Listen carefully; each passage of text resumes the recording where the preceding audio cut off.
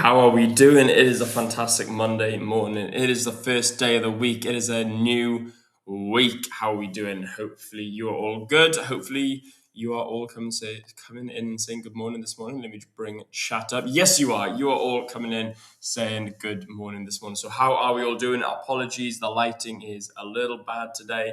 I'm looking half okay, half ghastly. The sun is beaming through the window, and I am indeed not at my usual setup because I am en route to London today. But do not stress, I'll be back in my normal setup later on tonight. So tomorrow we'll be back to the plan as usual. But you know the rules, guys. Stay happy, stay healthy, stay hydrated. Get yourself a water, get yourself a coffee. I haven't made myself a coffee yet. I'm going to go straight to Starbucks after the stream. So guys, come in, smash that like button, subscribe to the channel if you are new here. Welcome to the 5ers family. And you have got yours truly, Will Davis, here today. So what is good, guys? How are you doing? LJ first. Oh, LJ, you were bang on first as well. I thought you were going to be like one of those guys that come in like 3 hours ago. LJ's in first. Henry, good evening. What's good? How are you doing, Henry? Good morning to you. Good evening, good afternoon, and good night to all of those international brothers out there, brothers and sisters. Garish, good morning, London and Protea Boy, and beautiful peeps in chat, including LJ. What is good, guys? How are we doing? Good morning to y'all. LJ, good to see you, brother. I hope you're doing good. Good morning, bro. Pratik, how are you doing, my friend? You guys have to bear with me. I'm still adjusting to my contacts. I've just put them in, and they feel like I've just put sandpaper in my eyes. So you're going to have to bear with me if I'm like pulling some weird faces over here. Weirder than usual. Shajit, what's good? Good morning, Will. What is good, Shajit? How are you doing? Buongiorno. How are you doing? Buongiorno. Oh my god, what's friends again? I can't remember. What do you usually say? Is it buongiorno? Gazi? Grazi? I don't know. Giovanni, I'm sorry. I'm butchering your language over here. Buongiorno, Giovanni. How you doing, brother? What's good, my man? Good morning. Courtney, what's good? How are you doing? Good morning to you. Yes, smash that like button indeed. Guys, as you come in, make sure you like the stream as you join. Traders, let's start the week off strong and run those likes up. Yes, absolutely, guys. We have been smashing the likes recently, so let's keep on pumping it up. Giovanni saying, it's my birthday today. Giovanni, happy birthday. You know what I'm going to do? I'm going to Google happy birthday in Italian. No, it's just happy. I want happy birthday. Happy birthday. Buon compleanno. I think I've said that wrong, but buon compleanno to you, Giovanni. Big congratulations on another year of being you. Happy birthday, mate. Ren, good morning. How you doing, Ren? Yukio, what is good, my friend? Indeed, yes, we have got the family coming out saying happy birthday to Giovanni. Oscar, good morning. What is good? MGen Thaland here, greetings. What is good? MGen Thaland here, good morning to you this morning. Thank you, and perfect. Well, thank you very much. Thank you. See, I'm the local polyglot. Good morning, bro. How are you doing? How are you? It's good to join live with the 5ers team. Cheers. Vishu, big welcome, man. Glad that you are enjoying. Yes, guys, I am going to be running solo this morning. So make sure you're going to come out this morning and keep me company, keep chatting. In the meantime, I'm going to get some music. That's pretty chill. Yeah, I quite like that. That's quite chill. Okay. Cool, let's get some chill music in here. Let's go ahead and grab a screen. Let me know what you guys are looking at in the charts, by the way, guys. Let me know if there's any trades going on this morning. I'm not in anything as of yet, but never say never. It is a Monday morning. In fact, actually, let's get the news. Okay, Monday we got nothing. Okay, so we had first squawk, we had a little bit of something. It's yellow folder, so it didn't impact too much. But we got Hormuz deal with Oman includes fees for maritime service. Okay, so it's not breaking news. It's not like Trump has come out and showed violence this morning, which is good. Let's filter on yellow impact. Or zero impact yellow folder.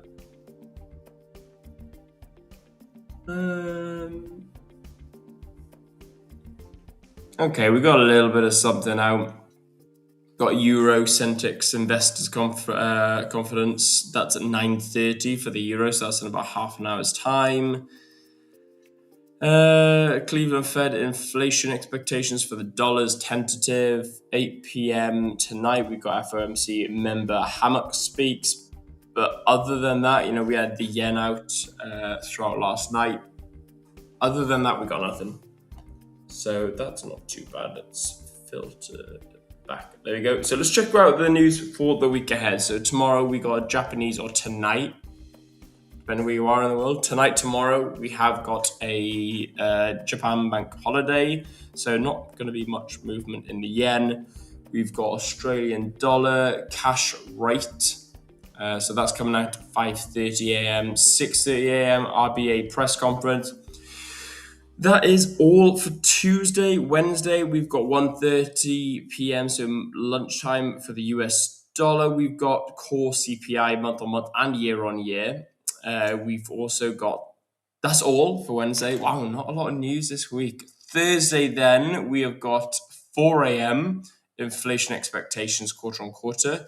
We've got GDP and that was for New Zealand dollar. For the pound dollar, we got GDP month on month at 7 a.m., as well as prelim GDP quarter on quarter. So that might be worth watching for those who are interested in fundamentals in the UK. 1:30 p.m. we've got the US dollar core PPI month on month and PPI month on month unemployment claims as well for the US dollar, which is a little lower impact being an orange folder. Friday, we've got 12:30 a.m., so half an hour after midnight. We got Aussie dollar, RBA Gov Bollock speaks. We've also got 1:30 p.m. then, so lunchtime for those in the UK. US dollar, we got core retail sales at month on month and retail sales month on month, so a little bit like the previous day. We've also got prelim consumer sentiment at 3 p.m., so about an hour and a half after, we got prelim consumer sentiment. So that's as well as inflation expectations as well for the dollar. Other than that, we've not got a lot. We should have some plain sailing today, which should be quite interesting. Let me know what you guys want me to look at. Let me know what you guys want me taking a look at today. Cowish, hey Will, where's your espresso? Dude, I don't know. I think that's why I'm feeling a little bit irritable today. Maybe that's why. Maybe it's because I haven't got my espresso. I need my espresso. I have got a pint of water. So I am trying to stay healthy and stay hydrated, but I haven't got an espresso because, like I said, because I haven't planned. I've literally planned just a day trip. I came up last night. I'm leaving as soon as I'm done with this stream. Driving into London, drop parents off, drive straight home. I've not prepared anything other than literally grabbing my laptop, grabbing a change of clothing and my wash bag, and that is all I got to my name. So no espresso today, guys. Unfortunately, I feel a chunk is missing from me. Like I said, though, I will. I'll tell you what. I'll put it on chat in the Discord. So, guys, if you're not already in the 5ers Discord, go into your hub, get yourself an account, and you'll get access to the Discord. I'll try and put my coffee in chat in the Discord. If not, I'll just put it on my story on Instagram. Thomas, good morning. What's good, Thomas? How you doing, my man? Doing better, mate. Good man. That's what we like, LJ. That's what we like. But yeah, LJ, good to see you in, man. Dude, LJ, it's weird to see you in chat. That's really strange. But good to have you in chat, bro. Yeah. Dude, get off chat and come join me in stream. Come chat with me. Vishu, I am long on gold at 43.15. Going today going well. Still till now, I think if it sustains above 43.70, it will zoom past 4400. Tell you what, let's have a look. So you're long in gold 43.15, 43.70. Okay.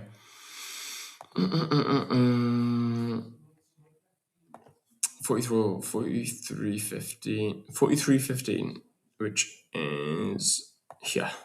Oh, wow. Talk about getting in on the lows. Vishu, well done. What was the other level you mentioned? 43.70.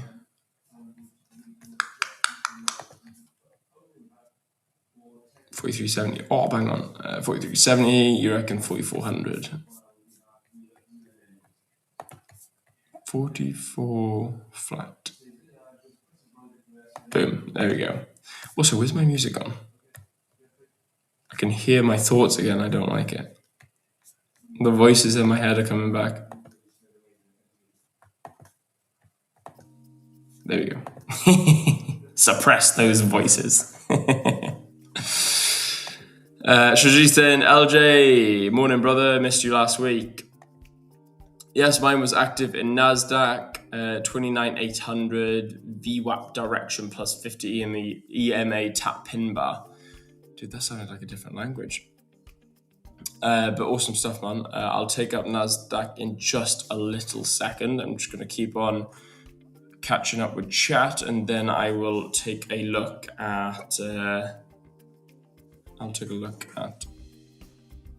gold. Copper. Russell, I have never looked at a copper chart in my entire life. CAUUSD. I'll tell you what, sorry guys, I know that I said I'll look at gold. I've got to have a look at copper.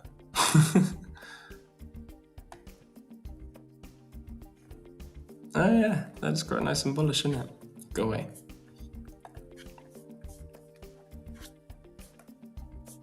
I can see that. No, I can. So this is the 1 hour chart.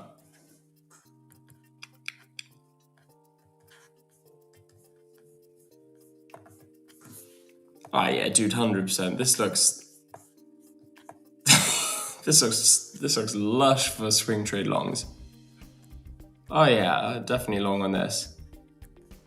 If we can get a break and close above 6.63382, then nice break of that structural consolidation. Yeah, damn right. Long in the shiznicks out of that. Not financial advice. For God's sake, I've never traded copper in my entire life, so please, for God's sake, don't take my word for it. Espresso means an espresso is like a small coffee. Well, you're at it, Will. Don't you want to send me a coffee as well? Yeah, MGen. Yeah, I'll tell you what. I'll send you a coffee. I'll send you a coffee all the way from Starbucks, England to South Africa. What would be cool is if you could actually do like, like Uber Eats, but for like coffee, if you could like actually deliver someone a coffee. So like, for example, I don't know if you have that around you, MGN, but if I could like buy a coffee and it gets delivered and there's like a little sticky note on it from Will, have a good trading day. How sick would that be? I mean, I'd need to know your address then, I suppose. But I think that'd be pretty cool. Could you share your Bitcoin trading outlook with everyone? Yeah, absolutely, man. Of course. I don't trade Bitcoin, so it will probably be higher time frame. But I can definitely take a look. Yeah, not a problem. Raphael, good morning, Will and everyone. What is good, Raphael? Bom dia, bro. Unbiased trader, good morning, all. Unbiased trader, how you doing? Good man. What is good? What's news? Cowish, Will, if you have student and you taught him something and he started doing everything opposite, so as a mentor, how would you deal with it? Oh wow, dude, this is an awesome question. Cowish, I'll tell you what, man. I'm gonna start this comment. I'm gonna go do a top down on gold, and then I will be back to that comment. That's an amazing question. Wow, What a question for a Monday morning, Karish. I love that. Right, let me have a look at gold, and then I'll answer that question because that is super cool. I don't know how I deal with that. That's interesting. I'll have to have a think while I do a top down. Anyway, let's go up onto the 4 hour on gold. Let's have a look, see what's going on. There we go. So now that we're on the 4 hour, let's just take a look at our structure points, our basic order flow, see what's going on. And as you can see already, we've got this simple sort of structure over here. We've got this consolidation. We got price moving up. It consolidates slightly, attempts to pull back, and then breaks through. As we've broken through, we're showing that price wants to continue higher. Now, what we have done is come up into this high. We haven't yet, or as of yet, broken above this high. I'd love to see what happens if we can break and close above 43.81. If we can break and close above 43.81, then we can look left and start asking ourselves, where would price want to come to? We've got this sort of channel zone here. Could we come to the low of this or even the high of this, anywhere within this area of interest? Or potentially we could be looking at anything higher up. We could be looking higher up. We've got this area here at 4,666, so 46666, 4666. There we go. Let's try and say that without fumbling. So 4,666 or 4666. We've got this nice little consolidation area. But I prefer this channel here. I prefer the low of the channel as an area of interest for initiation, which is 44.31. I think if we can break above this sort of high of interest that we're at now, then I think that's going to be a zone that we could potentially look at moving up to. Now let's just get rid of all this. There we go. Let's drop back down to the 1 hourly, see what's going on a little bit more internally. Get rid of that. There we go. So right now that we're seeing this on the hourly, we can ask ourselves, right, what's happening almost immediately? Now, almost immediately, we can see that we got this consolidation, broke out beautifully. We attempted to pull back, 4 hour consolidation or a slight pullback on the hourly, comes into this little area here, and now we have broken through. Now, what we've got to ask ourselves is, what are we doing as far as order flow? So we're above the 50 moving average, so we're clearly starting to indicate bullish on the lower time frame. We're also indicating bullish on the higher time frame. Now, if we look at the highs and lows, we're clearly identifying that from this point on, we start chopping around and failing to break. We're indecisive in this area here. Once we pass through this area here, we can start to see that price volume really drops off. Now what we've got is our area or our session, our high and our low. So what I mean by our high, our low, we've got our current, is that our range low, our range high. There we go. That's the word I'm looking for. We got our range high up here and we got our range low down here, meaning anything that breaks and closes below indicates potential continuation to the downside because that's a break of structure point, or anything that breaks above is our identification for continuing higher due to the fact that we've now got that break of structure. So therefore, anything that happens within this high and this low isn't actually that interesting for me. Now, if you are trading on the 50-minute, 5-minute, your area of interest or your range high is going to be this high just down here. So this is what we're looking at, consolidation just down here. Once we get the break through, the break and close above, on the lower time frames, this is going to be super nice. But because we're on the higher time frame, being the hourly, we want to wait until we get this area here broken, which we did, which was absolutely fantastic. Now that we got that area there broken, we can start seeing price momentum. Do we get a pullback? Can we get a pullback into this area? What are we actually looking for? Because this has already happened, it's going to be one of two things. It's going to be hindsight trading, or it's going to be planning for future trades. So we're going to go with planning future trades because we weren't in this price action, being the fact that it was late last night on the open. Sorry, no, this is last Thursday. Late last night on the opens over here. So again, I keep forgetting I'm on the hourly. I'm used to the 5 and the 15. Anyway, so this is last Thursday's price action. As we can see, price continues on up in this bullish momentum. We did, however, pull back. It wasn't a deep pullback. However, it wasn't enough for us to get some form of identification on slowed down price. as well as maybe perhaps some form of consolidation on the 5 and 15 minute. Once we got that, I'd have to so back. This is Friday. No, this is late Thursday. So this is a New York session on Thursday. If I was to be trading this here, I couldn't be trading this on the hourly. I'd have to jump down onto the 5 and or the 15, look for consolidation, really try and refine. But that's not what we're looking for right now. We're looking for confirmation of break of structure, which we got once we broke out of this high side on 43.04. So once we got that break and close above, this is where we are now. So as Friday hits, we got NFP coming out on Friday, I think it was. And then what happened was we just dropped in volume, obviously towards the end of New York session, being the fact that it was the end of week. Now that happened, we had the rollover for the new week ahead late last night on the Sunday. We had a bullish start to this week. So now that we've got a bullish start to this week, we've got to ask ourselves, what is going on? What are we actually looking for? What do we want to see? So now that we're looking at this bearish channel over Friday, as well as the bullish start to the week, we're now trying to look for our range high, range low. So I'm going to delete these zones of interest from you guys in chat, and I'm going to mark out my own. So we've got this high up here. Go away, IG. I'm going to put this down here. There we go. So we've got this high up here, and then we've got, I'm going to go with this low down here. This is our 1 hour range. Now, I feel like we can really refine this. I feel like we're going to find a way to create this zone here as our refined zone, but we'll have to wait and see on the lower time frame. So now this is the zone of interest on the hourly.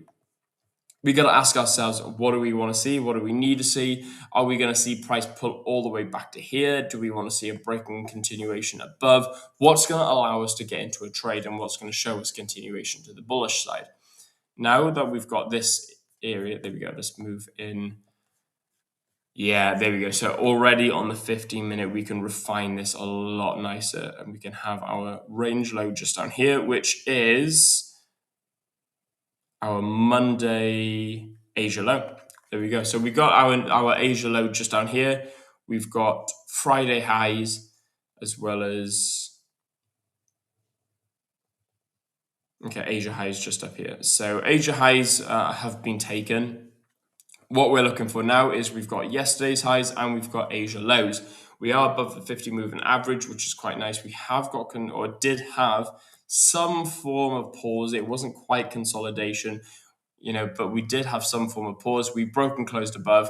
We've also broken and closed above this really, really valid consolidation here. So super interesting consolidation. The reason for it being so interesting is because it's on rollover as well. We're looking for price to potentially react from this and start pushing price lower. The fact that we've broken through it, I would absolutely love to see Friday highs get taken. Especially now that we're starting to consolidate off. Bear in mind, guys, it is Friday price, and it's Monday today. So we've had Friday price action. We're now coming into Monday. We're coming into that sort of beginning week where everyone's coming to the office, everyone's waking up. You're going to have all those yawns and bedhead and weekend conversations, so to speak. So I don't think there's going to be, as well as the fact that there's nothing going on fundamentally in the markets today. So I don't think we're going to get a huge amount out in the markets. Although, look, we'll have to see. Maybe we will. There is still a lot of unexpected geopolitics coming through the markets when it comes to the war in Iran, with Trump, etc., with energy costs. So we'll have to be careful with that, see what goes on. But we are starting to get a bit of consolidation. Now, the consolidation for me is in the middle of nowhere. So I've got to be very careful on what I'm looking for. So let's refine it down to the 5 minute. Now that we're on the 5 minute time frame, again, we're seeing that we are above the 50 moving average. We are moving really, really nicely. We are channeling up, as you can see. So honestly, right now, I'm not seeing anything that I can trade, so to speak, but I am seeing potentials when it comes to, nice little consolidation zone here, This is all channeling, not too interested in this. We could have a pullback into this zone. This is nice. Again, very much, it's on the 5-minute time frame, so you got to be very careful. Areas tend to lose validity the lower the time frames go, depending on the size. So this area here being a 5-minute, I don't know if you can see this. I can zoom in if you want, guys. But this area here being on the 5-minute time frame, we've got to be very careful. Doesn't lose validity due to the fact that it's on the 5-minute. So it could pull back into this zone here. I'd be more interested in we have this on the 50-minute as well. I'd be more interested in this holding and then breaking and closing above the 43.61. If we can break and close above the 43.61, super nice price action on the 5-minute. We could actually look at taking this as a potential buy. Stop loss, you could either have super tight on the low here, which is around 43.49, or you could have it a little bit lower again, which is going to be around about the 43.41. Now, this to me is a little bit more valid due to the fact that it's got to break and close below this consolidation. And once you've broken and closed above it, it's going to take a lot longer to break and close below. So that gives you the opportunity to use a discretionary stop loss, saying that if we break and close below here, I can manually look for an exit plan. But it also gives the opportunity that if this is a valid zone, we can tap into it before then be either option A, reacting from it, or option B, completely invalidating it and moving lower. And if that is the case, then, I don't want to be in the trade, not because I'm no longer bullish, but because the zone and the area that I've been interested from is no longer valid. So that's what I'd potentially be looking at if I was trading gold today. That's what I'd be wanting to see. Ty Keith, good morning, guys. Yo, Ty Keith, what's good, my man? How you doing, brother? MGN, we do have an Uber Eats here, and I do think that it is possible. You have given me an idea. I think we should test it. Dude, that would be sick. I'm so keen to test it. I'll buy you an espresso or something with a cute little message saying, have a good day. Good weather in the UK. Dude, I'm by Australia.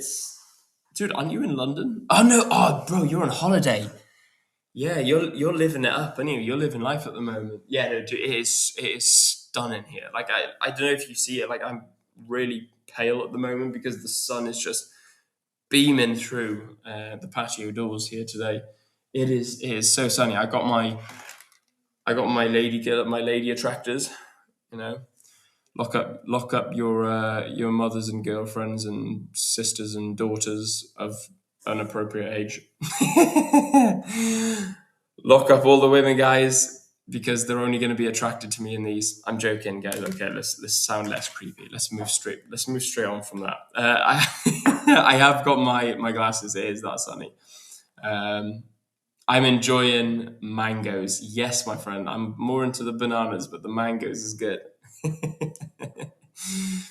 I had a peach the other day, though. Oh, that was banging. A nice juicy peach as well. The only issue with juicy fruits like that, you're slurping away at it. If you're eating it around anyone, it's just irritating because you bite into it and it's just such an unattractive way of eating it. Whereas a banana you just nom nom nom nom. So I don't know. I get triggered by slurpy noises, I suppose.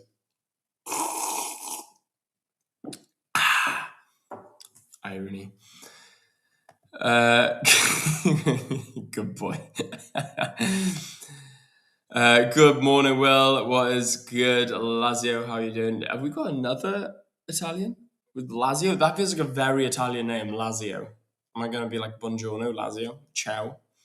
Good morning, Will. What's good, Lazio?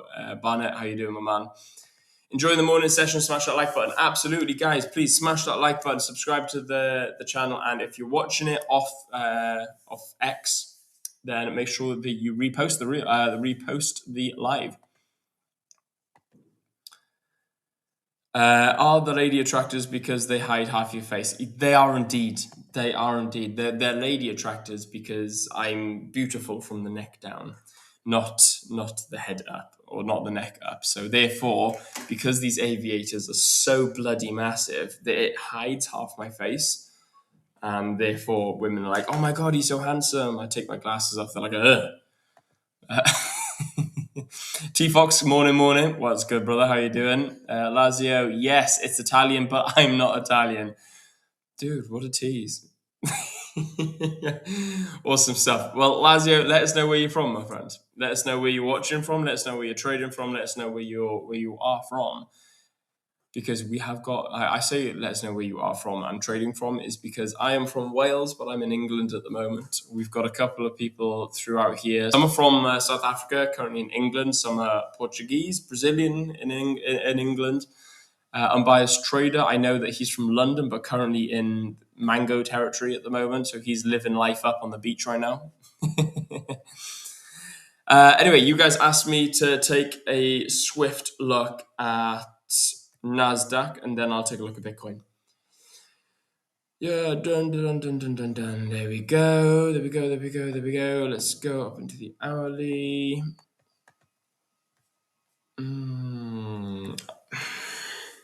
I don't like NASDAQ at the moment. I'm not too keen. We got this. Okay, so we got a high point here. Are these all-time highs? No, they're not, surely. I was going to say, all-time highs are miles up. Yeah, that's all right then. Always got to keep an eye on all-time highs when it comes to NAS. Let's go back to the hourly. Okay, cool. So now that I gotta get rid of these chickens.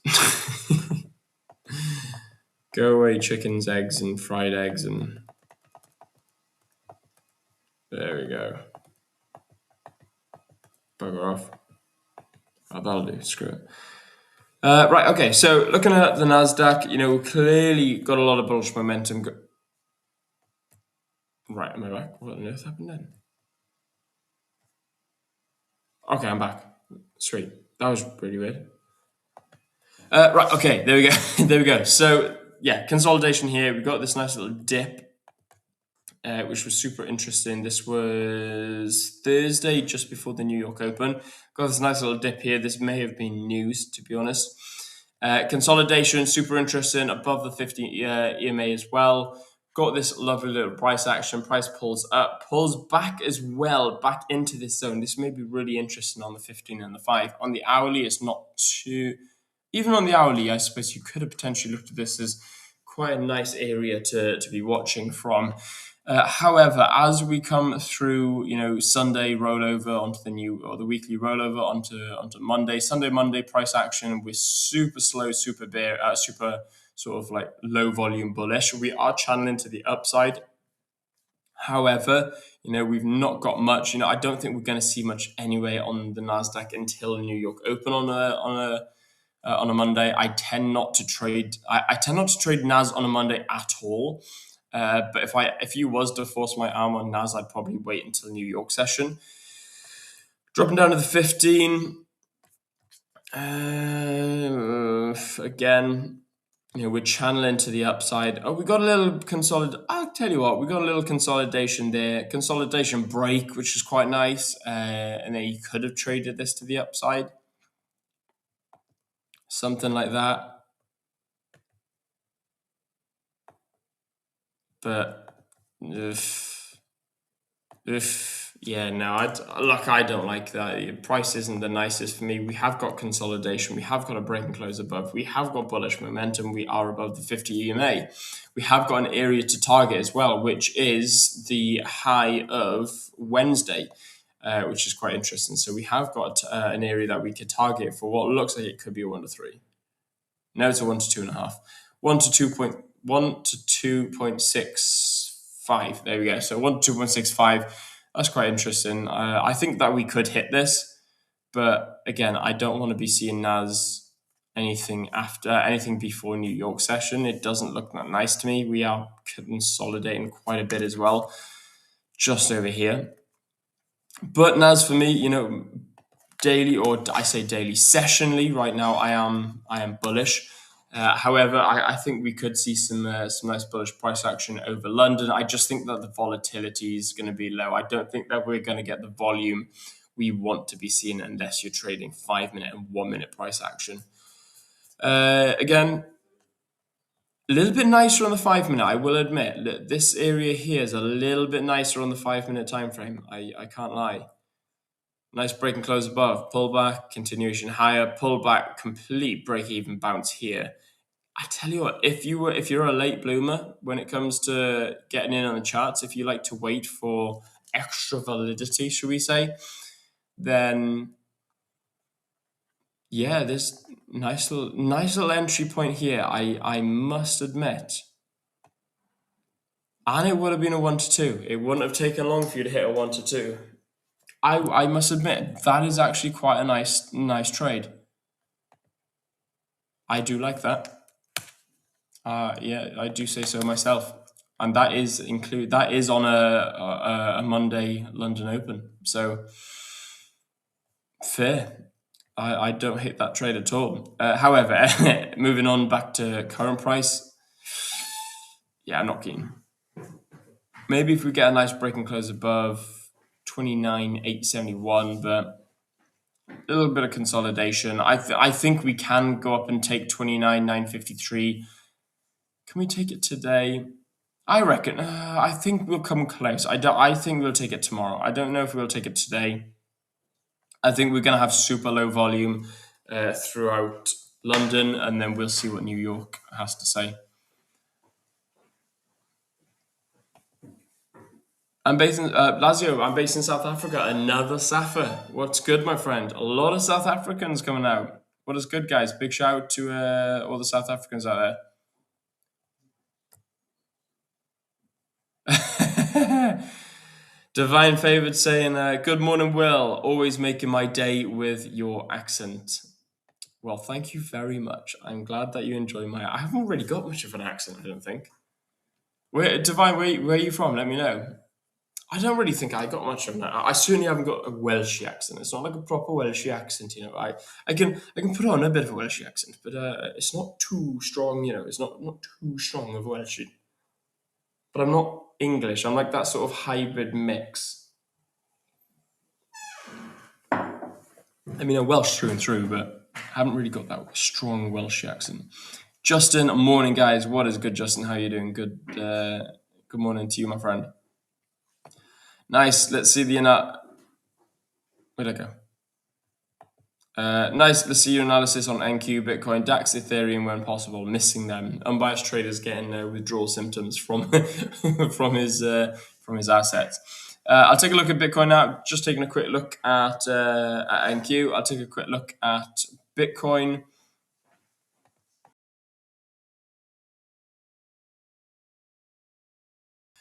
So yeah, I've taken a quick look at NQ. I'll have a look at Bitcoin now. I don't trade the DAX at all. I can swiftly look over it. I'll be honest with you, mate, I probably won't look at Ethereum. I don't even know where I would start looking at Ethereum, but I can have a look at the DAX for you. Russell saying, if you trade XAUUSD longer term, consider copper or CUCUSD. The chart is very bullish long term, and the negative swap is about half of gold. Copper is a multi-year storage globally. Dude, that's really interesting. I've never even considered it. I haven't even looked at copper. But I mean, to be fair, when I did look at it just then, it was super, super bullish. But most trading instruments, the swaps are brutal for swing trading, except for short New Zealand dollar, US dollar. Yeah, exactly. It depends what you're looking for, how long you're going to be trading it. If you're trading it on the monthlies and you're really long-term holding it, then you have got to be careful when it comes to swaps, triple swaps, weekly, weekend holding, etc. So rollover, you got to be very careful. But not necessarily careful, but take it into consideration sort of thing. MGN, yeah, like I said the other day, you let one of us on stream and now we are everywhere. MGN, exactly, man. Yeah, 100%. You Saffers are secret invaders. Yeah. we brought you onto the Fiverr stream, and all of a sudden there's South Africans everywhere. Good job. We love you guys. Do you watch field hockey? No, I don't. I have watched field hockey, but it's not something I actively watch. I played it once. It's a brutal game. My shins are in agony. South Africa, yes, another South African trader. Trading from my bed. Dude, I remember the days when I was starting out. I was starting out in full-time trading though. It wasn't when I was starting out trading. It was when I started out as a full-time trader. On the wall. There you go. It was when I started out as a full-time trader, and I remember I'd be laying in bed, and I'd open up a trade because I'd trade just before the just before the London Open. I was a lazy guy. I just couldn't be asked to get out of bed, and I'd be there like on my phone, like, trade. So anyway, then I'd drive to, let's say, grab a coffee or something. I'd check in. I'd be like, oh yeah, cool. I'm like $1,200 up. I'm $2,000 up. I'm $3,000 up. And it'd be the best feeling in the world knowing that I've analyzed the charts from my bed to then go get a coffee after waking up to like $2,000-3,000 up. Best feeling in the world. Little did I realize how self-destructive that was, though, when it actually came to, the progress of my trading, when I wanted to take it a bit more seriously and scale up my accounts and, increase my portfolio size. Trying to rely on all that in bed is just not good at all. It's the worst thing you can do for your trading. Bear with me, guys. I'm just going to plug my phone in. So I got to lean over, plug it. I've not got a USB socket. What am I doing? I've got a laptop. I swear sometimes my brain doesn't work. I've got a laptop here and I'm looking for a USB socket in the wall. My phone is going to die. Come on.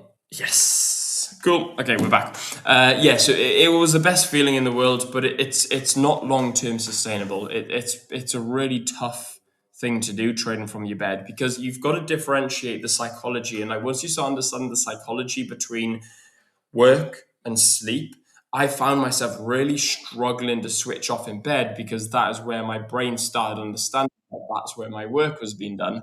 So you've got to be very careful when trading from a place of comfort. But just before I go any further, I did promise Kaush that I would answer this question that I starred. Hey, boy. Yeah, no plural. Yo, Teg. How's it going? Man? Yeah, good. Yeah, I saw you alone, so I thought I'd pop in a little bit earlier, give you some company. Thank you. I really appreciate that. Like I said, I was starting to hear voices in my head again. Yeah, I know how that is. It's like at one point you're like, I need to drink something, but I cannot be quiet. Yeah, no, dude, literally. I'm like, awkward silence real quick. Yeah, exactly. Oh, thank you. You've given me a chance to have a sip of water. How was the weekend, man? Pretty good. Very hot. It's like Nice. insanely hot here in Germany at the moment. We had like temperatures again, almost 40 degrees. Western Germany, like in the place where I'm staying, is like having a drought. So the River Rhine, for example, is like as low as it's ever been in recording. And so people are like, going through the empty riverbed, and they're finding all kinds of crazy things, like from World War II bullets, or even from the 1700 bullets and trinkets. Dude, no way, that's sick. It's like insane. That's so cool. But I mean, it's not cool. Not cool, but it's not cool. Cool. No. Yeah, there's still a drought, and it's the lowest in history. But the artifacts are cool. I'm a big artifact guy. I love artifacts. I went to so everywhere I go, I'll try and go to some form of charity shop, or I'll go try and go to some form of. I don't like a souvenir shop. I'll try and go to like some form of area that I can find something unique. Yeah. And if I can find somewhere where they make it, even better. So I went to, obviously when I was in Hong Kong, I went to this charity shop, and there was this handmade statue of a lion, and then there's another handmade like sort of vase. Yeah. So I bought those two, super cheap, and they were handmade as well, which is super cool. So like that, I like that sort of thing. That Stuff means like this.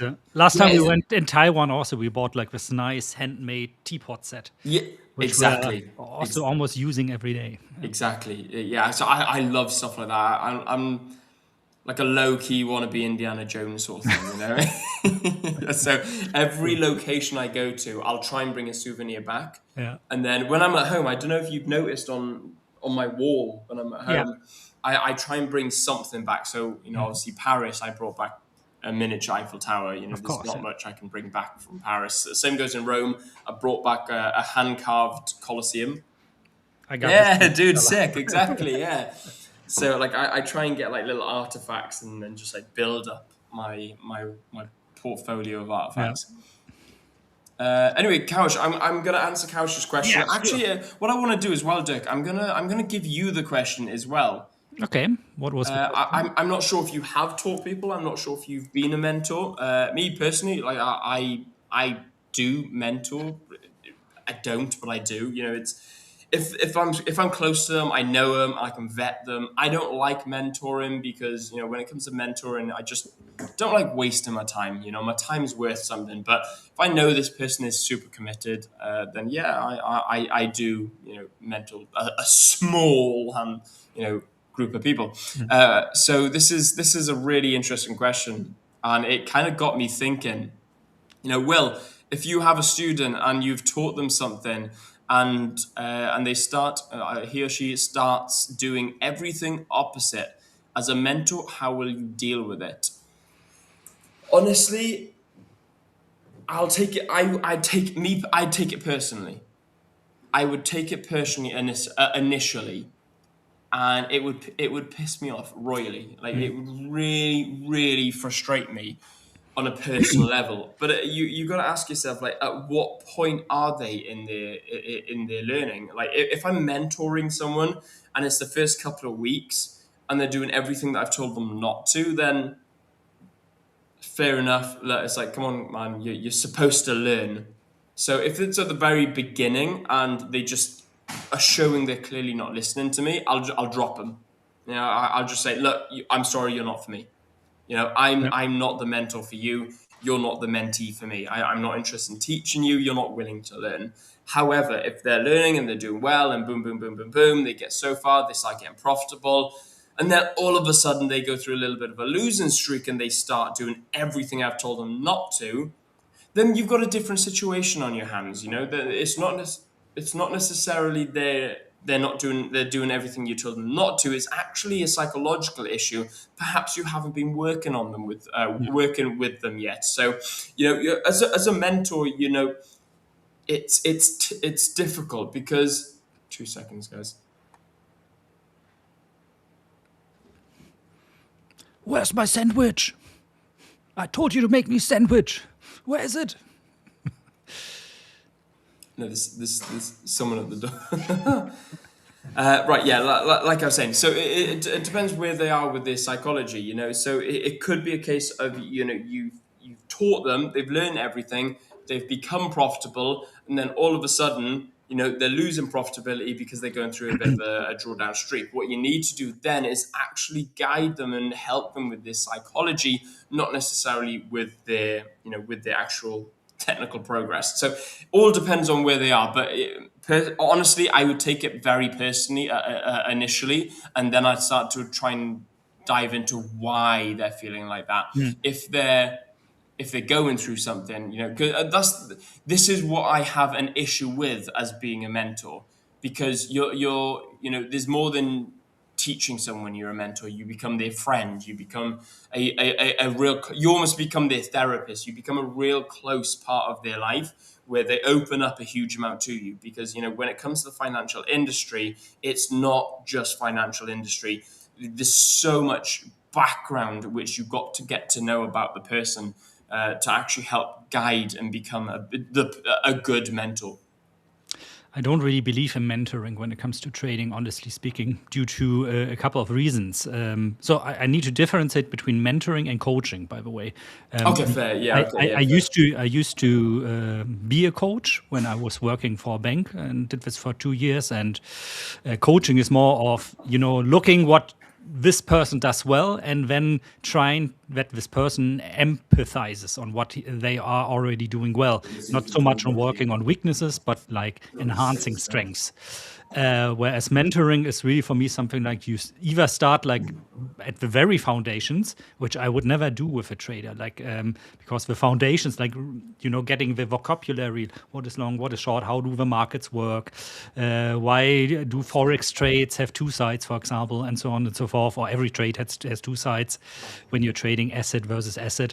I don't see any benefit in paying for something like this because that knowledge is available for free. And then second of all, and I think this is the biggest problem, eats up a lot of time. And I don't think there are many people out there when it comes to trading that would be willing to offer me something like, okay, Dick, I'm going to pay you $500 per hour for mentoring me. That would be something different than for me. But it's more like, oh, can you spare like 2 hours of your time? Talk to me a little bit, show me a way around. It's not going to get you anywhere. And I wasted, not really wasted, but it's 2 hours that I could have been doing something else that I get paid for, where I earn money with. And so I've stopped doing this. There's a third reason also for this, because the mentoring requests I get, and I get them a lot, especially since my YouTube channel has been grown a little bit bigger. I get emails a lot, and I feel sorry for those people because a lot of them are like, oh, I've been struggling so long. I take my time and answer those emails, and like if they point out like what is going on right now, I try to give them some ideas what they could work on. However, most of the time it boils down to a request then in a replay like, hey, can you maybe show me a strategy that makes me successful and earns me 5,000 a month? It's like you don't understand it. You really don't understand it, how you get profitable as a trader. I always like to give this the story about myself. I have a friend, very successful oil trader. I think I told this a million of times already on the stream. Super successful oil trader, all futures. He tried to teach me his strategy, and I thought I understand his strategy. I cannot earn money with it. It's because it's so outside the sphere. I'm just to jump in. This is coming from you, who is a profitable trader as well. Which is goes to show. But this example always shows me, like, if I teach like one-to-one what I'm doing, for example, my mechanical strategies to you, for example, that wouldn't guarantee that you'd be successful with it. Yeah, exactly. Just because, we visualize things differently, we have a different level of discretion also when it comes to trading. Not everybody, or everybody wants to be mechanical, because that's always the dream of passive income, but rarely somebody can be. Most people are actually with a half approach better, that the mechanical section like picks out the trade, but a discretionary layer tells them, oh, am I picking this right now, or is there something looking off? I think like LJ is a good example for that, who has like a lot of discretion when it comes to trading, and what we probably would call feeling. So to cut to the chase, I personally would probably at first feel offended as well, because probably that's a person I put a lot of my time in. And honestly speaking, if I would have been paid for this time, I would feel even more frustrated, because then I would be like, man, you invested money. You did the right thing. You invested money into your trading education to get further. And but yet you don't take any advice. Yeah, no, exactly that. That shows like there's too much ego still, in the room. And we all know when it comes to trading, you gotta get rid of your ego very fast. You gotta leave that shit at the door. Yeah. Yeah, no, dude, I like that answer, and I fully agree with you. There's a couple of things with mentoring, and this is why, like I said, I don't like to mentor, because I feel sorry for the person I'm mentoring, because first things first, you're paying for my experience and my time. Now, me personally, with the experience I've got and the time and what I know that I'm worth, I I should be almost unaffordable. I would be very expensive to hire as a mentor. So therefore, for me to mentor you, I'd have to make myself affordable for you, which devalues me. And for you guys, or for the person I'm mentoring to actually not listen to me would royally piss me off, because it's like, dude, I'm devaluing Mm. myself big time just so you can learn here. And then, like you said, for them to just not be able to do it at all, or for a potential chance for them to not know how, yeah, it's a difficult one. Also, the fact that, like you said, I do believe that a lot of, I would rather create a course Yeah. for the basics. I'd rather say, here's the basics, here's a course, this is everything that you need to learn. You can find it for free, but here's it all in one place. I was like, you can find it for free, but you're gonna have to go shopping about 100 different one Mm. shops. Or you can come to this shop and here is it all in one place for Mm. you. That I resonate with a lot more. The only thing that's stopping me from creating a course is the fact that I don't want to be that guy that sells a course. Yeah, I did This that before actually on, I don't even remember what that platform was called. It's irrelevant now. And it was like, I think like 2 or 3,000 people actually bought the course. It's still if you compare like the amount of time that went into writing, recording, editing this, and so on and so forth, we're talking like about 2 to 300 hours. And then you look like how much people in total pay to watch your course, because they of course always buy it on a discount, which of course is totally okay. And then the platform takes like 75% of that. Yeah. So it's like, wow, I ended up like earning maybe $1,500 or something with this. So it's like, Yeah. if you divide that by the hour of work that go into it, it's not worth it. That's why, it's like on YouTube, for most of the stuff I introduce there for trading, I try to do it like open source, because I know I'm not going to earn anything from YouTube ad share. It's like my most successful video has 41,000 views, and from that video I earned $138 in ad share. It's like that. It's like Unless you got nothing. millions of No, followers, you're not gonna earn I have much. like 11,500 followers right now, so not Yeah, very small. which is pretty sick though. It's It's still nice, really but cool. it's more. But it's like upon you gotta do it a little bit for the love of it, Yeah. and to kind of course, like get your own brand, your own person to a broader audience. That's a lot of the parts of it as well. And I remember the moment I decided, you know what, screw it, I'm just going to do what I love now. I love to talk about nerdy stuff. I love to talk about Yeah. coding. I love to talk about trading and how this statistic changed this indicator like this, or I used a digital moving average instead of, or Kaufman moving average instead of a simple moving average due to this, and this I back tested with these results. This is what I love to do, and funny enough, ever since I started doing this a couple of months ago, my channel has been growing like crazy. Yeah, nice. So that shows you gotta do I think what people you. can see though. I think people can see when you're passionate about I think something. so. I think so too. And They can see through bullshit. yeah, People aren't thick. I think a lot of trading gurus think everyone. I think they think we're all thick. yeah, We're yeah. not. We can see through bullshit, and you can see the passionate ones. Like Dirk, a bit like you. I'm not a coder, Mm, but I love hearing. I have a passion for other people's passion. Does that make sense? So, like, if you got all giddy and all excited and mm, started, oh, well, guess what? Guess what?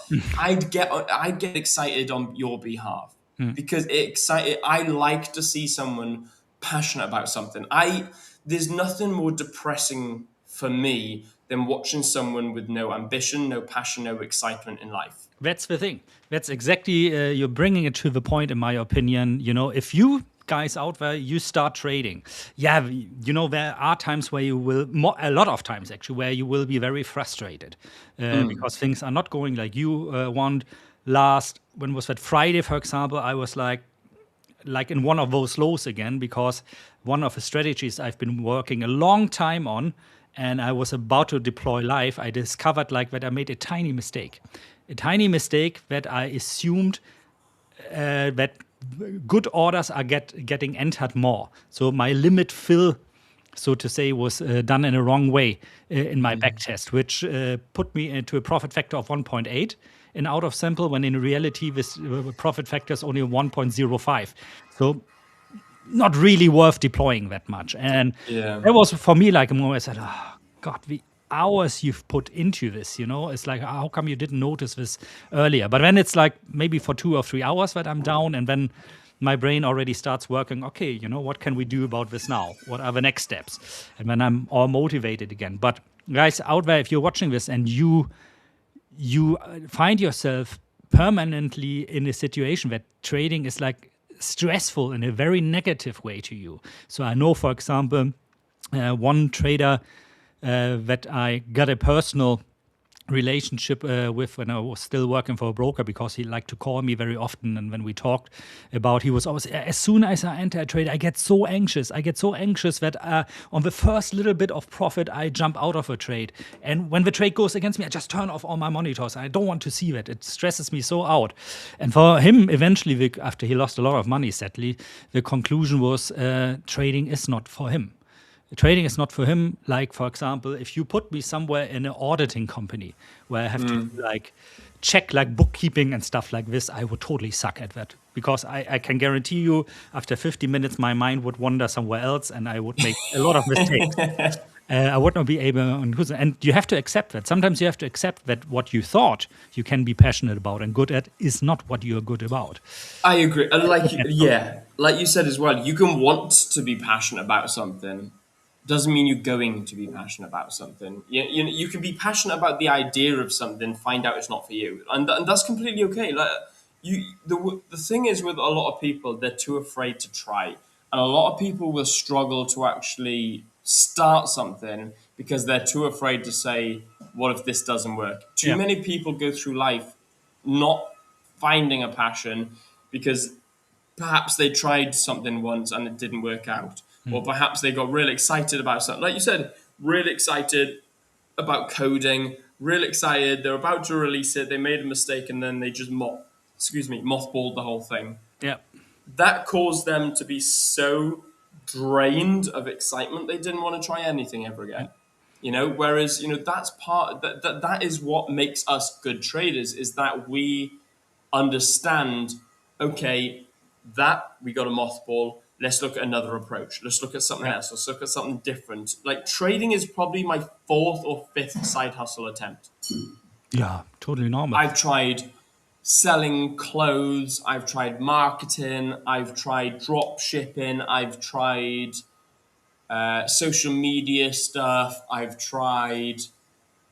had a valeting business. I tried cleaning cars. I've tried I was a real hustler. I've tried every, yeah, no stress, mate, no stress. I've tried absolutely everything in the market, in the markets of making money. Yeah. And then I found trading, something I'm not passionate about, something I'm not interested in. I hate maths. I hate numbers. I hate sitting at a computer. I hate sitting doing nothing. Do you know what I do love, though? Trading. Winning. I'm obsessed with it. Not for the reason of I'm sitting at a market, but for the reason of self-improvement.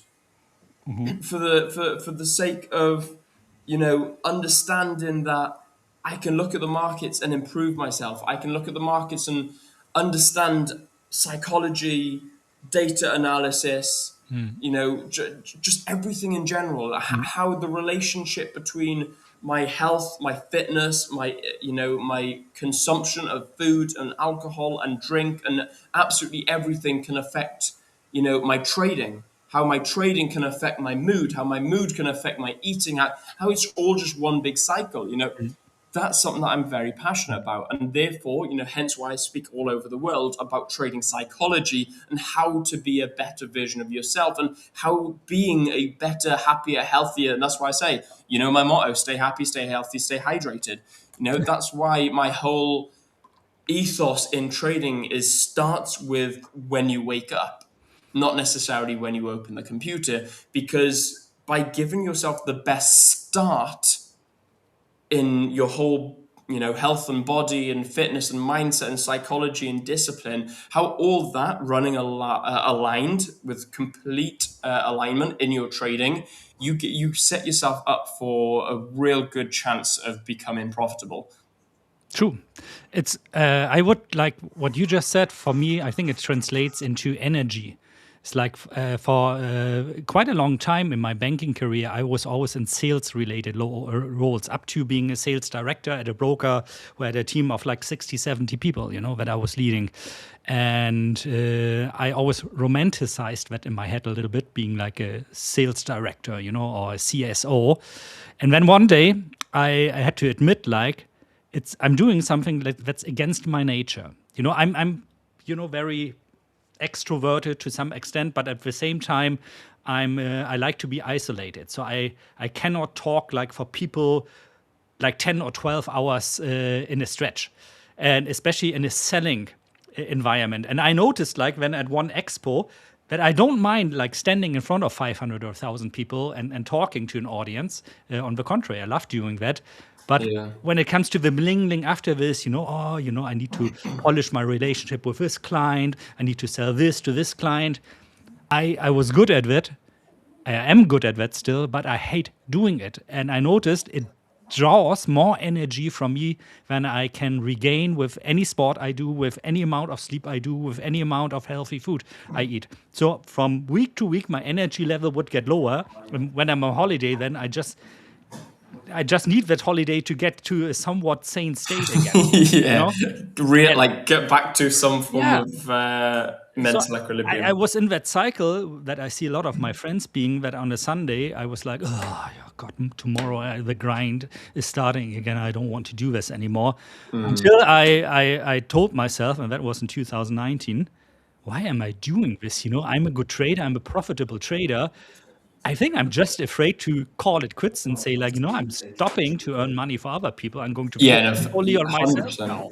And it was scary, of course, in the beginning, because, I mean, that, like me, sometimes you have a losing month, and then those thoughts creep into the back of your mind again, like, oh my God, how am I going to get food on the table?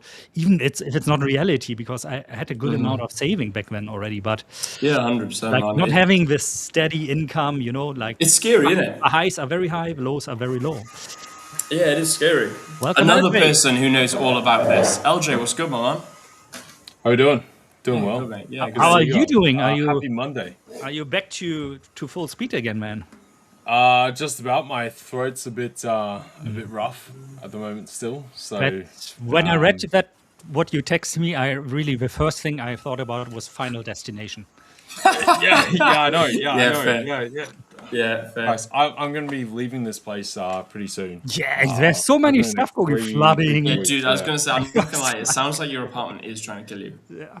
Yes. Anyway, guys, I'm forced out regardless, because the guy that actually owns this place has already sold it.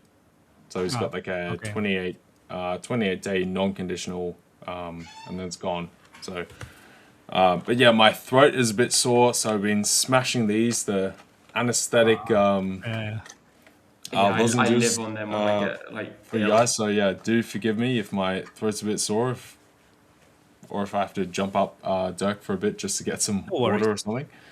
But yeah, I'm surviving. I'm good. We're here. So lucky you're still with us. yeah, still here, still kicking. That's what matters. Exactly. Still here to short the dollar yen. Talking about still kicking, guys, I'm gonna have to love you and leave you, guys. Fantastic topic of conversation today. Super cool. I'd love for you guys to continue it with LJ, because the guy, like I said, he's got an immense amount of experience, just like myself and Dirk. So make sure that you keep asking these sorts of questions. Kawish, I can see you asking questions, especially about venting out. Which is that's why we're here. So if you're here to vent, absolutely vent. We can definitely vent with you, Kaush. I'm just seeing some of your questions. We can definitely vent with you on some of these points that you're talking about in the Discord. Will, I hear you about being around people with no ambition. Yeah, 100%, man. Look, you've got to surround yourself with people who either you want to be around, people, you've got to have motivation for having those around you. And I'm very selective these days. And it sounds awful. It sounds like, you're only using people. It's not necessarily you're using people, but at the same time it is. You've got to use people. You've got to use people to make you feel like you want to be better. Like you're not using people. No, exactly. You're observing people. right? And you're observing where they're going, that kind of thing. And then do you want to continue to align yourself with those type of people? Exactly. Or Yeah, do you see exactly. them going somewhere else and you're going over this direction? And hence, do you want to stick with these people up here that are going that way? Or do you want to hang around those people going the other direction? Yeah, exactly. Right? It's like you said, it's not using people, but you got to think of everything as a transaction. You're aligning yourself with the right people that align with what you are trying to achieve as well. Like, for example, you know, different. it's a shame we are also international, because, you know, you guys here on stream, you know, I'd be with you guys, you know, every weekend or every other weekend, or I'd be like, oh, let's go out, let's go every other month or once a month, twice a month for a meetup, for a coffee, for a meal. You know, it's because we align with each other, and it's not necessarily we're using each other, but more of a fact that we align with each other. And the reason I'm so selective is because I align with you guys on a way that you make me feel like a normal person in where I should be in life. You know, you guys aspire me to be better in the best way possible, but you guys also remind me not to be not so good in the best way possible.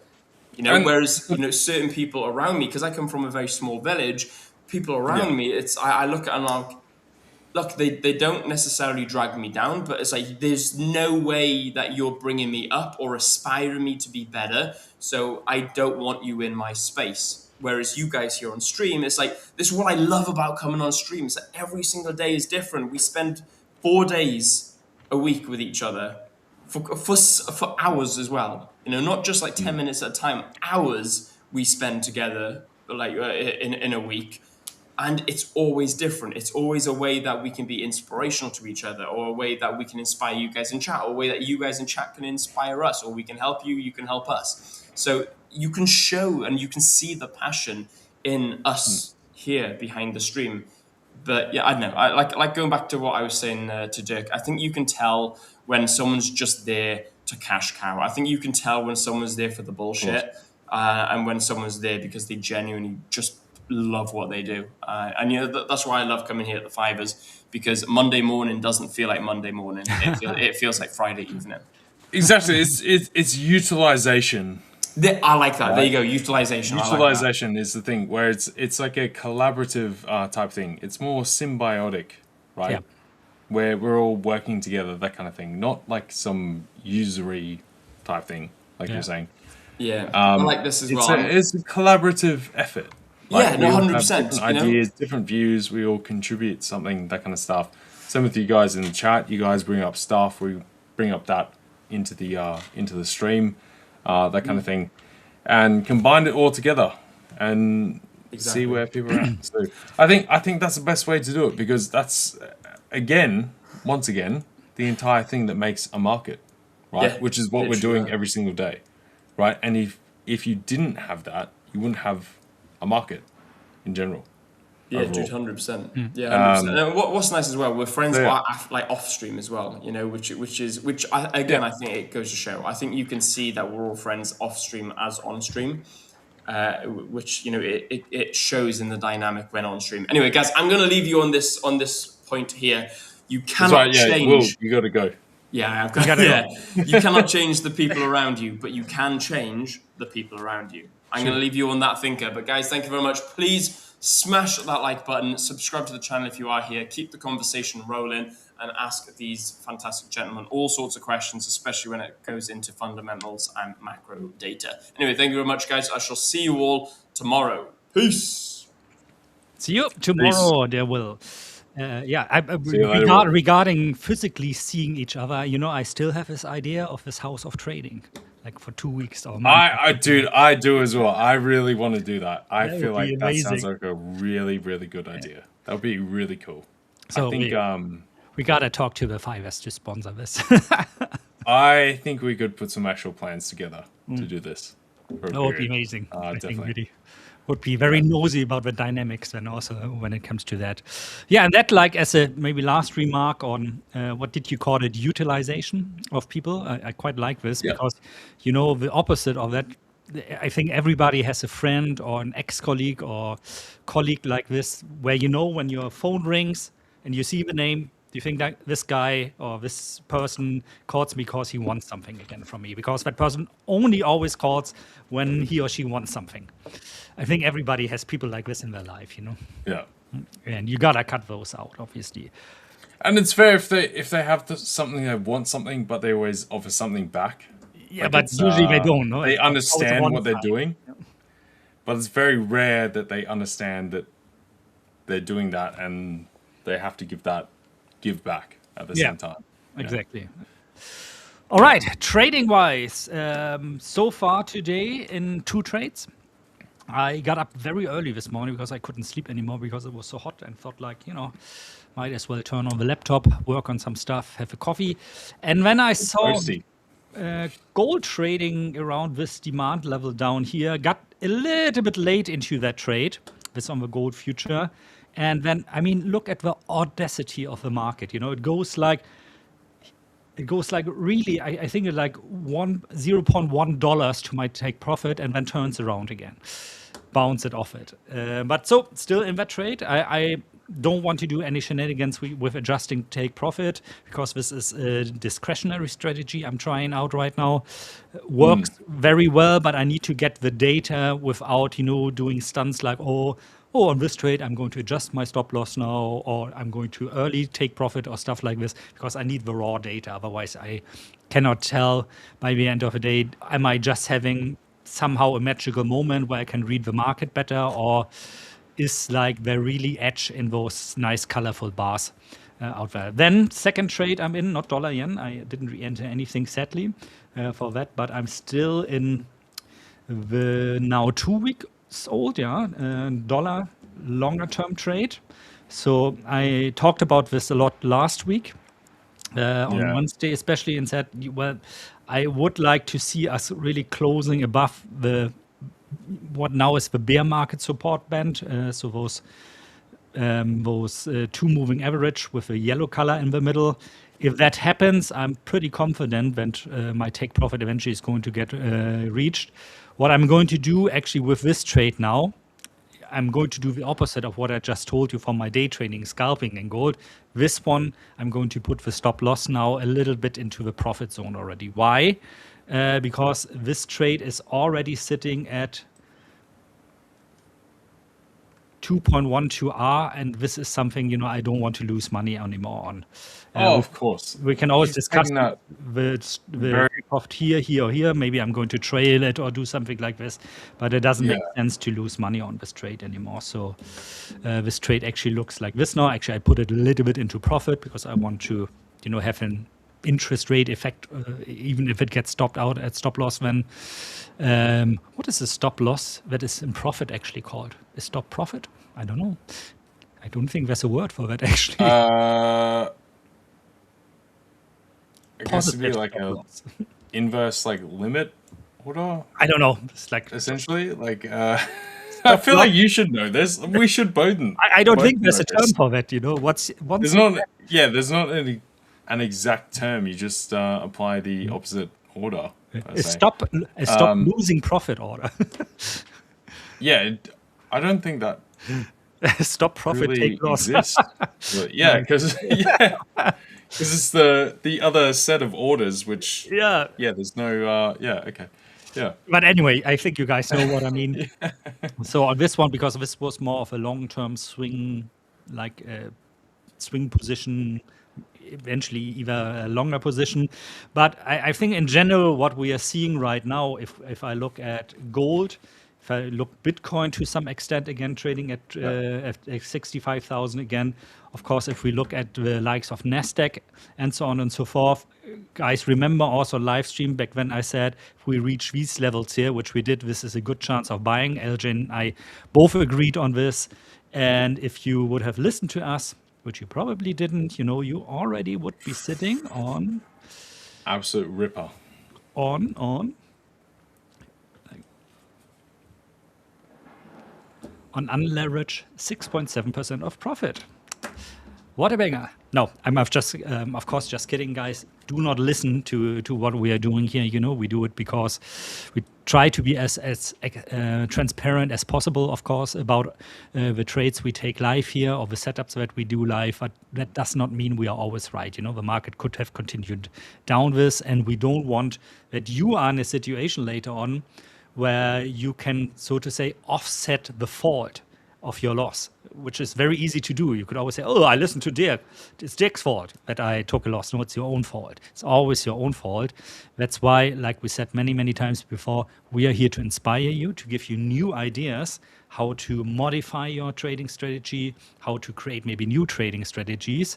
And if that makes you a successful and profitable trader, great. Because that means even if we stop streaming at this minute, never come online again, you know, you are not dependent on us. You are still doing your own thing. Precisely. I gotta say, that was the perfect prime point that we had right there. It was.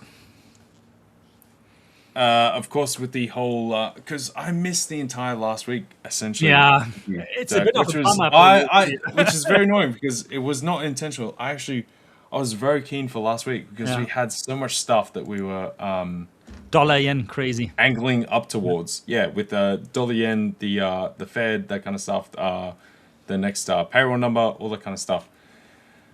And yeah, missed out. So right now, how are you going on the dollar yen? Are you keen to add into this? Yeah, I am. I got to say, okay, with the price action we've had, I think this is actually proving favorable. I think we're actually starting to buy it this time. And I was looking at some of the data and the numbers, that kind of stuff.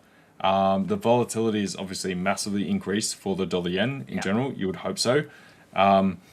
Plus the hedge fund and institutional positioning in the one directional space has massively dropped. So there is definitely a throughput that we've seen. Has been a bit unwinding, the whole thing. There's definitely been a good unwind and definitely some more caution around jumping back in. Yeah. Like we've seen in previous interventions where people are like, okay, wait a little bit, jump back in, push the price higher, keep going up.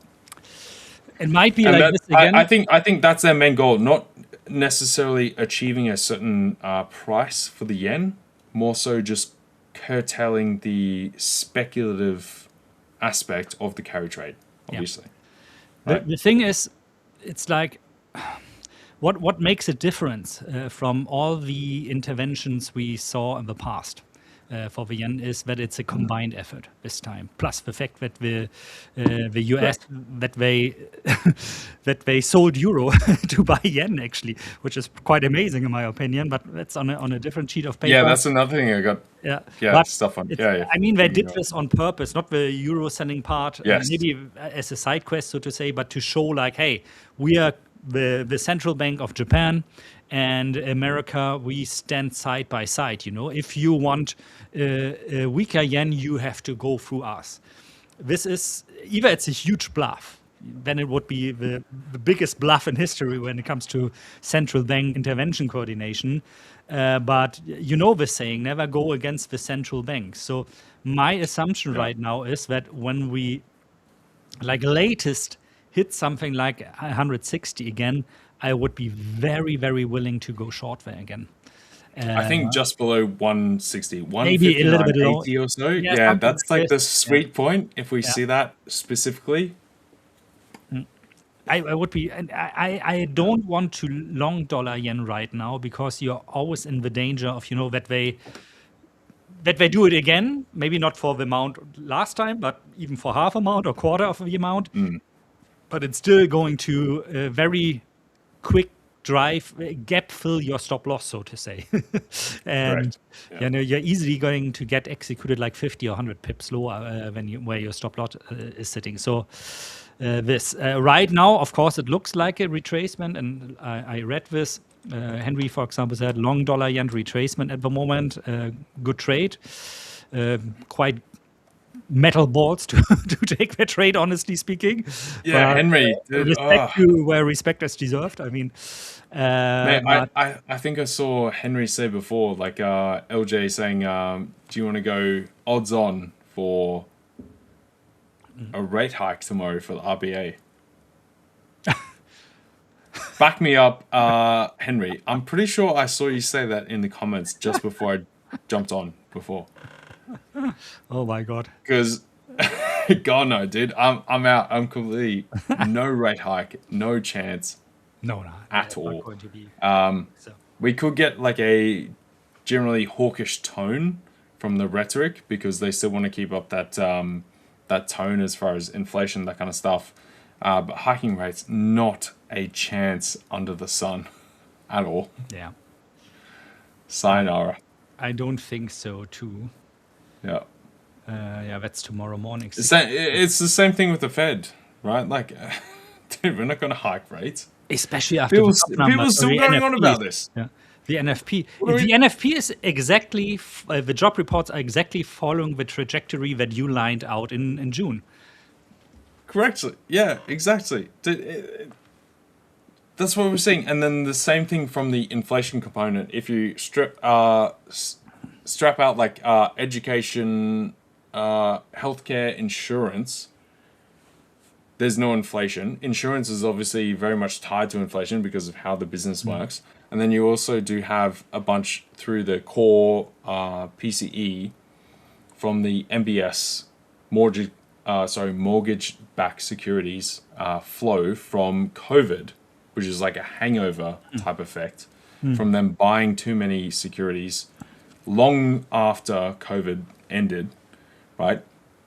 And then there's another portion which is about 0.3 to 0.4% of US inflation, which is purely like portfolio management, right? Fees increasing, which as obviously the stock market goes up, if you guys know, if you trade a certain lower band, it'll be a fixed fee. After that, it's like a percentage, right? So as the NASDAQ or the S&P or whatever else keeps going up, they charge a percentage fee. So therefore, if stocks are just going up, that comes up in inflation per se.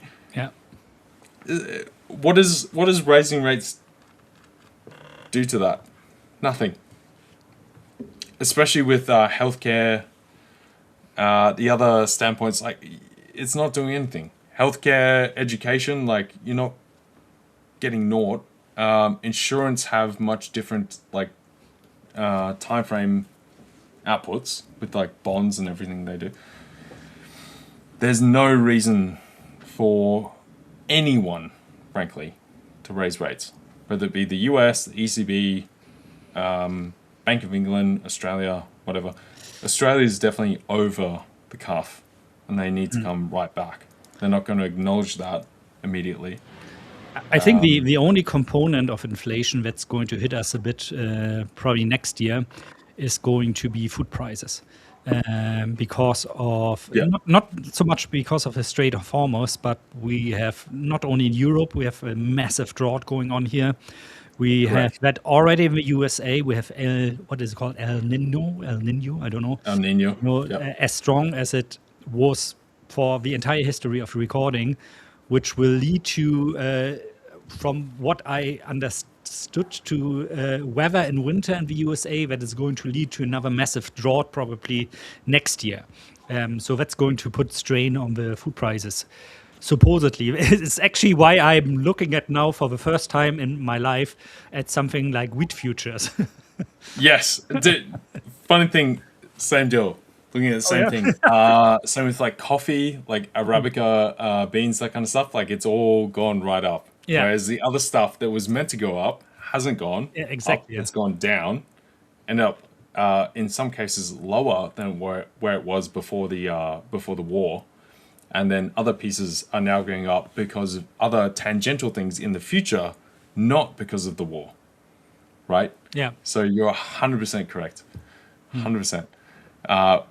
Which I know pretty much no one here trades those abstract commodities, but I mean, it's always either way. For me, it's always a bit a question of morality, and trading something like, banking on we are going to have withdrawed. I want to profit from this, but then again, withdrawal is coming anyway. It's just nothing, whether I trade or not. I think it's one of those things. I think it happens anyway. I think it's always one of those things, like by you being a informed individual participating and then jumping out at the appropriate position potentially is also moral, because you do entertain it and then get out at the same. It's very hard, like, to predict the exact thing, For me, it's because no one has the crystal ball. Nobody has the crystal ball. Yeah. Plus, the second layer for me is, I don't have, or I nearly have any experience trading commodities like, cattle, wheat, soybeans, orange juice, stuff like this. So I'm, of course, very cautious, because I need to research first how much is the market already anticipating what I thought was like my great idea, It's like, so I mean, pretty sure orange juice has been one of the biggest gainers. Yeah, probably, yeah. I actually had a chart. No, it's not. It's like super down. My God, look at this. On a monthly basis, maybe it's changed. Maybe I had an older chart. I don't know.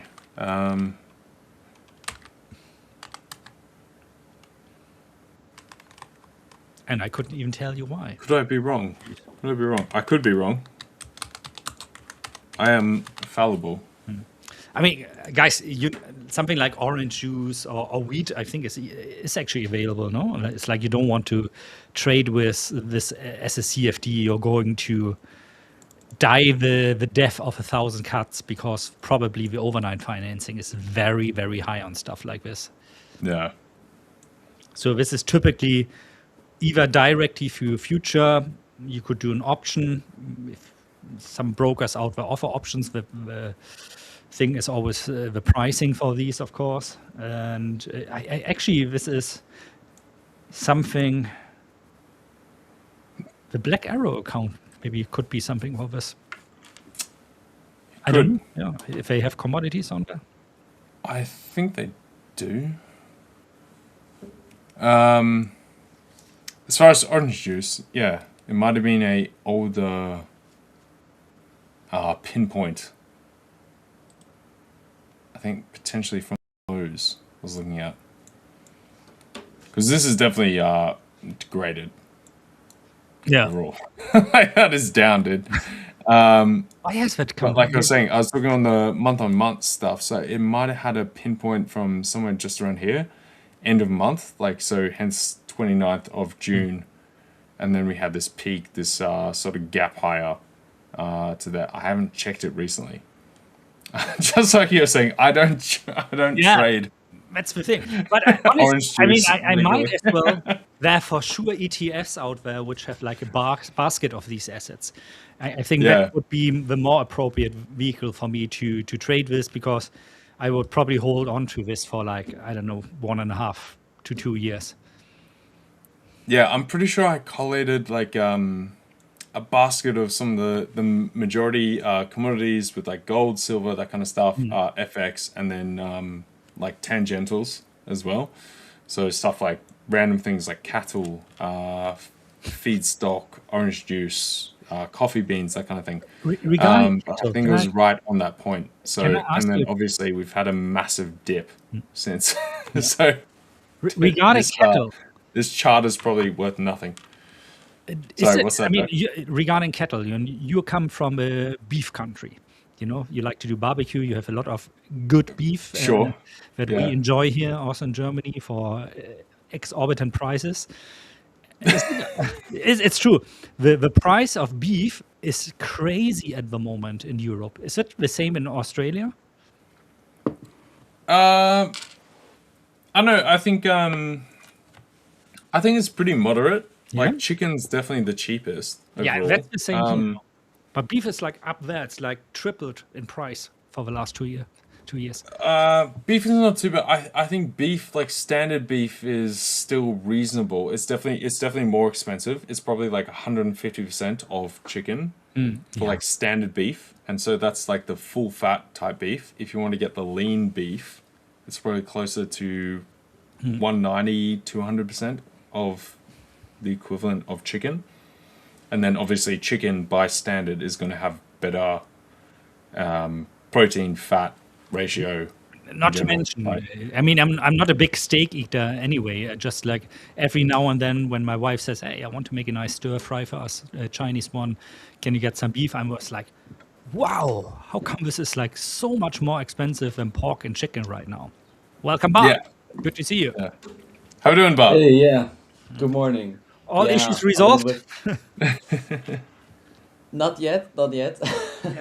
Yeah, it was like two things. Yeah, one, it was like with the 5ers with my account because you can trade on two emails.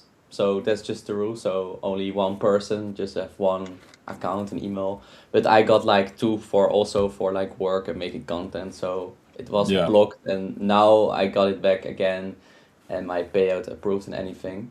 But somehow only like two accounts of mine, the EAs just don't work. But I'm Okay. just checking, but it's still not done yet. But I will see after the live stream if I can All I can right. fix that. All right. So it was not you, Bart, and your evil brother, Bort. No, no, no, no, no, no, no, no, no. Okay. But yeah, I did nothing wrong, so I'm happy that I got my payout finally and just can continue trading. Nice. Payout, always good. Nice. Congratulations, man. I like Yeah. how you're like, I did nothing wrong. I'm innocent. I'm innocent. I Yeah. promise. I Don't worry. swear.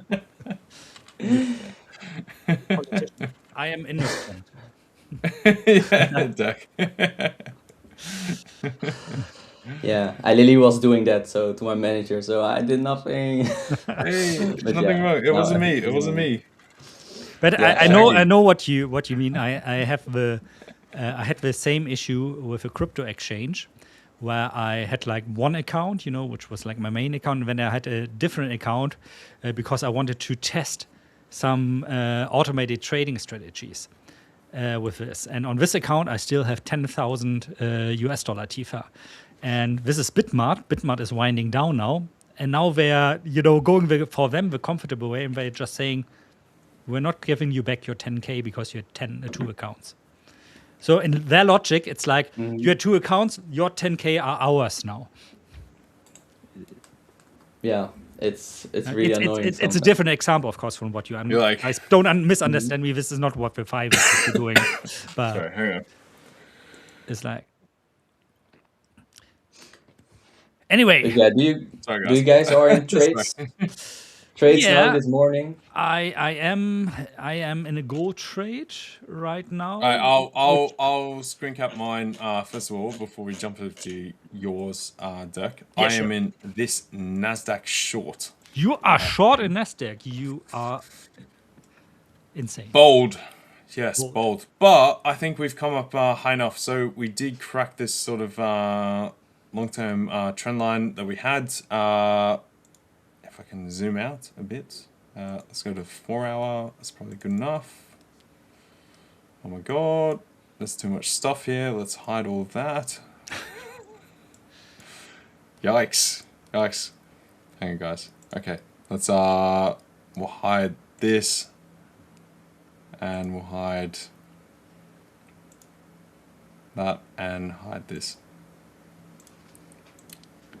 There we go. That's a bit better. So this strike point that we had through here, which we had a few kickovers but not a close above on the 4 hour or the 1 hour. So this was the 4 hour through here, but we did get kicked down further. This is sort of the general trend line that we've had through here. So that's what we've been watching. It's very loose. It's nothing spectacular, but we have managed to stick above that today, and particular on the S&P. So on the S&P today, we've definitely driven higher once again. The Kospi, which we do have to keep an eye on, with the NASDAQ and tech stocks has held up reasonably well. We did fall through today. Came up, touched the underside of this trend line through here from last week. But we're holding up pretty well, right? The leverage, everything else has reduced. So that's lending a bit of a hand to the NASDAQ, reducing that volatility. And we're getting a bit of a wander higher. But I think we're a bit stretched right now. I think we could see a bit of a small dip and then go higher. What's your target for this trade? For the short. So the short right now is first port of call 29,700. That's on CFD. So on it's nice. That is exactly on the future at 29,800. I have an alert setting to go long. Yeah, correct. Yeah. So I was going to say on the futures because I'm short on CFD and on the futures. Yeah. Okay. You've already got it. Yeah. There you go. So yeah, exactly. So from here, I'd see if we do hold this, then we go straight up. If we go further down, test these. There's a couple lower levels through here with that prior high, right? If we can get down there, great. That is a very disturbing drawing. Sorry, guys. Nonetheless. But yeah, I agree. I think I would prefer for us to hold up through here and actually drive higher to have full confidence in this actual move. Like seeing this today was actually, I was kind of surprised. I thought coming to Asia, we might have had a bit of more of a dip down further and then come up, but we didn't. So I think now we really need to sustain this, at least for today's price action. Going throughout the week, we definitely do have CPI coming through, and that kind of that's going to be very important. But yeah, that's very curious that we got the same overall target, Dirk. There you go. Once Bang again. on. And guys, Once as again. always, we have not talked about this prior to the stream. So this is all done live for you. Yeah, We this just got some XP. just some XP. I did just want to bring this up before what Henry was saying. This was ages ago now. But inflation is still high and sticky. So let's increase the rate. Mocking the RBA. Let's pretend we are still in 2005. God, dude, they need to get a grip. I don't know. They basically reformed our entire Reserve Bank. Like 2023 or something? Yeah, it's still ever garbage. since when you're doing garbage over there, really. No, it was garbage before, and it just went to new garbage, just with a different. From bad to worse. Yeah, with a different font, right? It's still useless. So anyway, we can swap to. Dirk, do you want to? Yeah, just very quickly. So my view on NASDAQ, I'm looking at the future there. That's why I asked LJ for his CFD price target, because the CFD price plus, some points, translates then into the future price. Why am I looking into the future? Because I work nowadays a lot with volume, which I'm not getting from CFD. You're only getting ticks there. So every time a trade is executed, that's like one tick, which is kind of like synthetic volume, but you cannot see something like where are buy limit, sell limit orders sitting. You cannot see order footprints. So was a sell order executed versus a buy limit order, and so on and so forth. And so first of all, this is like beautiful, this trajectory to the upwards, like a very clear regime we are seeing there. We have like somewhat a lower volatile upways, a quiet uptrend, so to say. So I typically want to enter the market whenever I see some price action in terms of market sell orders being executed versus nesting limit orders down here. And the price to look there at the moment, which is at least on the 15-minute charts, the most prominent is down here. So somewhere around 29,800, I would actually look a little bit above that, so maybe 29,820 on the future, like I said, that is, to go long again. Now, this is pretty outside of our, at the moment, trajectory. So we're talking about a -5 sigma here. It's probably not going to happen. So the alternative is now to, for example, see, which is happening right now, is price being deflected here right now again, which still wouldn't, well, you could do technically a long order there, but I like it more if something like this happens down here where we have confluence, where we have, for example, -2 sigma level, where we have this Kaufman adaptive moving average sitting right now with a length of 10, that is. So if we see something like this forming there, I for sure would try to do maybe something like this. Pretty tight stop loss on this one, on sigma level away, and then just a return to the median price. I'm looking towards that lower band, like where your stop loss is. Yeah, that would be fantastic. I prefer the TP. Yeah. That's what I'm looking for.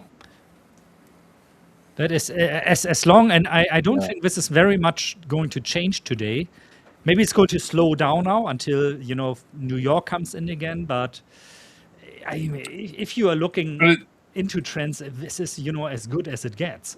This is like, it's nice. It's conditional, because that would be my like TP2, right? Because we do have that hard fork through there, which should be supportive. Yeah. So if you do get that break, it's going to be pretty clear, right? And you get that breakthrough.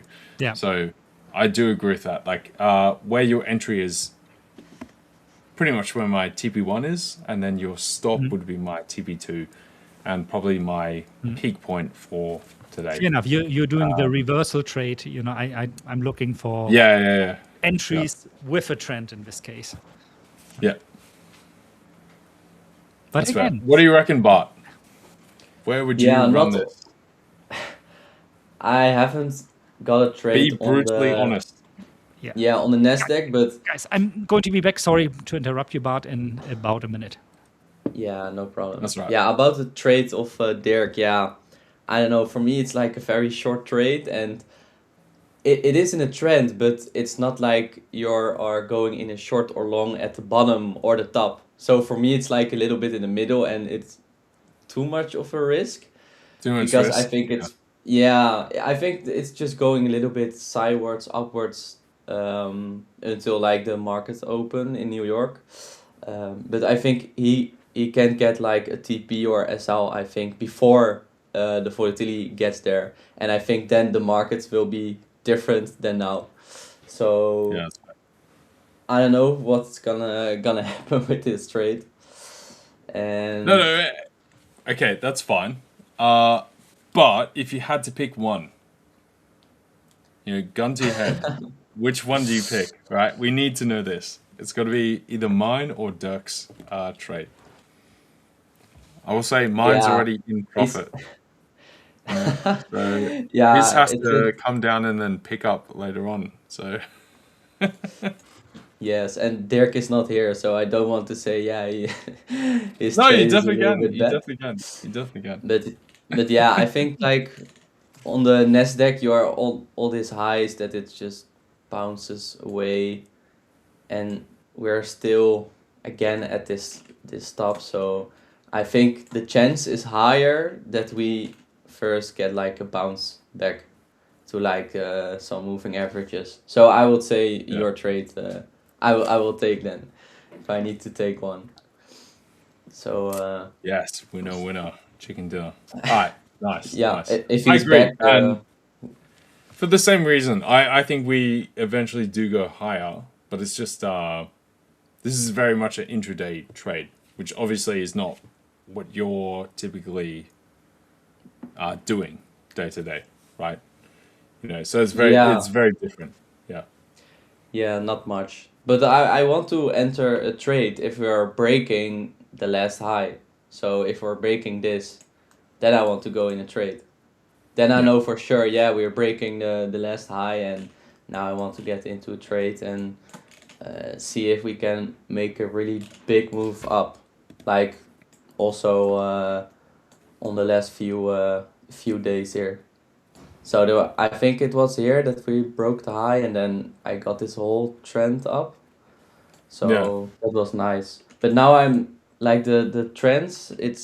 I am in two trends also now, but that's on like the German cash. DAX. The DAX. Yeah. I've not trading it so much. It's back. I have not trading it so much, but I have like EAs made the last few months, and now I'm also trading like the DAX and the Japan 225. So now I'm just see what's gonna happen, and I don't use like SL or TP. So this just moving average, going with price, same as the profit target. It's just up. So it's how much the trend will give us. But I think for the Japan, I don't think that most people trade it. But No, it was very like rare. just but this was like all the way down, just down, down, down, and down. Then we broke out of it, a little retest, and now we're getting. So I think we can really go like this. I hope. I I hope do so. agree with that fundamentally as well. Yeah.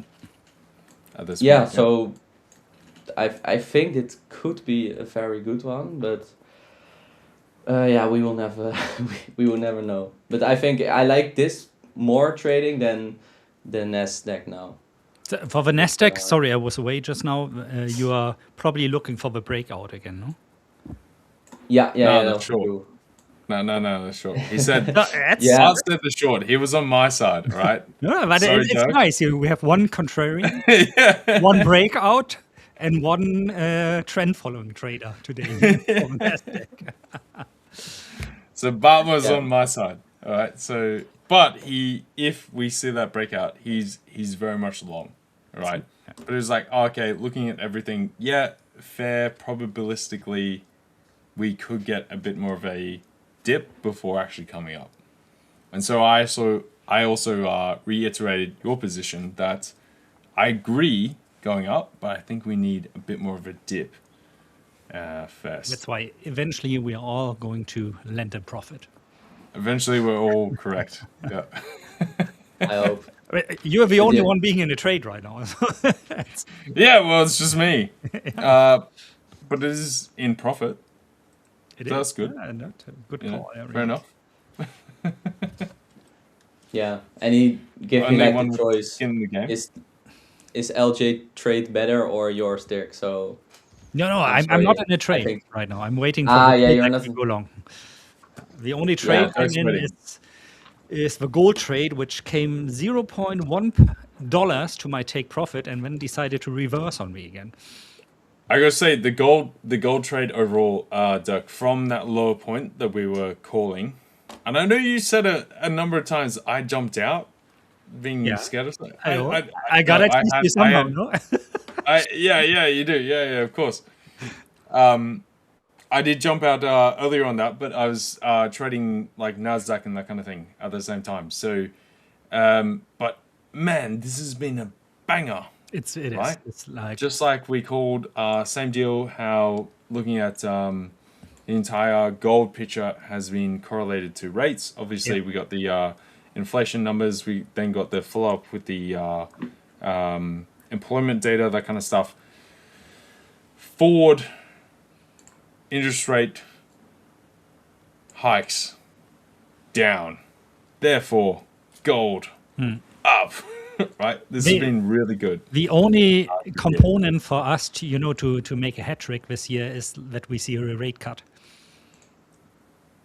Yes, that would actually be the one, because that is definitely one that I've called. We've both called a number of times, and if we get that, that would be more than a hat trick. That would be like a home run, a triple. What is it? A triple home run called in baseball? What is like a no? I'm thinking of like an octa run. It's like from we've Unreal Tournament hit every single piece from like a year ago.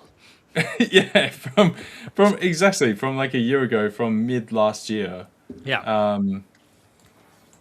Or even before that. It's almost to like April, March even last year.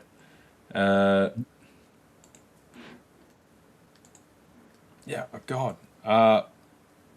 Yeah, we It's were been good. pretty. I It mean, was in smash. you know, like praise where praise is deserved. In the beginning of the year, I was still in the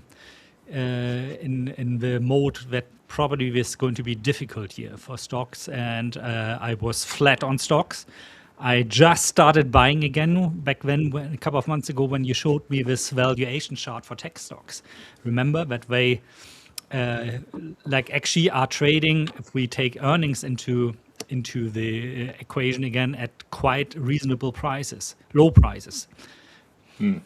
This is what turned me a bit around, like to say like, okay, I should go into stocks again and change a little bit my fundamental pictures. So next time we see each other, I owe you a Foster's. Yeah, dude, not a Foster's, dude. Anything but a Foster's. All right, no. Gotta play the If cliches. that happens, I'll walk out of the pub. Okay, Foster's, no chance, mate. No chance. That doesn't even exist here. It's that bad. in our It's that bad. in our villa of training. Are you coming Just to buy bar me a Guinness if we do or that? something, or a German dark beer. Yeah, You know? I will do that. Probably Germany, yeah, in southern Germany, dark beer. Yeah, the Czech have very good Kozel, for example. Dark is one of my favorite beer. Yeah, That yeah. one. Dark. I do like dark beers, so we can do that. That's very good. So Bart, we have been having this for I think over a year now. This idea of having a, what did I call it? A house of trading. You know, where all of us assemble for like a week or two or a month or something like this, and when we trade and stream live from there. Yeah. Just with all of us from the Yeah. live stream and everything. Yeah. In And like the what's- same. Yeah. Yeah, it would be nice, but what location do you guys think to Bali. Bali? Wherever. No, wherever. I mean, it's just like probably wherever a nice place would be, but also like travel-wise for everybody convenient. I think Bali is just convenient for LJ, but not for the Yeah, rest. probably just for me and inconvenient for everyone else. So. You know? Amsterdam. Amsterdam, yeah, Oh, perfect. dude, I'll go to Amsterdam. Sure. That's fine. I've never been to. That's like Europe. That's kind of central to everyone. Like, that's fine. Yeah, but I think like Amsterdam, Sounds good. it's like too expensive, and no, it's like too expensive if you want to have like a big house for everybody. So I think you can go better, maybe like I like Switzerland or like the north Talking of about Italy. expensive. Switzerland? Yeah, Dude, Switzerland would be expensive as. What do you mean? You cannot get What do you more mean, Bart? expensive than that. yeah, okay, Yeah, it's also it is. expensive, but We could also do Berlin, but it's expensive. Let's just go to Monaco on an F1 weekend. Yeah, oh. You know, like, yeah, it's fine. By coincidence. Come on. yeah, maybe something in Spain or island in Spain. I think Spain is a little bit better with prices, and you have the good weather also. Spain. be, Spain's not a bad idea, actually. When it comes to internet connection, Poland, guys. Most insane internet I've ever seen. Yeah. You're gonna move to Poland now. No, I'm No. not. You're like, nah. Not enough. Not I quite good enough. still, if we move again, it still would be somewhere Southeast Asia again. Yeah, fair. So Dirk's like, I'm gonna move to Bali, and then we should have the whole trip go to Bali. Yeah, 'cause in I'll be in my there villa on anyway. Bali, the whole trip. Then my wife is going to thank us. Yeah. Yeah. Yeah, that's a good one too here in Brugge. I've never been to. I Brugge. do agree. I will say though, I think that could be a really good idea, and potentially as well, if we did a thing where we got just me throwing ideas out here right now. Got a couple people to also join that experience. Yeah. And then with us, we sort of mentor them through like 2 weeks or something like that and see where they get to, or maybe 3 weeks or 4 weeks, depending. That could be really good. And then everyone's got like a mentor, and it'll be kind of like 2-on-1 for each of us type thing, something like that. I don't know. Maybe I'm being exotic. The trading competitions. We invite the people. Yeah, something like that. Yeah, where it's like a level up type stage type thing. Like people that are very serious, that kind of stuff. Like, it's great, no? I think that could be a good idea. Yeah, maybe I will conceptualize that whole thing and then talk with Richard about it, and then let's see.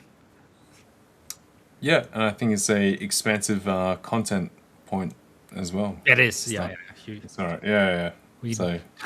We don't want to stay in a 25 euro hostel. Yeah, of course. Yeah, in the past, just one thing about it. In the past, I already asked to do like some videos on just one location, but they did not wanted to do that. But maybe now they wanted to do it, or also only with the live stream or something. And I mean, of course, always depends. Like if you pitch something, I have this great idea, it's going to cost you €250,000 euros. So, I mean, of course, the answer is going to be no, and it needs to be reasonable. No, if we all know about the necessity when it comes to trading, to limit your risk on things. So yeah. But it's got to be financially sensible type thing. Exactly. Yeah. Of course. Yeah. It will, but I would say Dirk, just go to Richard or something and ask. I need to draft that out a little bit, Yeah, I understand. Would you I guys will hear from it. Would you guys out there like something like this? All of us being like somewhere in one place, doing like a week of streaming, looking over our shoulder. Maybe the potential also, to visit us. And be with us for a couple of hours, live competitions, like from one house, one place, one office, or whatever it's going to be. Maybe I'm just having delusions. No, I agree. Yeah, definitely. You guys in the chat, tell us if you actually want this, right? Because I can be there and I'm going to smack an absolute cream pie into Dirk's head whilst he's trading, and he's going to lose his brain on NFP or something. And it'll just go, full margin, and he's lost it, and he'll wipe his account or something. Okay. Yeah. Not quite that. But we can do that. If you guys actually want to see this, please do tell us in the chat when we talk about this stuff. It is very helpful if you guys say you'd love to see this kind of stuff. I think it'd be fun. Yeah. And obviously we'll give you guys a bunch of actual learning, education stuff, whatever, all that kind of stuff. And you guys will get to see us actually trade live, side by side, with each other, real time. And whoever there gets burnt and other people are riding high, I think this would be pretty cool. I think this would be pretty high octane overall. Because we right there in the same space, and everyone's trading the same kind of stuff. You got your portfolio, you got your profile, and if you've cooked it, you've cooked it. Yeah, we could also, start with fresh accounts, and then see Yeah, exactly. That's what I mean. Yeah, so if you've cooked it, you've cooked it, because everyone else is there with you, and they also have the opportunity to trade, but they didn't. Mate, you just took it too early or too whatever. The lowest performers gets kicked out every third day or something. Yeah, and you got to go sleep in the yard or something. I don't know. Do you have this format in Australia as well? There's a popular show in Germany. It's called "Ich bin ein Star, holt mich heraus," which translates to "I'm a star, get me out of here." So it's like see prominent people. Oh, They are put really in the Australian jungle, and they have to eat all kind of weird stuff and do like competitions, yes. and then each week somebody gets voted out. Yes, we do. Something I'm pretty sure it started here. It's Jungle I'm Cruise? a celebrity. Get me out of here. Yeah, That's that the thing in sounds about English. right. Yeah, same deal. Yeah. I don't know that they started here. I'm pretty sure they did. I'm pretty sure the first episodes were here in Australia, and then it worked, and then they started going to Africa and that kind of stuff. Yeah, it sounds like And then it a went global. worldwide franchise. Like, Yeah. Once they see it Yeah, works huge. somewhere, they take it everywhere else. But we basically have the same thing. so we could do the same, but trading wise, We definitely could. If I get like too many, in my face from LJ, I'm going to scream at me. Okay, welcome to the 18 plus version of our live stream.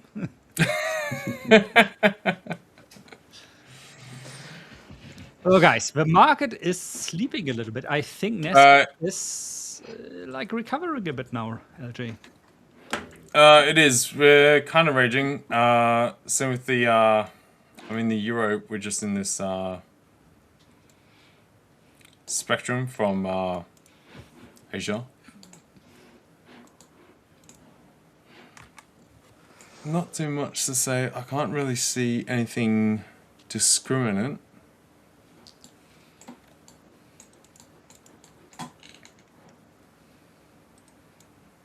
I'm still confident in this NAS short overall. We have picked up, but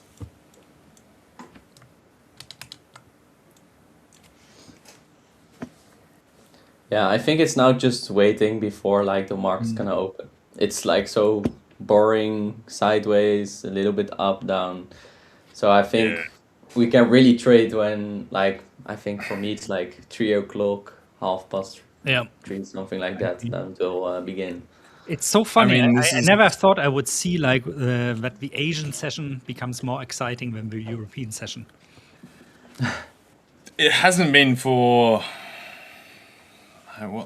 at least 6, 7, 8 years. I think basically last time was like 2015, 2016. It was exciting, Dirk. If you remember. Yeah. After Fukushima, it was exciting. No, just kidding. It was mainly so prior to that we did have it post GFC, like it was still active, and then we came into Trump and it was active then and then calmed down. After that we came into COVID. It was still a bit of a misnomer. The past while we have had it pick up. Yeah, this year, ever since the Iran war, I think there's a pickup. And and even last year as well. Okay, fair enough. Because of the Asian implication for the tariffs and that kind of stuff. Very true, yeah. Yeah. But it'd be nice if Asia was traded more for me. Trade Asia once again and go to sleep. But it fits kind of the global economic shift, in my opinion. I mean, Europe is called the old country for a reason.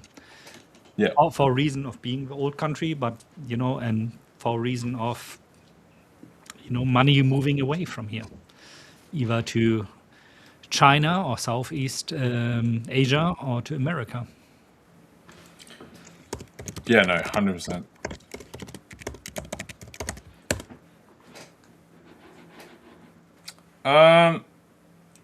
I'm very skeptical on other pairs, like gold right now. We're in split 50-50 from this break that we had today and the highs through Asia. I still want to put my stop loss to break even on that one, but I cannot do this. I need the data. That was the high from Friday, actually, after the payroll. Not bad. And I'm stupid. I should have put it lower. Wait, where's your... Okay, show us your trade again, Doug. This one here. I entered, which was already a little bit late, for 387. My take profit is at up here for 23.2. That's on the future, and we came within 10 cents, 20 cents of that earlier. Do you not normally jump that a bit lower though? Yeah. From that. But the picture was like these orders were earlier a little bit higher sitting. So, but still, what I didn't take into consideration is that, like you just said, the highs from last week.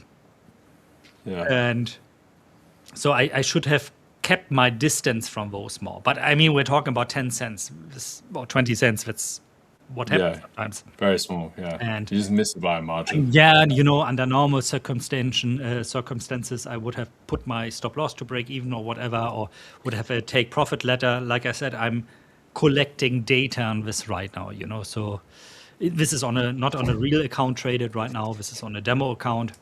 So there's like no damage done.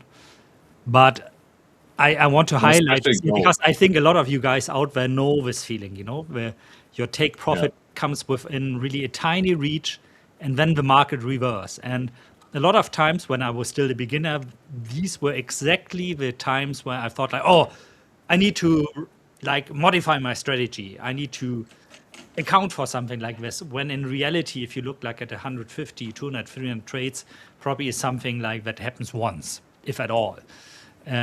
So it's when it comes to bad luck, it's the fat tail of the fat tails. And this is why I leave it open, because I don't want to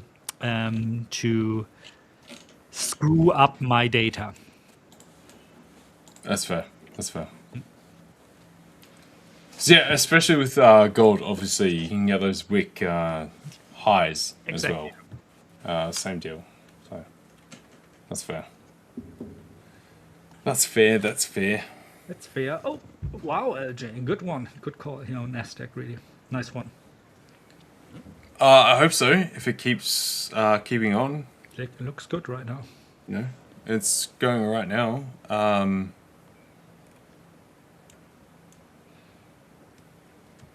Actually, today, rather than NASDAQ, I think the S&P 500 is the better one. I was just going to say that as well. I was just looking at the S&P. So the thing is, I think the NASDAQ will only come off if the S&P follows or front runs, right? So I agree. S&P has to come off overall. We had this breakup structure today earlier in Asia, and we kept running higher, and we've just sat up there through there. NASDAQ has roughly followed throughout today. If you guys drill into the lower time frame with the KOSPI, which is the Korean stock market, however, that went up, down, back and forth the whole way through, but not to the same degree as the NASDAQ. So when we pushed up, NASDAQ did push and went much further, but then had a further follow through from the S&P overall. But I think where we are now, we've got this push back lower overall. I think that's pretty good. It's a good trade. Yeah. But that's a typical LJ trade, in my opinion. I wouldn't never have gotten the idea of trading this, honestly speaking. Yeah, that's fair. I know when you say this, like, I agree. I don't know how to collate some of these trades into like a more quantitative element. Honestly speaking, I don't think you should do this. I kind of have a feeling if you try to do that, that you are going to kind of destroy your discretionary view or feeling. You're one of the rare traders I met in my life who really have a genuine feeling of what is going to happen. And you anchor it, of course, and showing like, okay, these are pivot points from my experience. This and this is going to happen, but somehow I have a feeling if you quantize it, that you're going to rely too much on the data and destroy your discretionary element. That's what I can't seem to possibly get it anywhere near my personal input, which is annoying because you've got something, and there should be a way to quantify that, right? But there's like an extra element there, and I can't quite get it. So when I come to the charts, it works. If I try and quantize it, whatever, it's good, but misses too many times. That's just not good enough, or enters in certain periods where I just like, no, get rid of that. So yeah, I agree with you, Dirk, but like there has to be some kind of element there. Maybe right? it's like with language. I don't know what you think, Bart. Like, Yeah, I would love to hear that it does exist, because and he's I can the walk master away from the of EAs, no? Yeah. Yeah, I have tried something like this. Normally, sometimes I do from hedge funds. I buy like ideas and strategies. And one time, I wanted to do that from like a professional trader, but he does it manually. And we were okay. Together we're gonna make it to an EA, and then we both get access to the EA. The first steps on getting it on trading view, like Pine script, and it still was looking like very good and a lot of percentage every year, so it was making a lot of money. But somehow when we're getting into MetaTrader 5 and trying to run it there, it just wouldn't work so good. So eventually he just said, yeah, I'm done with it, I hate it, I just go manual again. So we stopped with it. But yeah, I think it's really hard. So I don't know if it's possible, because I haven't done it yet, but we stopped. So maybe we could got it, but yeah. See, I don't know if this is a good thing. It's one of those things, Dirk, you might agree as well, where it means like you've got like a edge per se, like a very abstract manner. But at the same time, just like you've iterated, like at some times you want to start automating some stuff and kind of step away and have some more time to other things, right? And not have to be on the charts all the time, right? Which is a major pain, right? And I have run myself ragged trying to formulate this stuff into something quantitative that is reliable, but it just can't quite get there. I don't know. Maybe it's my own fault or failure of trying to code and communicate certain things or whatever. Yeah, I think the devil... I feel like it should be done, but maybe there is also obviously a certain... I mean, the first question would be, can you translate it into a fixed rule set? I can, but it's got variability. And I think that's where, like, that's what I've come up to, where it has like a... in order for an algo sect has to have too much variability in certain portions where it will still take the certain trade where I would not, because I'm observing other portions or macro data or something else. Okay, variability is of course very hard to translate into a quant. Yeah, so it feels like I would have to build like a much broader machine overall to actually take in more data beyond what I'm doing, which would be more like a hedge fund. Yeah, you basically would need to translate your own sentiment into data. Like your personal sentiment on that exact time of a day which of course is almost impossible, at least with a technical rev right now. That being said, if you have a fixed rule set, there are still many traps, like the one I was talking about with Will this morning, where I said like one of a strategy. I was like very down last Friday because there's a strategy. I worked very long on that one, and I had it live already, and I noticed like, hey, the live execution is not like I thought it would be, and it turned out to be a bug in my code. A very mundane thing, that my limit order settings in NQL5 were executing more orders than in reality. And we're talking about like on a NASDAQ, for example, a $1 difference. But over a couple of thousand trades, this led to the strategy collapsing from a profit factor that I had out of sample before of 1.9 to 1.05, which makes it like, it's not worth really trading. You're like changes the whole chasing pennies by the end of the day.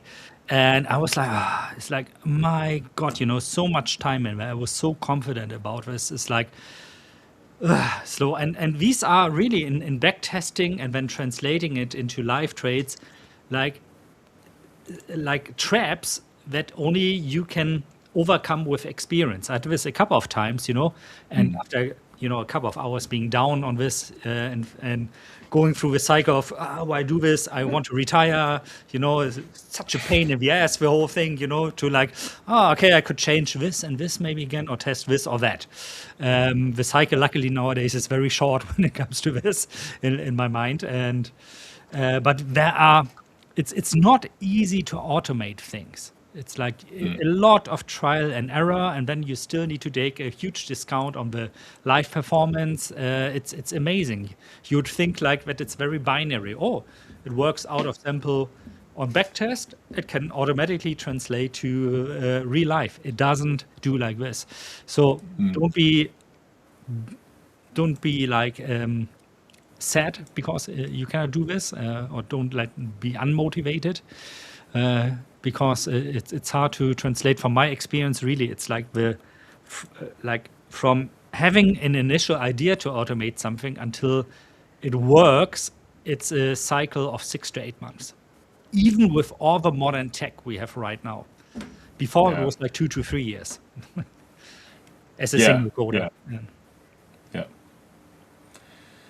So it's still shorter, but it's not a guarantee. But it feels like a guarantee because you get there a lot quicker. And you do have something that is somewhat working.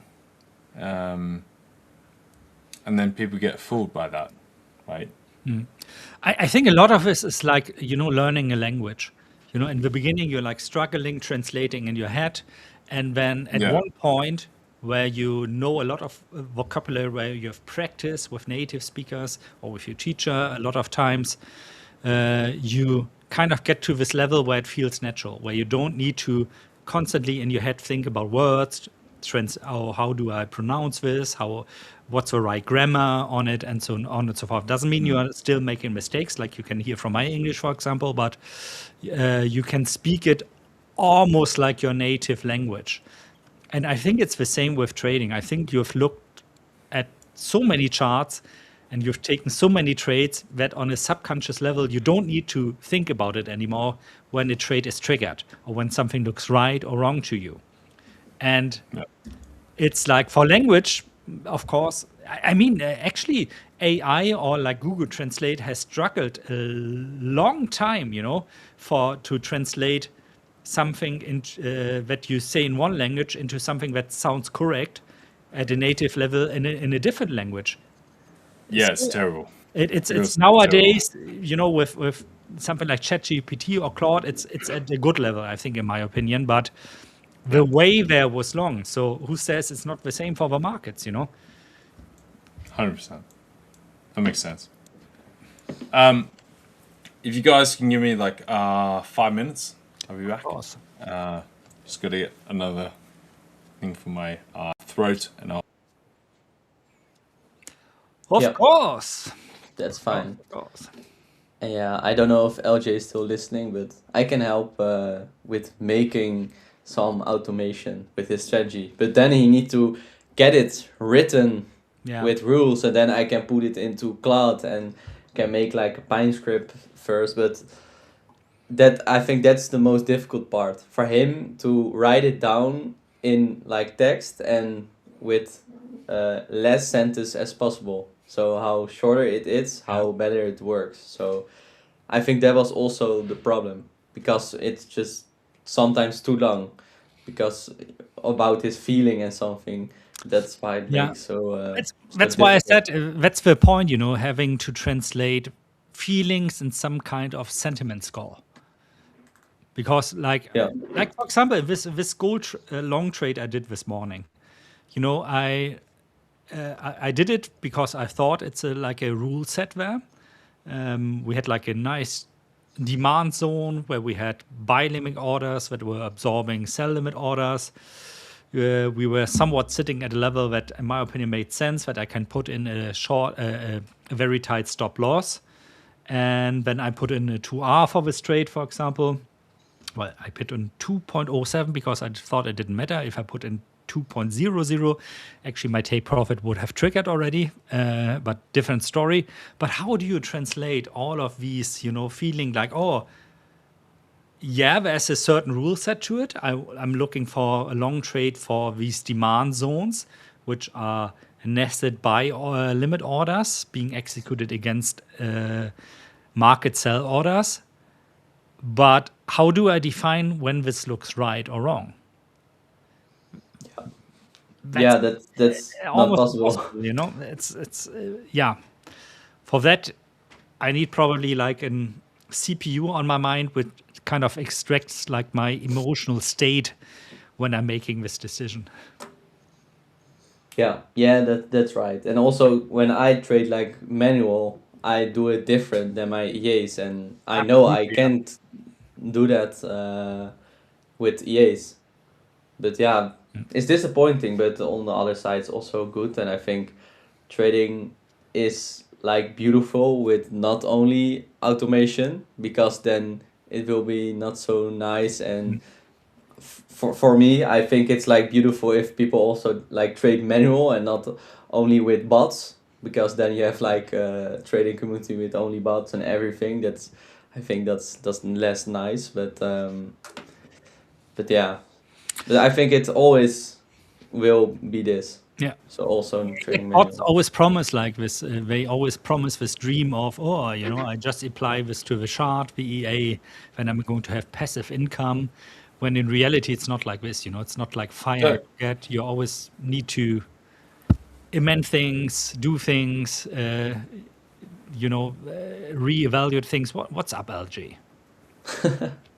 Did the bot you bought for $200 not do that for you? Yeah, I don't know, but the vendor it didn't make you like 5 mil. It's going to make you 1,000% of per day, and it didn't. I don't know. Mine did. I think I did something wrong. I think I need to deposit another 10K into the. Yeah, probably. Yeah, exactly. Dude, just buy more bots. No, you got to put like 5 bots on the same account, and then it'll work better. And you know, the name of a bot was like Scalper Super High Probability Millionaire Next Week bot. Mega Omega Thanos Thor Destroyer of Worlds Ultimate something. Claude Get Rich Guaranteed bot. 10x bot. Yeah. I don't know. 10x, 1,000x. And it only costs like $10 in the MT5 shop, you know. Yeah. I'm very disappointed. I'm going to leave a bad review. Oh, dude. Very funny. Sorry. You can buy my EAs, Dirk, for like 50,000 euros. What a bargain, man. 50K. Friend Ooh, price. That's cheap. I think Dirk just spent $1 million on the previous one. So yeah, because it was called. They said he'd make 5 million. Yeah. So it made sense. EA was called the ultimate holy grail EA. So yeah, exactly.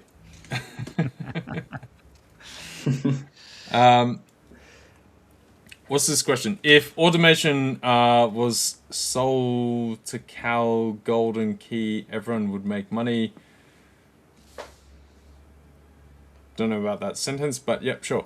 It's just another trap while majority needs to understand this. Yeah, definitely. Either way, yeah, look, buying those automated bots, that kind of stuff on whether it's the MT5 marketplace, MetaTrader marketplace in general, CTrader, whatever it is, online, and this kind of stuff, probably not going to work. If anything, people would have these bots and they set it up as a copy trader on the certain copy trade sites and just have them running it like proprietary, not sharing the actual bot, and then people can link up to their accounts. That's it. And then you walk away. You know, so buying the bots, yes, it doesn't really work. There might be some people who are genuine and do have something and they try to sell it and they're probably naive. Yeah. Yeah, or just, there's too many to what's actually good. or just be honest about it, you know.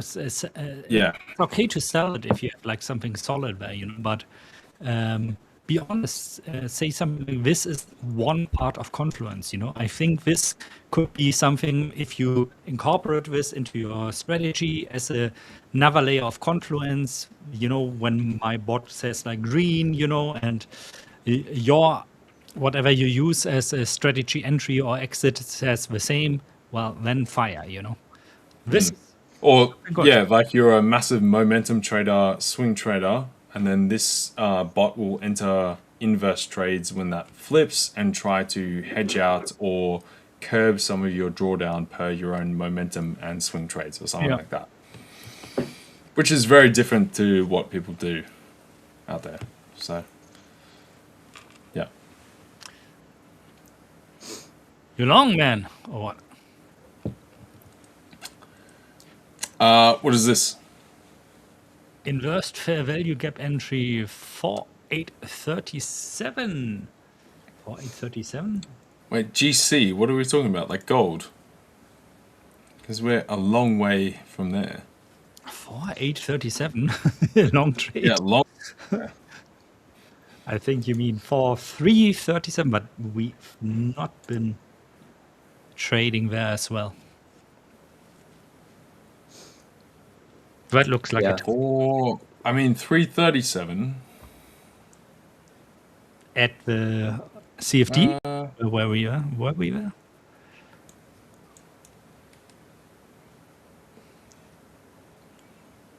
But gold is also far away. We're down here. So basically where we hit this... Where's the CFD trading right now for gold? right here, right now. So it's 432. So we did... so the future has a discount of sorry, around 442. 30 to 40 points. 437 would be basically the exact bottom that we hit just here. Wait, the future has a discount on gold? Just about. Well, it has zero rate on gold. That makes sense, but long gold, short. Okay, because we what do you mean on the black arrow or what?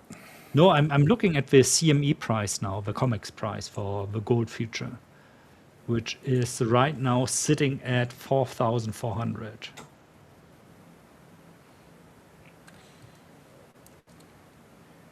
Wait, 4.4 for what expiry? That's the continuous contract.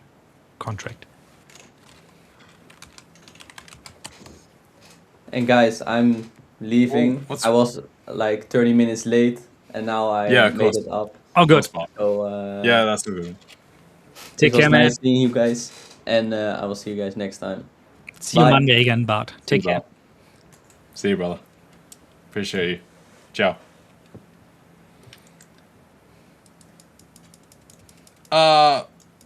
Wait, what do you mean? Have I missed something? What do you? The future on the COMEX, like the continuous future contract, is sitting at 4,400. Where's the CFD right now? CFD is about 4,340. So we are, it's So $60 difference. below, yeah. Now, at first I was confused, like, huh, how come the CFD is below that? But of course it makes sense because of forward interest. Well, let me check the. I haven't sought my futures gold contracts over the new contract. That makes sense as well. So you're sitting on a little bit of profit there, Apex.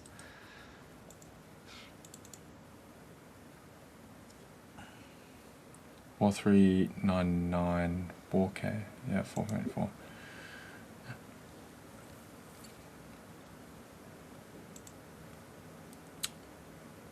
I think that's the other one. What's the micro gold as well?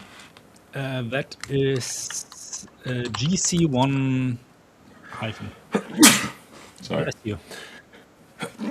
Again. Right. Yeah. Sorry, guys. Probably very annoying. MGC Z6, isn't it? I have GC1 and then what is that? The hyphen, the opposite of a question mark. Exclamation mark. That is it. So GC1 exclamation mark. GC1.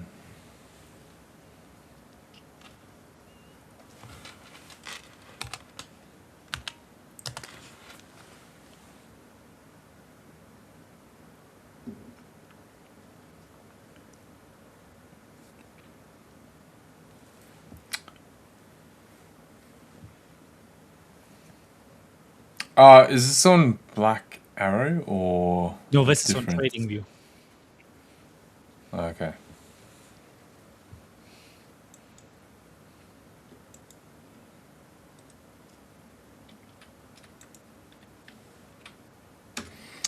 All right, I'll look at it later. I have to update those contracts, regardless. Here, Richard is posting MGC Z6 on Black Arrow. When you post that? Look in the comments. Richard just posted that.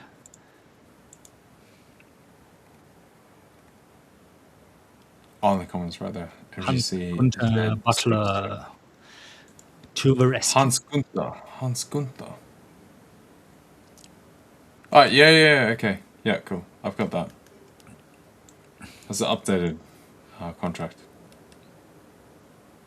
That's what I thought. That's the thing always with futures, no? It's like you are like have this whole we had some people last week as well talking about the spread differentials, not realizing that the contract was ending, so therefore obviously the spread is going to blow out. Of course, and stuff.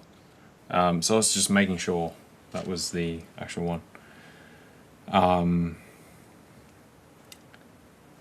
Beyond that, Raf is also asking about what do you guys think about EU and GU short-term pullback to fib 0.618? We can have a look at that. 0.618 from what? I guess from the non-farm payroll hike? Bell ring here. I'll be right back. That's right. Go for it.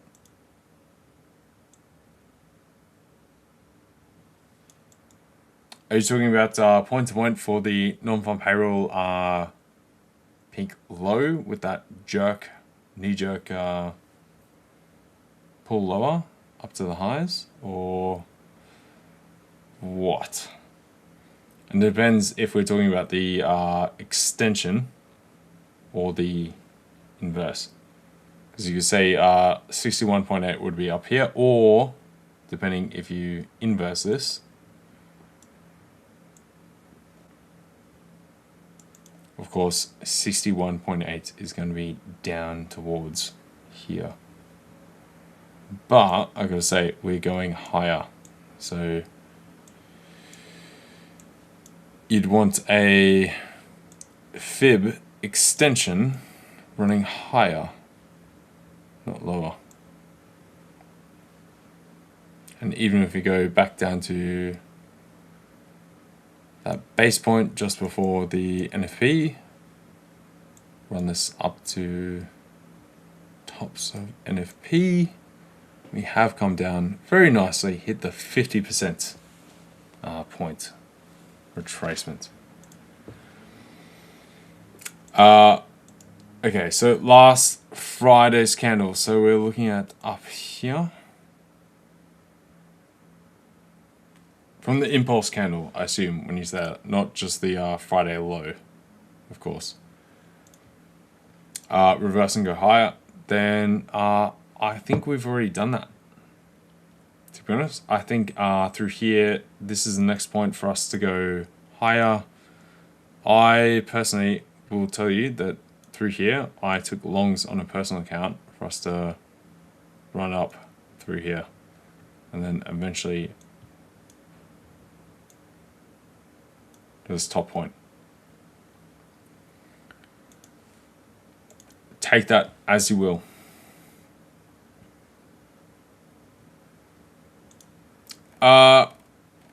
Gold sell entry, no reply. Okay, well, I'll give you a reply, mate. Don't worry. God damn.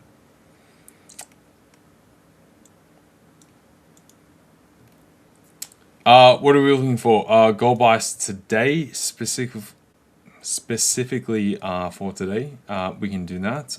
If we're just looking for today, we've basically got this area mapped out through here, which has become support. This dotted blue line is also a long-term support from months ago, once again. So from here, I would say we've got this top side marked up. Now the question is, where do we base to actually pick up from? I'd say you'd be looking for a couple points lower from here or from here exactly, and then drive higher, right?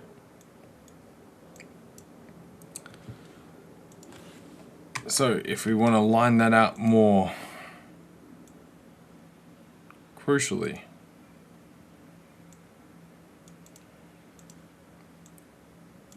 and you didn't want to go at spot, I'd be looking at 4330. So pretty much through there we get a higher low, and if we come through here, another high low, and then we drive higher. Net, okay? Now beyond that, the main thing we got to look at for gold is still going back to yields, like we talked about. I think I had this up here somewhere. So this is the forward pricing for the December rate hike probability, and gold mapped against that.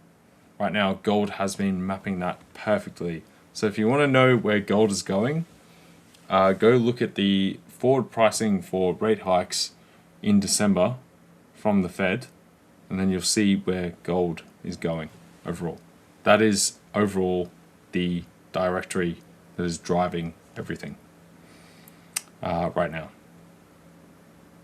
So after having the data that we had last week, obviously we've got a lower probability of rate hikes going forward, and hence gold has pushed higher. We definitely mapped that out. If I zoom back out, I think we've still got these drawings in here overall. Here we are. We had this rounding out coming up and saying gold looking reasonable for longs once we have found lower support, and we did through here.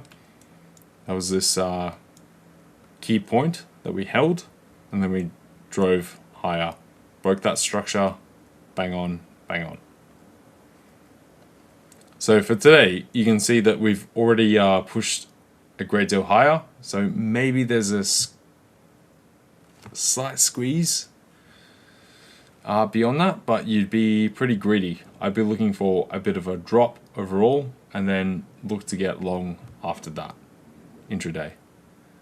Anything else is being very greedy. It's kind of the same point we're getting with the NASDAQ. Hence, I'm short the NASDAQ right now. Yes, everything is showing us a very bullish. If we go out to the 4-hour, try and zoom this in a little bit. Obviously, since those lows, we've been up, up, up, up, up, up, up, up, up. Slight dip, up, up, up. We've broken this trend line once again. We've come into these kind of top areas. Yes, we're looking very bullish, but you can't get too greedy. Because right now, if I then go and pull this out, hide all that stuff, like this means we pretty much have to drive towards all-time highs. Pretty much a straight train. If not, very concerning for the market, right? So that's where you have to decide, yes, it's still bullish, but you want to take those intraday pullbacks. So hence for gold, I'd be looking for some of those pullbacks, preferably over the longs, net at this point, if you weren't already long earlier. So. Yeah, pretty much it, no? If we turn around here, it's like a series of lower highs. Correct.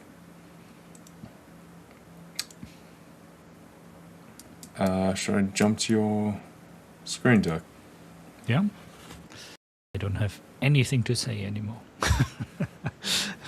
Just nice. kidding, guys. Neither do I. Either way. That's the end. As simple as that. I'm pretty sure I covered everything with my long rant before. You did. So. I think. I mean, I cannot look into your mind. Yeah, it's like no. We are nearing, in my opinion, interesting levels here. Should I do something like this?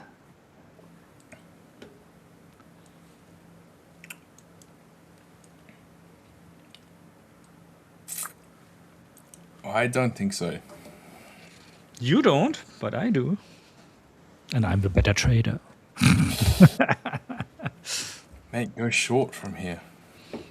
Come on. No. It would be limiting order, but I want to watch the show first. I have to see.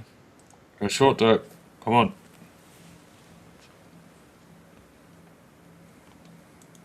Short? No, that would be long trade when we get down here. No, go short. Go short. Go short now, though. At spot. Go short. Yeah, you just want me to like do 1 billion contracts to push your position into take profit.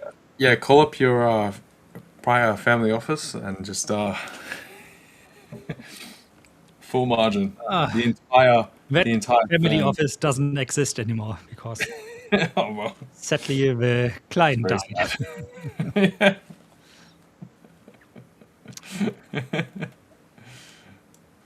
Okay, or do I do it? Maybe they should have just gone short when I said. We've done well. No. Well, I will say, Dirk, from last week, because we did miss some stuff. Is there anything that you actually want to talk to me about the what's it called, like the intervention, that kind of stuff that we did miss, that you didn't really cover, or just there's probably some stuff that doesn't matter now, but it doesn't matter really now. You know, I think it was like hotter last week. Now we gotta wait a bit how things turn out. You know, from like I said before, you know, the big news for me is like that this intervention is done not only by one central bank but by two, and two of the biggest in the world also. And that should do something, you know. It feels like the ultimate move, like I said earlier already. It's like, okay, just the Bank of Japan doing stuff, you know, didn't really do anything long term. And we all know, like, Japan is notoriously not good in changing their ways once they do things, because they need to keep face. Of course, the Americans don't care about face, you know, they care about results in this case. And so that's for me I stand by this. The reason why I at least don't see dollar yen moving much higher. I would be very surprised to see it moving above 160 without further intervention happening. So I think the idea really is, like you said earlier, like if we really approach something like 159.70, 159.80 to take a short trade. Because you are well also on when it comes to stop out. When there's really a breakout above 106, it's not going to be like a spike to 161 because of intervention. So you're not going to probably have much slippage on your stop loss there. Whereas on the long trade, there's always the danger of they start the intervention again. Your stop loss is, I don't know, at 158.00, and your execution is 100 pips below that. And then instead of risking 0.5%, you suddenly are down 3% or something like this. Yeah, so exactly. I will say that pretty much since the intervention, basically the speculative longs have almost dropped in half, which is actually a bit more than I would have thought. Yeah, I agree. That is very aggressive. And I think this is due to the double intervention, so to say. Yes, correct. And that is something, like I echoed before, it's going to really more matter when the US also comes in conjunction with Japan in the intervention, right? Highlighted this before. We've now got that. And it was very specific that the US intervened in the euro market, not via the dollar. They're trying to signal that they have a plentiful abundance to intervene. So don't try and test us. And they also opened up the swap lines for Japan to actually intervene using the Fed swap lines rather than directly selling treasuries. And now going forward, obviously, the US wants Japan to find another measure rather than just selling treasuries to intervene in the currency. But the entire point of them going via the euro yen primarily was to say that we're here to play and we will back it up and you guys will lose, right? That's what they were trying to say. Exactly. And I got to say, right now, the market is kind of taking that on board, but I think a large portion of the market has gone like, oh, I'll still call it. I think they're going to be very wrong, right? With everything. Plus, with the rest of the data and everything that we've seen going on with the jobs data, it's still stable. You can't say it's not bad, but it's just slightly soft. What we saw from the last release, nothing's going wrong. But if we then look at that and the inflation data, like there's zero reason at all to raise rates, and there's still how many people on the raising rates type factor. I think that has to reverse. I think from here we see the dollar come down, we see rates come down, we see all of this stuff come off. And surprisingly, there's a large portion of the market which I would have thought are very, I don't know, educated peoples that are just not with it, right? Feels like the same thing I said last year with this stuff, and we nailed that. And I don't know, there feels like a different, like certain portions of the market that are still trying to run off old finance per se, and the new, newly aggregating to the evolving situation of finance within social media, internet, AI, whatever else, right? Put it that way, in aggregate. I mean, and some are very fixed. Even that, what was his name? Like the super chat bro that left OpenAI, and then like 2 weeks ago he lost like $41 billion. Oh, yeah. What was his name? This young guy.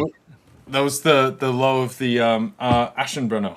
Yeah, exactly him. Yeah, I mean, even him, he's collecting money again. It's like it's funny, from a trader's perspective. He like kind of ignored everything we know about risk management, but he's a nepo baby.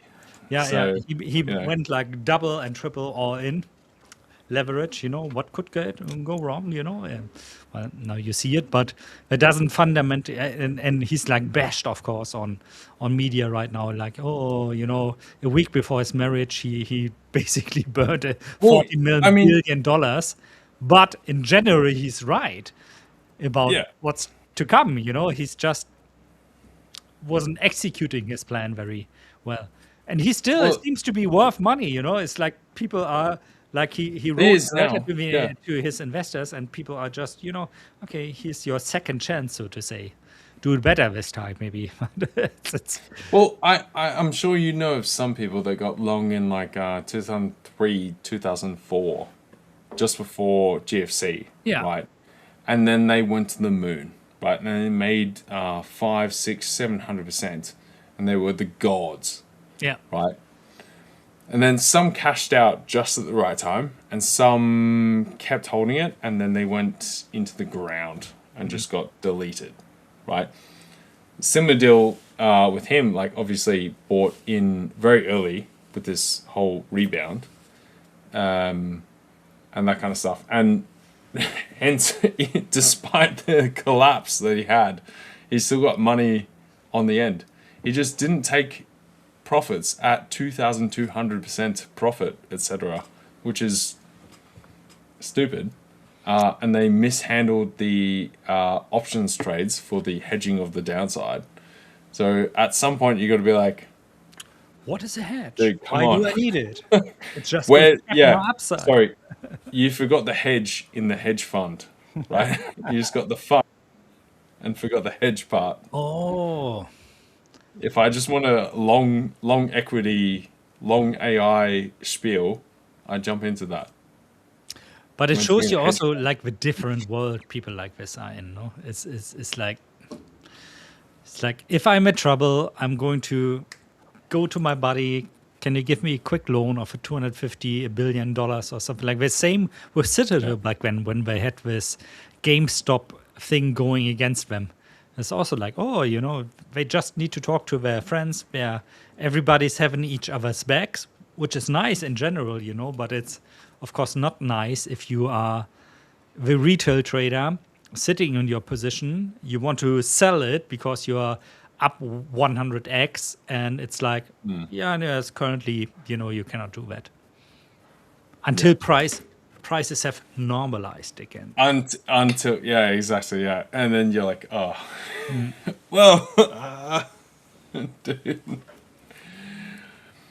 I've listened to so many rage client phone call ops that have been recorded, right? Same deal, like, I mean, you know all about this, obviously. So, yeah.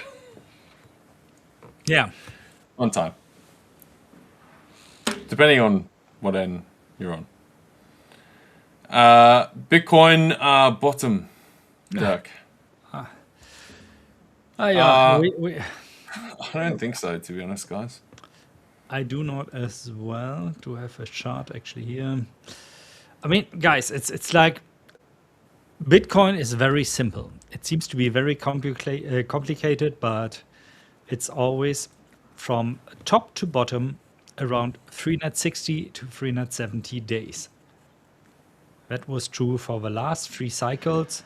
So we are talking about October, November this year. So early October, I would start to buy Bitcoin again. We are, when it comes to my regression model, far in the area where it's below valuation, but this is because my regression model is not working anymore. So I need to overhaul this one. But yeah, for what it's worth, if you're in for the long-term thing, and you're not expecting something like, I buy it now, I make 100x. So we're more talking about like 2, 3, 4x maybe at a maximum. Then it's a good time to buy Bitcoin right now. What is, of course, dragging Bitcoin down a little bit right now is like this whole think that some cold wallets, hardware wallets, have been not hacked, but it turns out that they didn't have sufficient security when it comes in to the randomization of the seed phrase, CoinKite, cold card, which I used, by the way, as well. I was just lucky. I got mine due to pure coincidence off there because I wanted to shuffle, my security there. If I had been holding on like 3 or 4 weeks longer, probably my Bitcoin would have be gone as well. So poor coincidence for me. But of course, this destroyed a lot of trust in Bitcoin, but it doesn't have anything to do with Bitcoin itself. Bitcoin is still doing what it ever does, what it always does, printing a new block every 10 minutes, adjusting to the difficulty depending on how much hash rate is there. But the interest is fading away, and that's a good thing, because you want to buy if nobody else wants to, basically. And this is around the time right now. I cannot tell you if the bottom was already at, what was that, like 57,000, if we're going to see a drop to 50 or 40 or something like this. You can circumvent this by DCA. If you want to get in for long term, buy a little bit every week, every month until maybe the beginning of December. And I think like 2.5, 3 years down the road, this should be a good investment. Not like 100x, but it should be still like be 2, 3 to 4x, which is insane. It is an insane investment of return. Always keep in mind, best hedge funds in this world return about 14% per year. So you're going to be it's not trading, right? It's investing. Is a little bit different, but I always go like if you want to buy Bitcoin, buy half in gold as well, just as a partition, type thing. Yeah. And because if the argument is sound, I think the same deal. If the argument for Bitcoin follows through, I think gold also should follow through as well. Yeah. When you break it all down.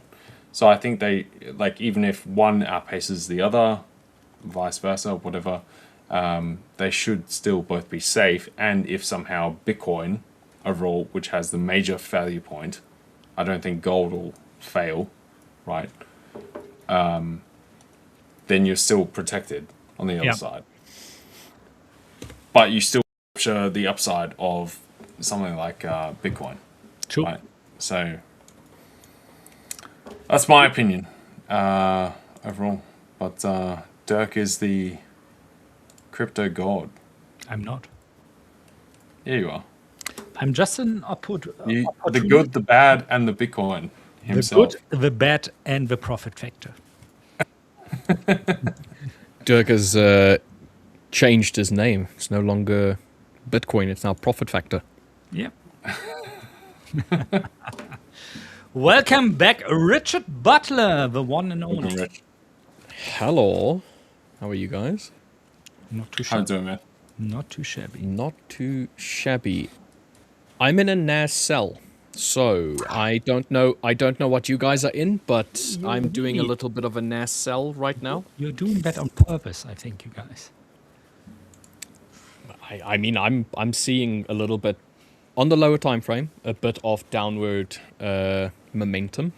I don't know how long this is going to last. I suspect we're going to potentially come back down to test Tokyo lows, and then we'll see.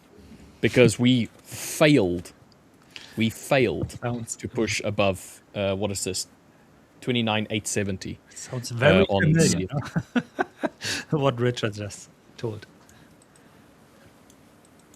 Why didn't I say hello? Well, they were in the middle of a discussion. They don't want to be rude.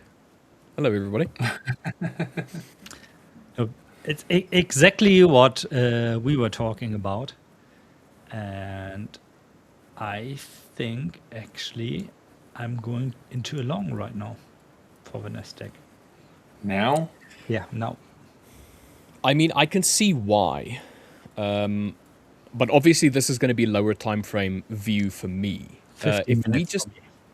If we just kind of like take a look at what happened last week, Friday's highs, that eventually got broken this morning. I mean, we wicked into the highs, not wicked, rolled over into the highs. And then we had, I'm going to move this out of the way, then we can see it a little bit more clearly. We had this area over here where we really struggled to break through on the lower time frame. So that high point, these wicks here, but clearly we were still trying to push higher.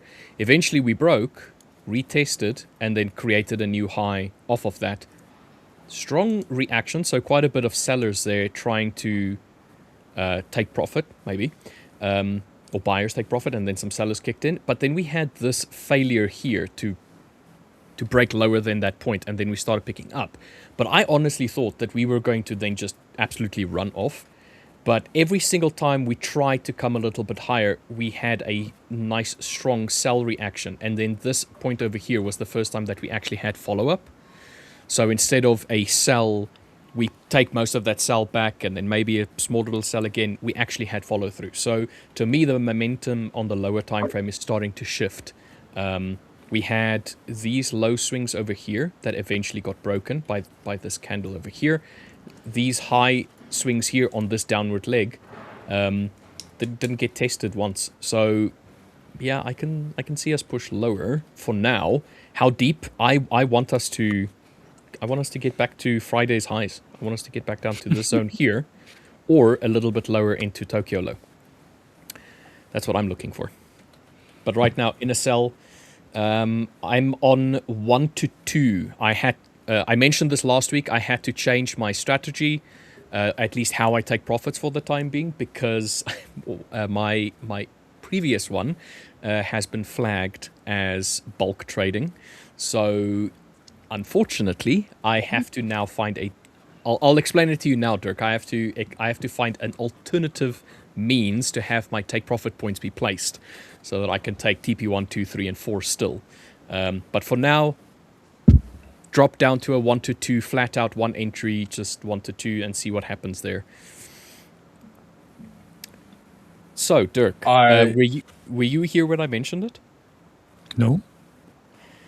So the position size calculator enters 4 entries. So it doesn't take a single entry and then places 4 take profits for you. It takes 4 entries, and each one of them is effectively a trade in of itself. So your TP is TP1 is a 1 to 1, but that's a trade on its own. TP2 is a 1 to 2, but that's a trade on its own. And then so I passed one account from phase 1 to phase 2, and then I got an email saying, look, there's prohibited practices. And I was like, Naughty. Yeah, but you can explain that one. No, it's like not bulk trading, really. Well, it's but by the virtue of the rule, how it's written, it's bulk trading. Because bulk trading is if you take multiple entries at the same time in a direction, more than 2 is considered bulk trading, regardless of the amount of risk, regardless of the size. Due to technical limitations of a MT5. Yeah. Yes, exactly. So in this case, I'm having my brother now look to create his own version of the position size calculator that does not enter multiple trades, but in the on the opposite side, leaves partial take profits for a single entry. I know it can be done because there are EAs on MQL5 that you have to buy, obviously, that does this. Yeah. So I know it's possible. Ghost trade. Yeah, I know it's possible. So all I have to do now is just have him create it for me. Like a very technical excuse. I mean, it is what it is. I'm not going to argue against it because that's the definition that they have. So I'm not going to argue against it. So what I'm doing is I'm just adjusting my strategy for the time being. Oh, good. Yeah, that's the thing about trading. You have to adapt. I mean, if you get an email or something that says, look, you prohibited practices, you have one of 2 choices. You can say, screw that email, I'm just going to carry on the way I was going. But if I'm given an opportunity, I would much rather say, you know what, my bad, I understand, no problem, let me change. So now I'm just going to carry on with this until I can have an EA that I own that basically does all of that without entering, because that's the only reason it Beautiful. only prohibited practice was that. Yeah. Everything else was hunky dory, was fine. So what can you do? Guys, I have to make a move, and I'm going to see everybody again on Wednesday. Take care and have fun. See you, Dirk. Thank you very much, Dirk. Have a good day. And All then right. there were just two. What's up, LJ? Hello. I like your short right here, because I am like it. also short. So I definitely like it because we're in the same boat. So There's we win together or we confluence. cry together. This is Yes. what I jumped into earlier. So just a bit before we actually topped out, which I was originally I did have the stop loss back up through here, then brought it down towards the tops now that we've dropped lower. But I do have a very similar TP to you, I think. Yeah. So Yeah, so this one here is showing 29.719, but I just noticed now that it's that's not... on the futures? No, it's on CFD. On CFD. It's not exactly there. It's a little bit higher. It's 24. 24.04. So Which I I can- can't actually see my trades on the futures right now. On futures, the take profit here is 29.828.25. 29.828.25. So you got both. So you got one on the you got the one of the summer accounts, obviously running. I assume. On CFD, I still have the 150k, which I'm trading, and then I have two summer accounts, CFD ones. I want to get the other two, the last two. I'm not saying last two, the other phase two ones that I can have. Yeah. So I've got the 10%, 5% one, and then I want to get the 8%, 5% one. And You want then the I'll have only those Infinity four ones. Gauntlet. Yeah, like, You want the gauntlet. yeah. On the summer You're gonna account gauntlet. Thanos snap. But you have to have like the sixth one, so it's going to be like these ones. It's like gauntlet holding a thumb, you know, that kind of a thing. It's the infinity gauntlet holding a thumb. That's for Plus six. one. No, I don't. Yeah. Yeah, plus one. There we go. I have 6 fingers. Nice. That's No, fair. for the time being, I want to get those last two ones. Then I have about 10 accounts in total that I am managing. So I will wait. I will wait one more week. There's one account that is, that is close to being obsolete. Let's put it like that. Okay. So it's like a 10k one that is passed with a different prop firm, but I haven't really been trading it as much as I should have. Do you put that one just on the back burner then? On like minimal risk and it just can exist in the background? Yeah, that's kind of like what I've been doing like now recently is that where I've kind of been putting that on the back burner. I've got a personal account that I've been trading. That one I'm considering withdrawing all of the money that's in that one and closing that one for the time being, because I cannot focus on that one as much because it's not connected to any copier whatsoever. Because I don't trade it the same way that I trade on stream or the 5ers accounts. It's traded completely differently. So I don't have that one on a copier, and then I have one other funded account that's still doing good, but if you're going to be doing, let's say, 100k in allocation per account, that brings you up to 400k, and I think 350 is the limit where you're allowed to have a singular strategy with the 5ers is 350. But correct me if I'm wrong.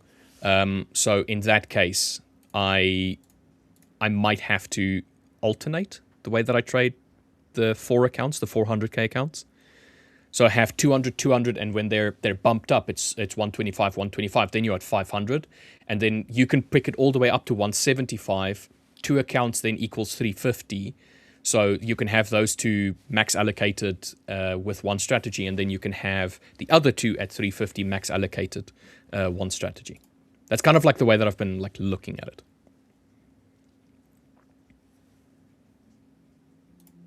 I don't know if that makes sense. I think you're muted, LJ.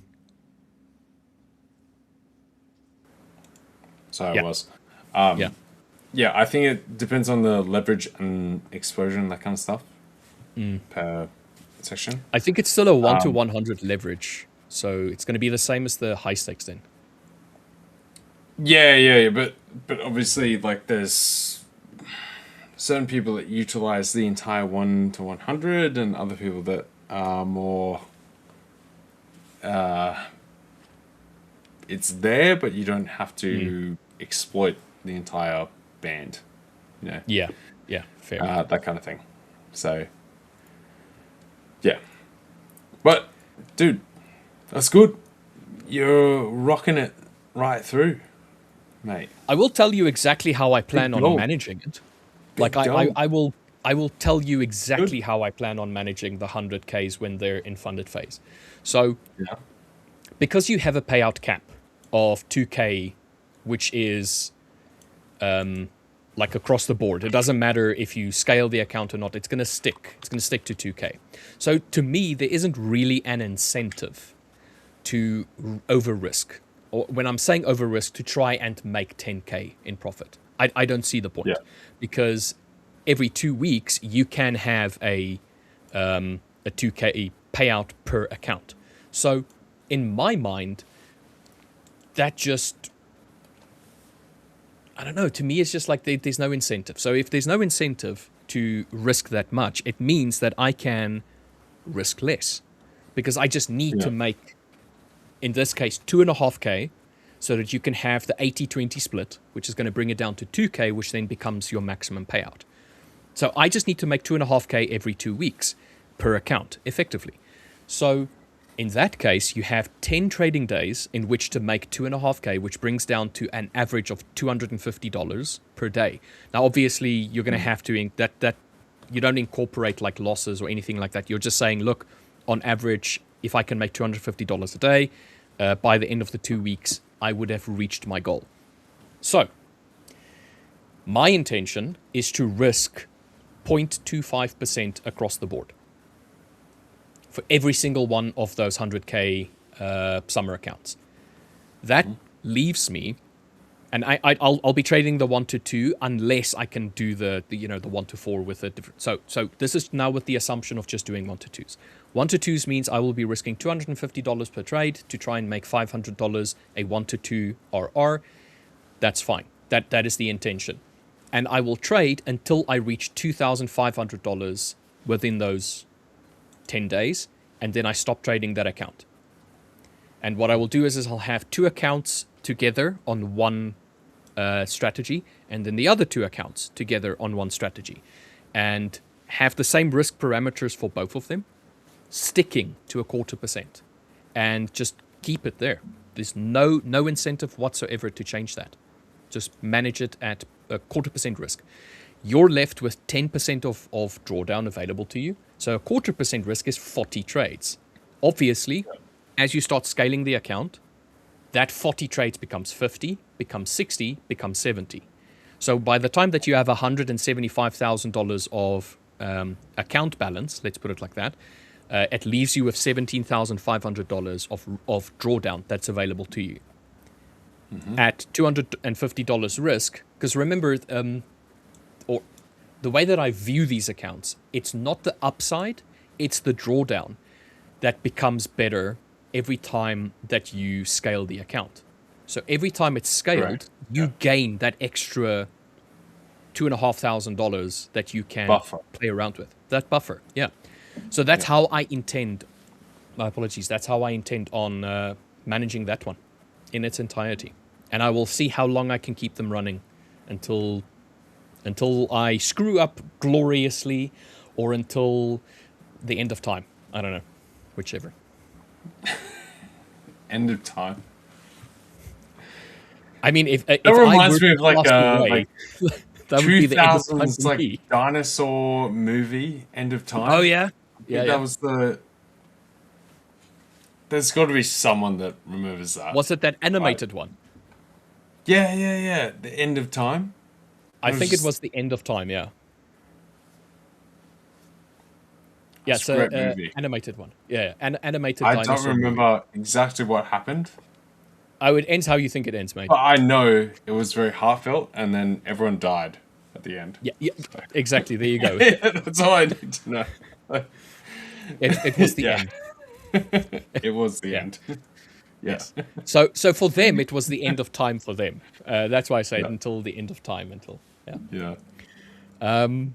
I did want to say I'm still doing the OCO bracketing with the futures platform. So I still have TP1, TP2, 3, and 4 with the futures platform because it's ingrained. So the OCO one, the bracketing is ingrained. That's the only thing I don't like. The fact that it's ingrained, or the fact you can't walk away when it does get triggered.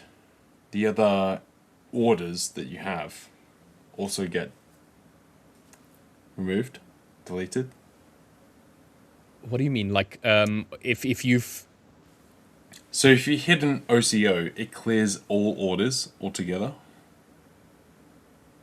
So you have, not entirely. If you have yeah, mine do every time. So if you have like a new lower, like say you're short from here, comes down here, hits TP, and then you've got like a long limit order from lower or something, that will get cleared as well. We'll have to have a look at yours then, because mine just hit... That is one of the things that is, Yeah, mine just hit TP1 and didn't cancel out the order. What's up, Boo? Hey, brother! Man's on the beach right here. Oh, look at this man, dude. I'm loving this. Man's in the sun. God damn. You know, they told us to touch grass, so you know, I decided to take it a big step further, and head all the way to the beach. And now the glare from the window behind me actually makes sense because it looks like the sunshine. So this is amazing. I'm actually loving it. What do you mean the glare, dude? That's your background, isn't it? Yeah, no. So usually I close my blinds. I thought that was real. Are you trying to tell me this is fake? I thought it was real, bro. Oh yeah, no. I'm actually on the beach. Don't all traders trade on the beach? Yeah, I thought that was. Come on. Yeah, exactly. That's the whole point. Yeah. Don't. I can't destroy the illusion now. Yeah, I know. Don't avoid the machination. All right. Yeah. Exactly. All right. God damn. Mate, you're looking good. You got a good suntan. You look very chill. You look relaxed. Very refreshed. So good to see you, brother. Good to see you. I laughed when when that video was released of him saying, "Oh yeah." He goes out and he touches a bush. I'm like, hey guys, goes up I'm and here touches grass. a bush. Like, what? That's grass adjacent, you know. Yeah, it's you know, close enough. Yeah, you went into nature. You touched out of nature. Pocket. Okay, I have a confession to make. I am not very good when it comes to nature and nature stuff. So like, I don't know. Every yellow flower is a dandelion to me. And you know, the everything is a clover. Is every like all the green stuff that has like different sprouts? They're all clovers. Blueberries, raspberries, blackberries are basically all just the same thing.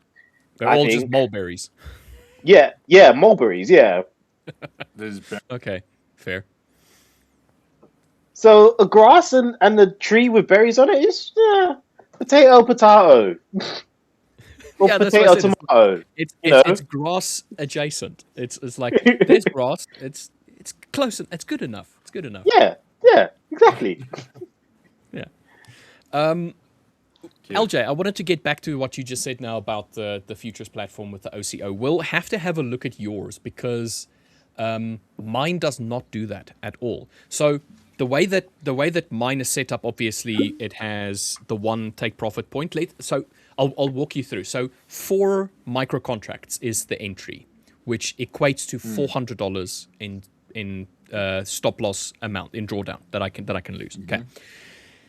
TP1 is $100, TP2 is $200, TP3 is $300, TP4 is $400. So it's only one sell order with 4 contracts, and then it pastes one stop loss, which is then a buy order, or sell order, sorry, a sell limit in this case, and then you have the 4 other buy limits.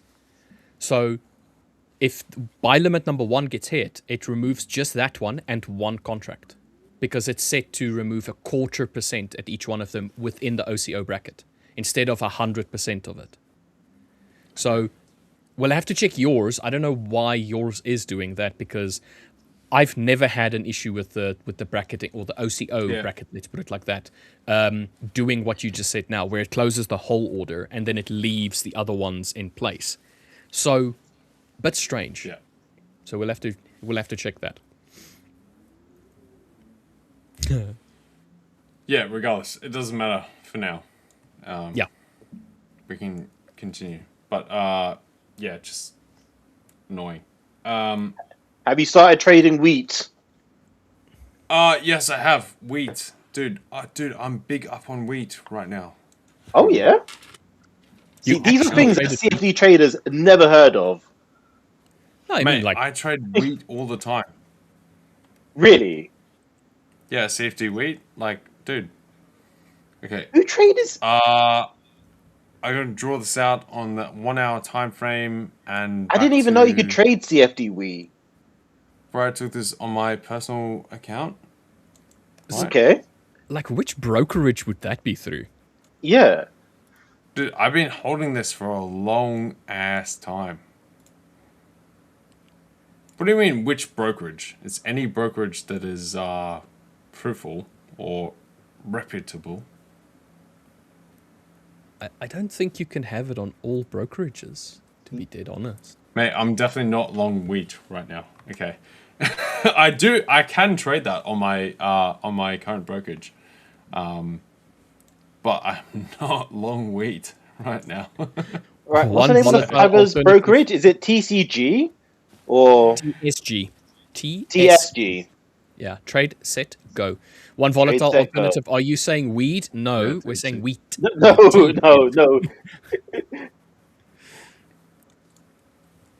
are no, the not weed illegal. stocks? Frowned upon. Yeah. No, it's not it's not illegal everywhere. This feels That's like what I'm saying. It depends on where you are. Trade the pool type aspect with the weed stocks, that kind of stuff. I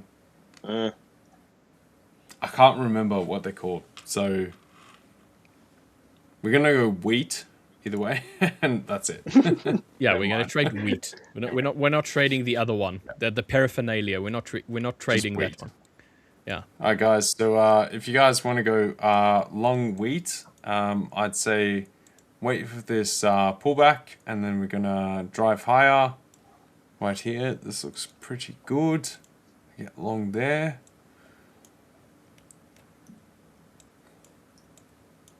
I'm kind of trolling at the minute, but I think this is actually this is definite kind of good trade.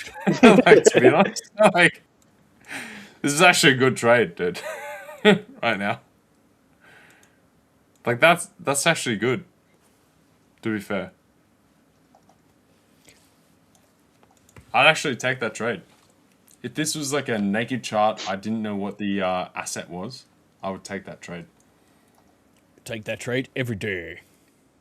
All right. Yeah, I am exactly. just. Everyone talks about me being like so macro, that kind of stuff. No, I'll take technical. I'll do the text. It's all good, bro. I see Peter is asking for gold. Did we surely we already checked gold. We can check it again. Yeah. We can, He really wants the gold. He's loving the gold. Mate, gold. Gold. Always believe in your soul. Is that the lyrics? I never know lyrics. I just make them up as I go along. I was about to say, I don't even know the song you're referring to. You're Maybe indestructible. Always believe it. You are gold, gold. Always believe in your soul. You've got the power Oh. to know. Yeah, you know? Yeah, that's what, the Village People? I have no idea. That song is so old. It's just No, like one of those not the classic. Village People, guys. I'm trolling it. Sorry, I plugged my ears like a quarter of the way in. I don't know what that was. Sorry for everyone else for that physical damage from Buyu right now. You guys can Don't take worry, him Buyu. up I enjoyed it. personally on insurance. No. Terrible. One Volatile is saying, always believe in yourself. Is it always believe in yourself? I'll add that to the lyrics, to the list of lyrics I have sung wrong for ages and just never realized. Hey, I thought we were talking about gold. Are we talking about gold going up or what? Is that always believe in yourself? I don't know. Yeah, I'm pretty sure it's gold. What is Always this? believe in your Spando Ballet, gold. It's Gold. Spandalay. Okay. Spando Ballet, gold. And it is always Spando. believe in your soul. Oh, always I believe think in the your other. soul.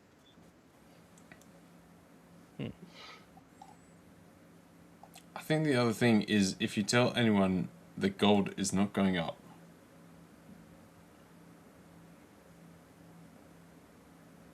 they'll probably hunt you. Take you down. Okay. So, guys, gold is definitely going up. Believe it here. In this case, though, I think we do have fair prospect for gold to continue higher.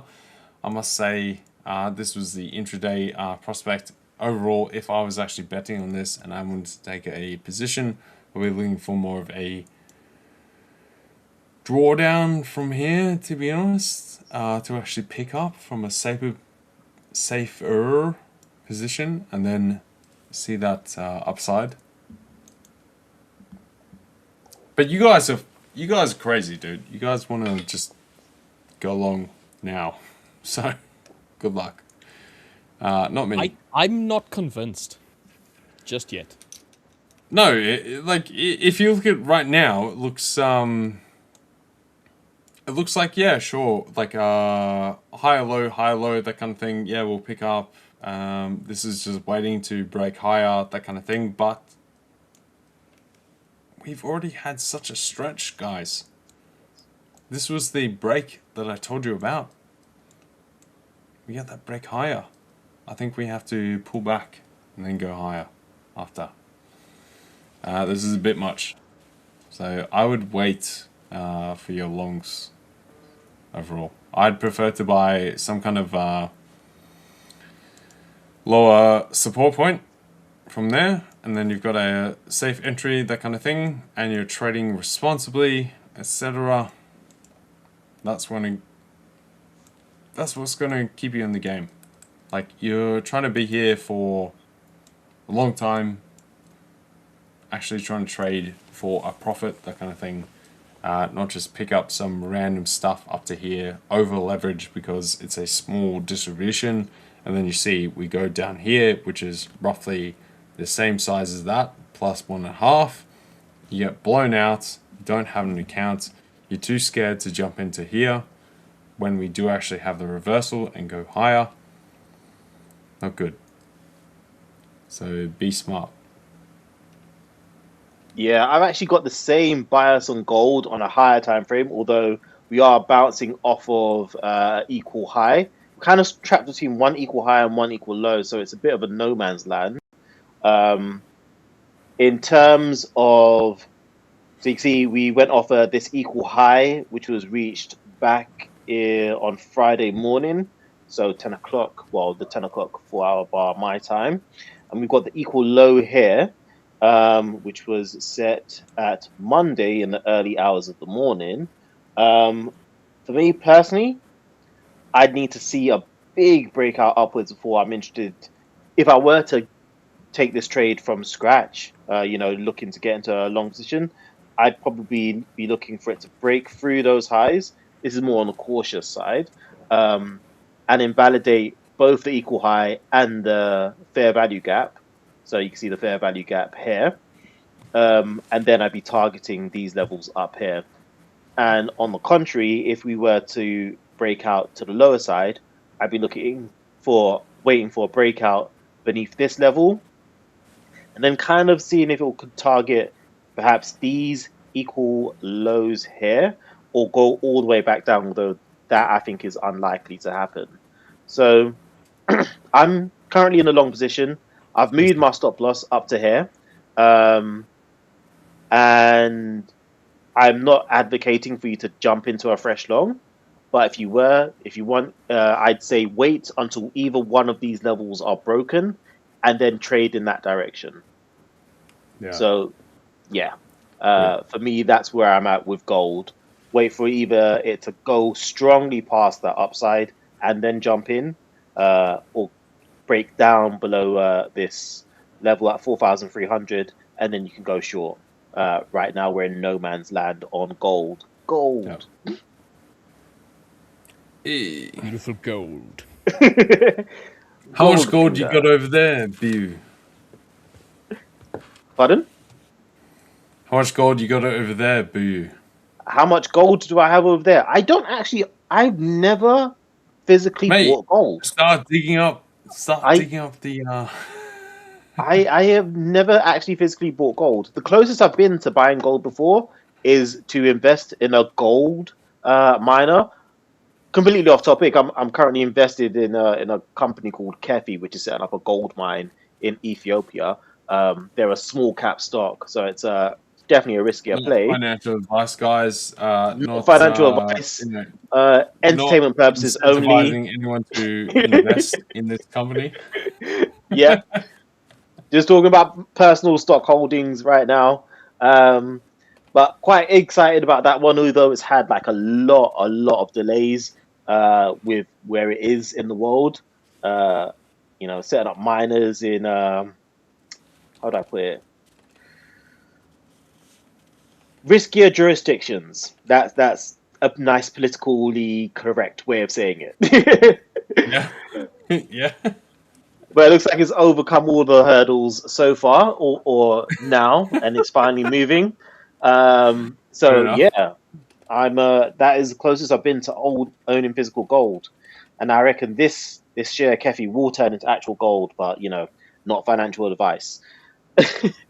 All right, that's fair. I was just gonna say you're a bit more Captain Jack Sparrow over there on the beach, and you might need just like dig up the sand behind you. Oh yeah, I need to find where there was the balloon right there. Yeah, someone was saying there's like a map or something with a big X on it. I don't know where to get it though. Hey. Behind a tree, there's this big red X by the tree. It's always by a tree, or if you step away from a tree. I think that's the one, maybe. Okay. I'll be over there checking it out later. I was like, check now, dude. Just run over there. Right? Definitely a real. Definitely a real beach. Real frame right now. Yeah. Right? Let's go and check the tree.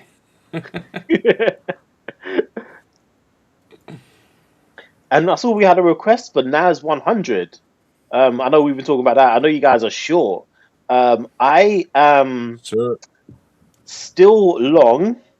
I kind of want to see it touch this level before I move my stop loss. I could move it now, but I don't know. For me, we've had a high here of 29,901.2, and high here of 29,897.3. A high here of 29,895.9. Now, I use the Wanda price feed. I know it may not be the same as what the 5ers have, but I use it as a rough approximation. It's the closest. Yeah. I don't know if IC Markets, for instance, is closer or whichever is closer. But I'm more interested in the shape of the chart. NASDAQ. Yeah, for NASDAQ. IC Markets is closer. Yeah. Yeah, probably IC Markets is closer, but I just use a Wanda for everything just because I'm only interested in the in the shape of the graph, not necessarily the price points, and I can adjust by taking off 15, for example, to get to the price that's on the 5ers. So with that being said, all of these are like 900, 890 area, and when you get here, it's just fallen short. We've got 29881.6 and 29881.6 again as the highs. I would love to see it go up to 890, and then I move my stop loss, into profit, small profit if that, but hoping for it to come a bit higher, make those real big pushes up to these levels, or I mean, this level looks quite suspicious to me. If it makes an equal high here, I wouldn't be too unhappy with that on a higher time frame. I think my wife is in a similar trade as you. She held it over the weekend, but it's still in profit. So I think she's also aiming for roughly that high. Yeah. Let's say the July 1st's high. She's aiming for that one. So that one. She's aiming a little bit lower than yourself. Yeah, that's what she's aiming for. Okay. Interesting. Okay. Well, it's what they say: great minds think alike, right? But fools also never differ. So. All right, guys. I might have to dip out. I'll see you guys tomorrow, and peace out for now. Until then, ciao. I might come back later, but adios. See you guys. Adios. Cheers. Adios, amigo. All right, Buyu. So you're looking at NAS longs. I'm currently in a NAS short, which it's almost at break even, so it's probably not going to be a winning trade, but that's okay. It's Monday. So Mondays we can try and be a little bit more cautious with our trading, because for the rest of the week, NAS tends to, run a little bit better in my opinion. But what would you do now if we were to hypothetically start pushing to the downside? How do you intend on managing your trade in that event? If we were to start pushing majorly to the downside now, I do have options to move my stop loss. For me, I like when we have a very obvious high, low, and then higher high. For me, the best low to use would be this one, because this one's the most obvious one, even though you could technically have like high, low, higher high there. I could try and move it to profit. Do I want to just move it to profit for the sake of moving it to profit and then potentially getting wicked out? No. So I would probably move my stop loss down towards this level. So this low sits in and you may not be able to see it very well, so I'll zoom in a little bit. It sits in the fair value gap here. So I'd move it to the bottom of that fair value gap. So the bottom, that opening is 29,450. Okay, I might move it to 29,440, just to secure the trade, or at least reduce my loss on that trade. If it were to take a major dip down, at the moment I haven't moved my stop loss down to those levels because I do expect it to go higher.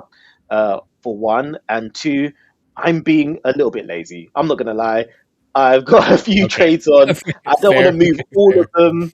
Yeah, I don't want to move all of them to that stop loss, only to then in maybe an hour or so, or when the US market's open in 2 hours, to then have to move it again.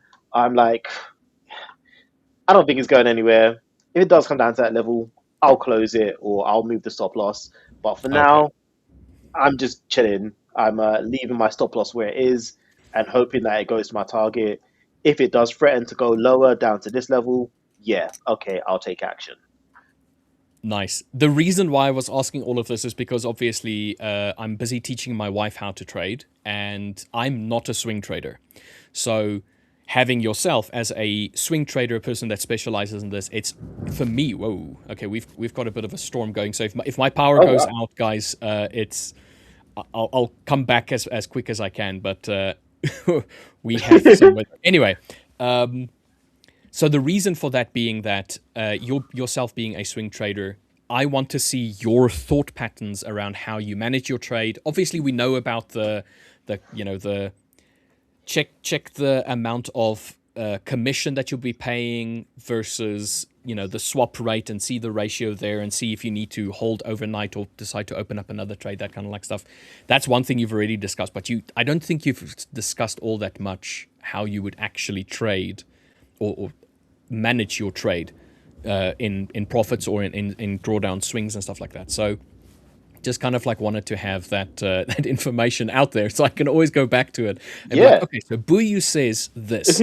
Let's go and check that. This is why Buyu is saying this thing. So using you as a bit of like trading material for my wife, because obviously I would want to manage the trade the way that I see it, but there's many other ways to do it, and it's those other ways that I might not know, like, fully the reasoning behind each one. I can speculate, but to get like your reasoning, this is why I would do this thing. This is when I wouldn't do it. This is why, that kind of like information. It's one of the reasons why we have the live stream, is for that kind of like stuff. Okay, big lightning. Ooh. Are you a fan of lightning? I like lightning. I like thunder. I don't like it when I have my PC on.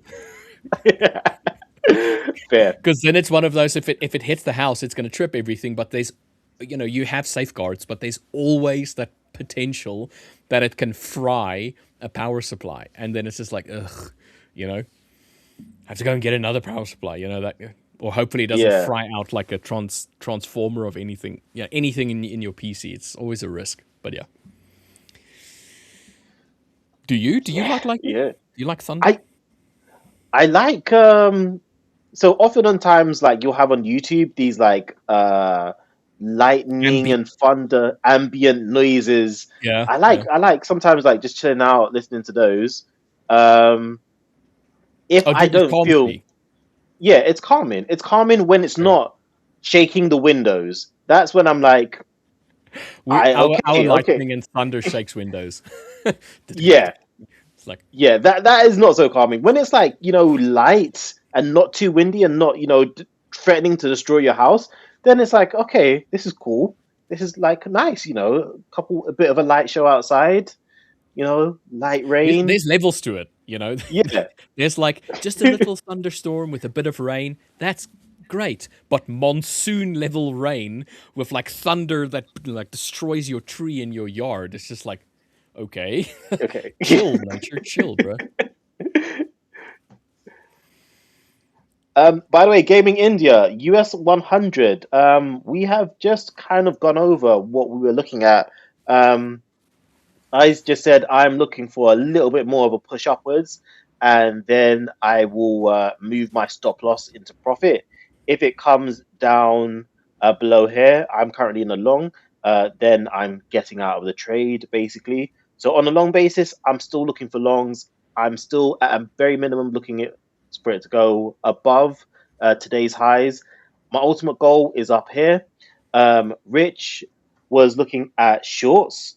Intraday. And we are trading on different time frames. So I'm focusing on the 4 hour, and I believe you're on the 5 minute, right?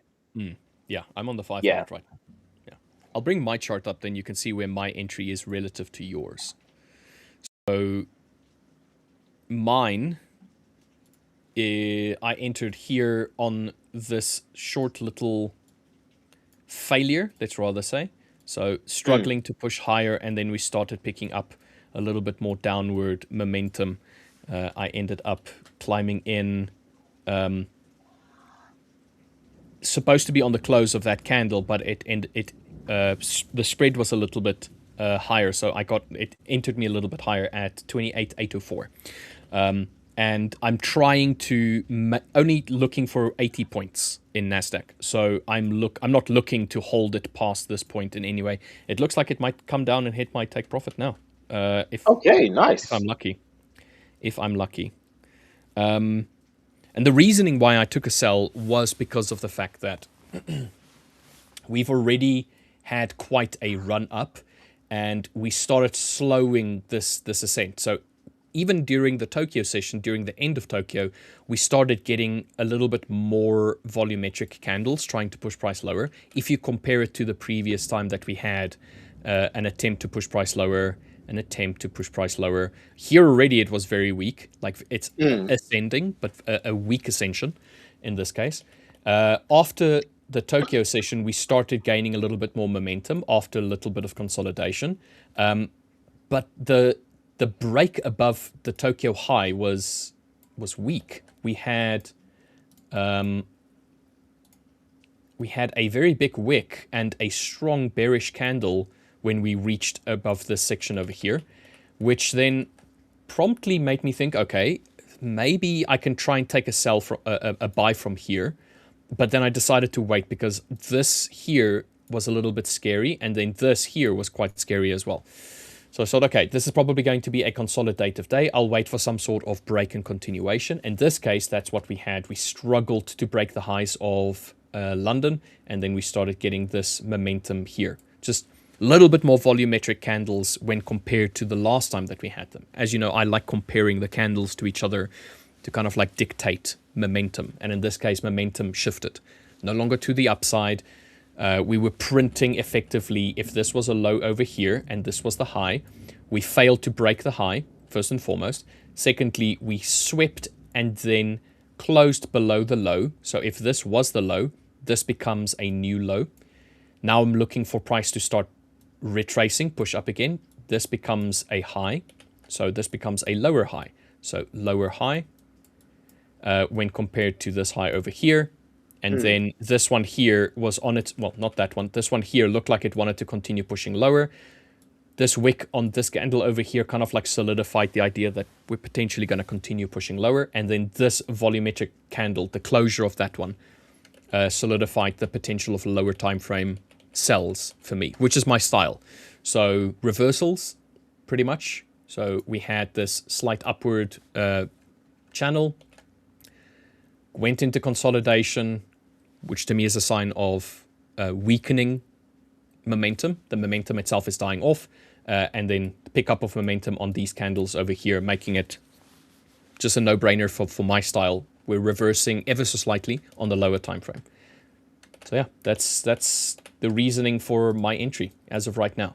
If I was following my old trading strategy, well, my current trading strategy, but without the multiple entry points, I would have already taken TP1 and would have now had less risk on the table for this trade.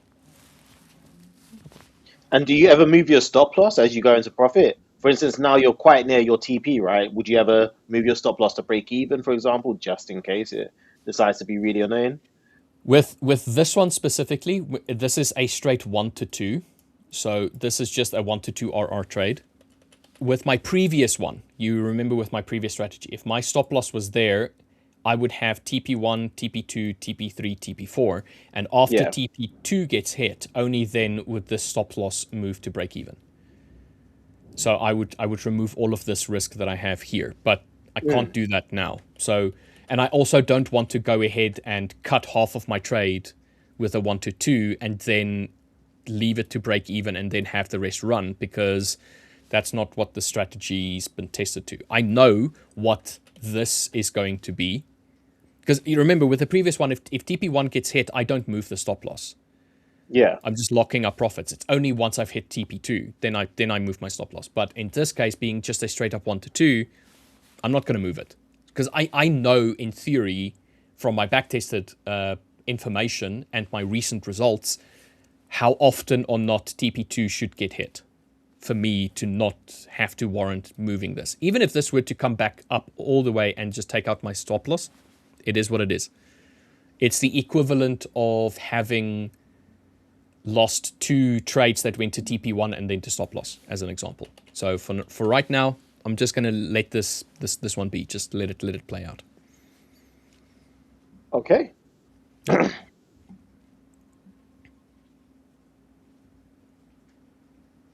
And congratulations, Gaming India, on booking some profit. That's great. Yeah, like to see that. GBP USD as well is another request. Looks like we have from GBP Andrea. USD. Alessio Berti. I hope I said that right. Andrea. Oh, Andrea Alicio. Or is it Alici? Or is it Alicio Alberti? Alicio Berti? Well, we'll just call you Andrea. Or Andre Alessio. Andre Alessio Yeah. Berti. Yeah. Could be that. I think that's it. Well, regardless, GBP USD sell zone. All right. Okay, how about we do this? I do the lower time frame, you do the higher time frame. Sweet, I'm down with that. So, all right. So on the lower time frame, I will go up to the 15-minute. We have last week Friday's highs right over here, which we've already tested. Had a strong reaction after testing this high portion. We basically just swept over these sections on Friday high. So 2 little swing points on Friday high. We basically did not even test the New York low of last week Friday. Bounced off of that with strong conviction. This reaction here is the one that is making me think, okay, maybe not. But that move did not sweep this low swing that we had here. We wicked. So to me, this indicates that there's still that potential attempt to push price up. Let's have a look at DXY as well. I mean, obviously we had this whole move on DXY itself. Attempt to push up, pull back, swept the low, broken the high. Okay, so apologies. DXY right now is a little bit more bullish. Momentum is starting to pick up a little bit during the London session. We've already swept that high, and we still have this whole segment up here to come and test. Potentially.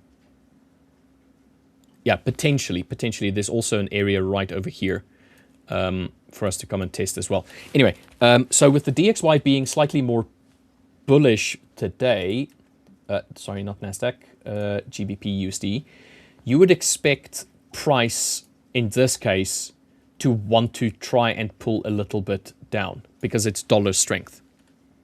So Yeah.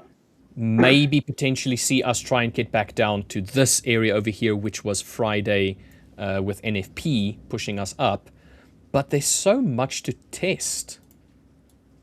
There's an area over there to be tested. We still have the, what was this? The high of Wednesday, which happened to be the low of today. So on the lower time frame, I would think with this reaction that we had on this higher point, we didn't break through, but it was a strong candle reaction. There's an attempt to potentially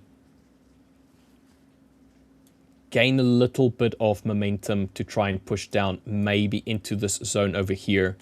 But I'm not convinced of this current price movement whatsoever. I don't think it's slowing, definitely, but I'm not convinced.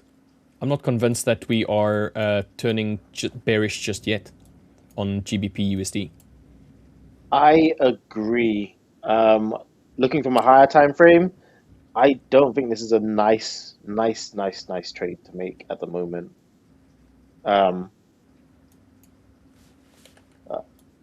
Show you in a moment what I'm looking at.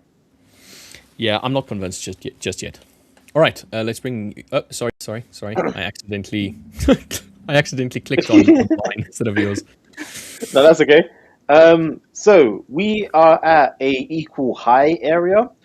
So usually I would say, okay, we could start looking for shorts as we're at the equal highs. What I don't really like is that we've got the high, we've got the low. We haven't quite got the higher high. That's one thing. And the second thing is I like to trade when it invalidates the fair value gap. And as you can see, this candle, very bullish. This is a very big fair value gap to mitigate. So if we call the bottom at 1.344, let's say the bottom's there of that fair value gap. If I go back to the higher time frame, that takes us almost back to the equal lows. do you really want to get into a trade going short when that would only be your target? No, not really. Um, so this one From a would be a swing point wait of and view. yeah, from a swing point of view, that's a low kind of target. You're not putting much on your plate, as it were, for that. I'd like to see a bit more of a decent return. So, for instance, if I was going from here, the midpoint, say, and it broke down through there, and I was targeting down there, I'd say, okay, that's reasonable. I take that on as a reasonable risk. Saying this is a reasonable risk, mm, not for me. So I would wait and see what happens. There is a bias in me that's saying that I am biased short USD at the moment. So there is a bias in me that's saying, okay, you probably will break through, and then we can start reassessing whether there's an opportunity to go long. Right now, for me, there's not an opportunity. There's not a decent return for a short if it were to go down here, and there's no real setup for long at the moment. There would have been if you somehow managed to enter when this equal low is made. If you managed to get in around here, which would have I stayed at NFP, but you had uh, uh, low, high, lower low, and that's where the low was made, which the equal low was on the chart. So here, that's where the equal Mhm. low was made.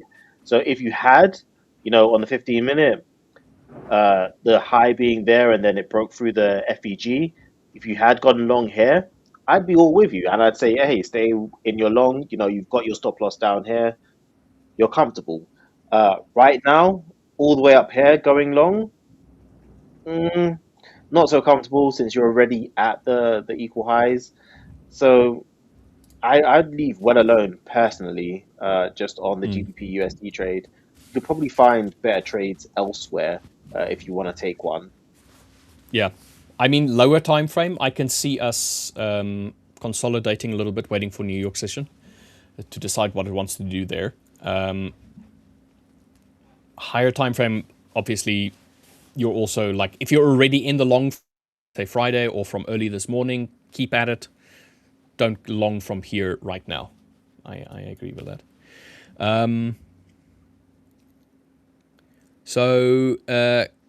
Carrie Lynn is saying, hi, I was wondering, I'm waiting almost 2 weeks for a withdrawal request. Is it normal? I was told yesterday I would receive payment today. Today, I see my withdrawal has now been moved to on hold.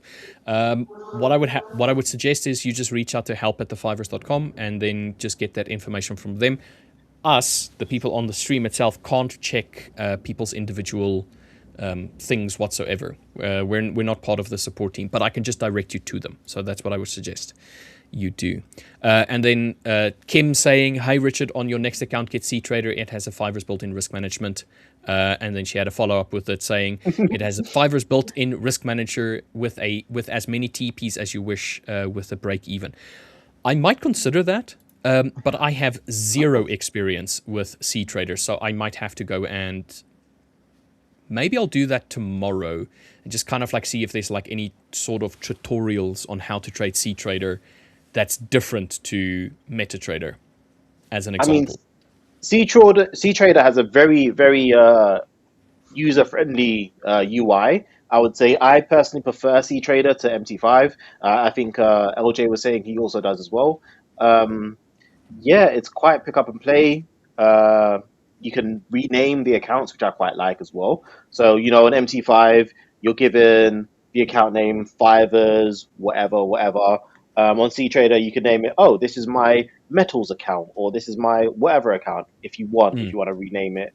You can also set alerts, I think on price alerts, but also on alerts on when you hit certain levels in terms of equity and whatever.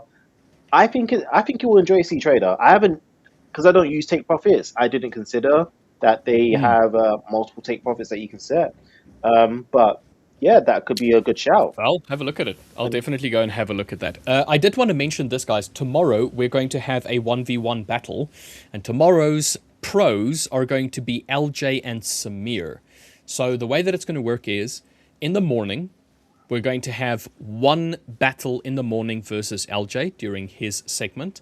So everybody that's in chat during that time, I'm going to send everybody tomorrow a link in chat, and it will also be in the description box tomorrow, for you to go to a Google form that you just need to fill in, and then you stand a chance to come onto the stream and battle the host, in this case, which would be LJ, the first one. If you beat him, then you receive an account, which will be a 100k summer account. And then the second session is going to be against Samir, which will then be in the afternoon. So what will then happen is everybody that still wants to be a part of that second one, the second battle, you also go through the same process. Your name will be selected for that afternoon session, and then you can battle up against Samir. So be on the lookout for that one. So yeah, there it is. The brand battles is back. So yeah, tomorrow we're giving away 2 accounts to 2 participants if they get to beat the pro. If you don't beat the pro, unfortunately you don't get the account. But there's another chance in 2 weeks' time after that again. So yeah. Yeah, make sure to tune in, subscribe, get your friends to subscribe and support you as you try and take on the pros. Yeah, show them what time it is. You guys are learning to trade. You guys are all already established traders. You guys could give us a run for our money. Yeah. Always try to beat us. Just come in, and there's some really good traders in chat. So yeah, I wanted to bring up this comment from Frank saying, "Rich, I've been checking the accounts. The high stakes looks good, but the 5k has a withdrawal target in funded. Can you please take me through? Do I have to hit target for payout to request a payout? So there is a minimum target. So you need to at least make $250 on any of the accounts in order to do a withdrawal. That's the bare minimum, all right? The only accounts that has an upper limit is on the some of the futures accounts, and then the summer accounts that have upper limits. So it says here payout process minimum of $150. So I think the 5k, if you just check the 5k one, I believe that it says 250. I don't think it has a separate section for the 5k one in specifically. No, I mean you can literally just go to the. But let's go to get funded, 2-step program, 5k. Click on the 5k one. Scroll down. Scroll down. Funding and payouts on the left hand side. Yeah.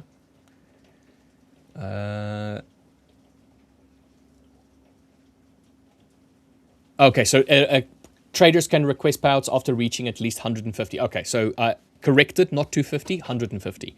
So if you reach 150, so that's across all of the accounts. So a minimum payout is going to be at least 150. So you need to have more than 150 in order to do a payout. Anything less than that, it's just not worth it at all. The fees that will be paid by the payout, the third party payment providers, $150 or less, I think they don't, it's not worth it for them. So they don't allow it. So yeah. And if you do have any further questions, very easy to find your answers. Just go to the5ers.com. If you go to this top section here, you can click on CFDs, FAQs. You can read out about all our different programs, along with information like what our payout policy is. By the way, cheeky reminder, you do get a bit back in hub credits as you progress through your accounts. Yeah. So you pass phase 1, you get 10% hub credit back. You pass phase 2, 20%. And you reach payout, you get your 70% refund. So account basically for nothing on top of profits. Well, hey, yep. What's not to love about that? Nice. Unbiased Trader saying, hello, Rich, you got a new permanent perm? Is perm as in like hair perm? Or permanent partner. Couldn't be bothered to write out imminent, like permanent. Couldn't be bothered to write that out. No. Will has some traveling that he's doing. So he is not available now for the second session. Otherwise, it would be myself, Buyu, and Will. And this morning, I had some stuff that I needed to attend to. That's why I wasn't in the stream this morning. But you had Will. So just today, don't worry. Rest of the week, back to normal. Yeah. Oh, and by the way, from next week, Monday, the stream will start 1 hour earlier. Okay, we'll be starting at the London Open. So the London Open bell, when that rings, 7 GMT, we're opening up as well. So come in early with all of us. So yeah, next week, Monday, stream starts 1 hour earlier. And will that be a permanent thing, this 1 hour earlier, or can you tell us more about that? It might be. It might be a permanent thing. It's a test for now. So we're testing the viability of having multiple streams. Let's just put it like that. So potentially, if this test goes well, we can have an Asia stream, we can have a London stream, and then a New York stream.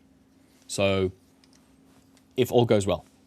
If not, then we just carry on the way that we've been doing it now. Okay, because that'll be good for Game in India, who's like, I need to know what Gold's going to do during Asia. Exactly. So it's to do some sort of expansion, but it needs to be worth it, to expand. Like, because you have extra people. Like, let's say hypothetically we have an Asia stream, you'll have more streamers that need to be a part of that, and some streamers might be like waking up very early to do the Asia stream, or some of them it might be like late in the evening or something like that. So we're just trying to see if it's viable, because it's not just for the viewer, it's also for the streamer as well. See if they can maintain some routine, that kind of like thing. Not to go into too much detail. Let's put it like that. Right. I saw a request for Justin Jambadi to look at CAD JPY. For me, I'm not saying you should jump in longs at this point, but if you were already in longs, I'd say we're targeting up here.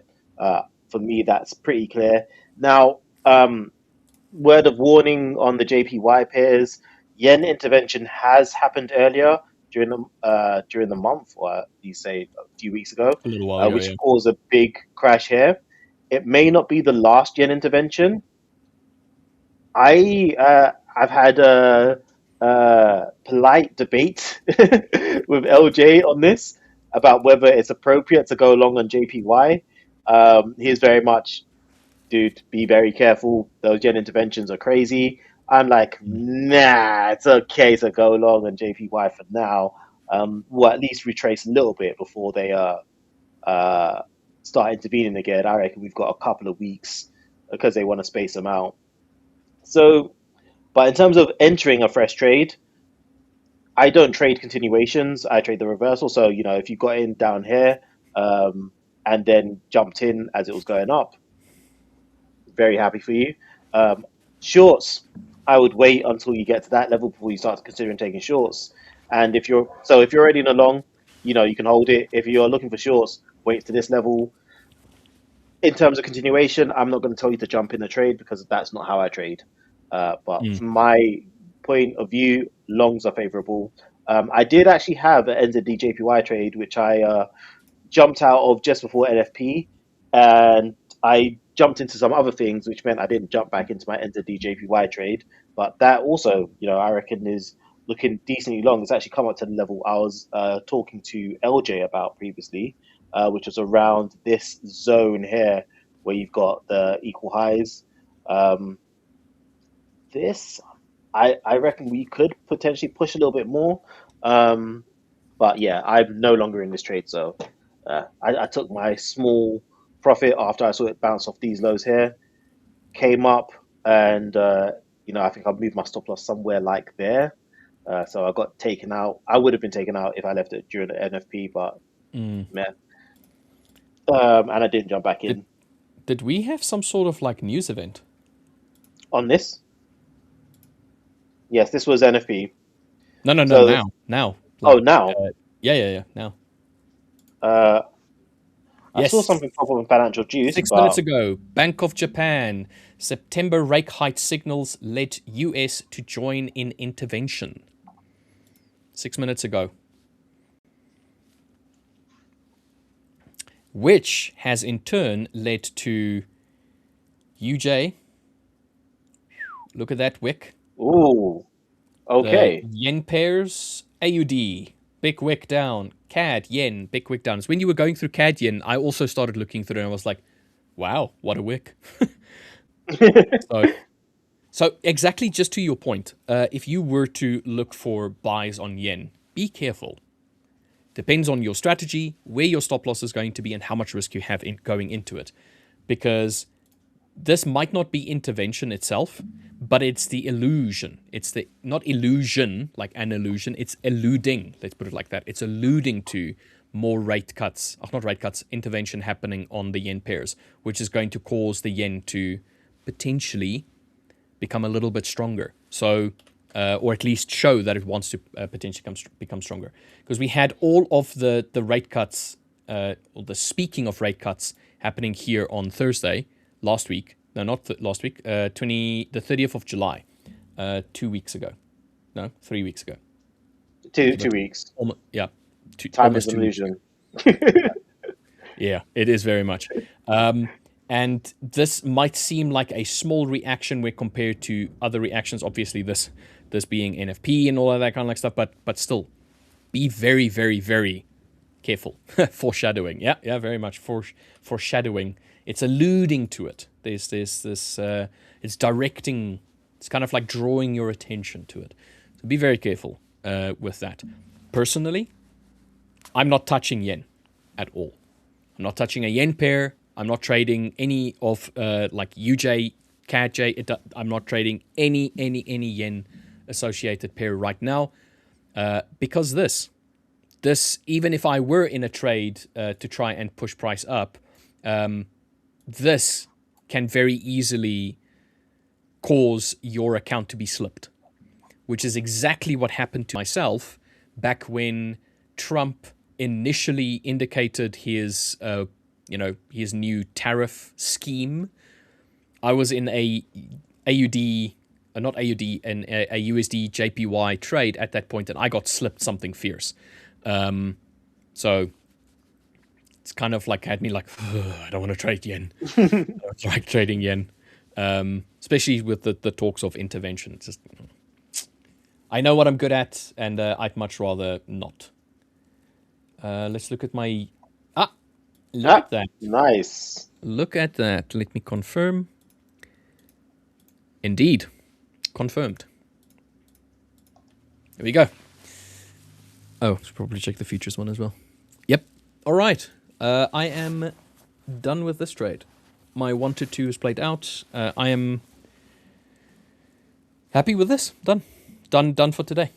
One trade. We'll see what New York brings. Hopefully we can come back down to this section over here. The reason why it's an established zone is because this attempt to push price lower, when we started pushing up, we pushed up volumetrically. We broke this recent swing point over here with this movement, and when we came back down again with price, we reacted off of this area, and this reaction over here eventually led to us breaking these highs as well. So to me, this is an area of interest. It's an established zone because when price moved away and retested, it established the fact that this was a support level.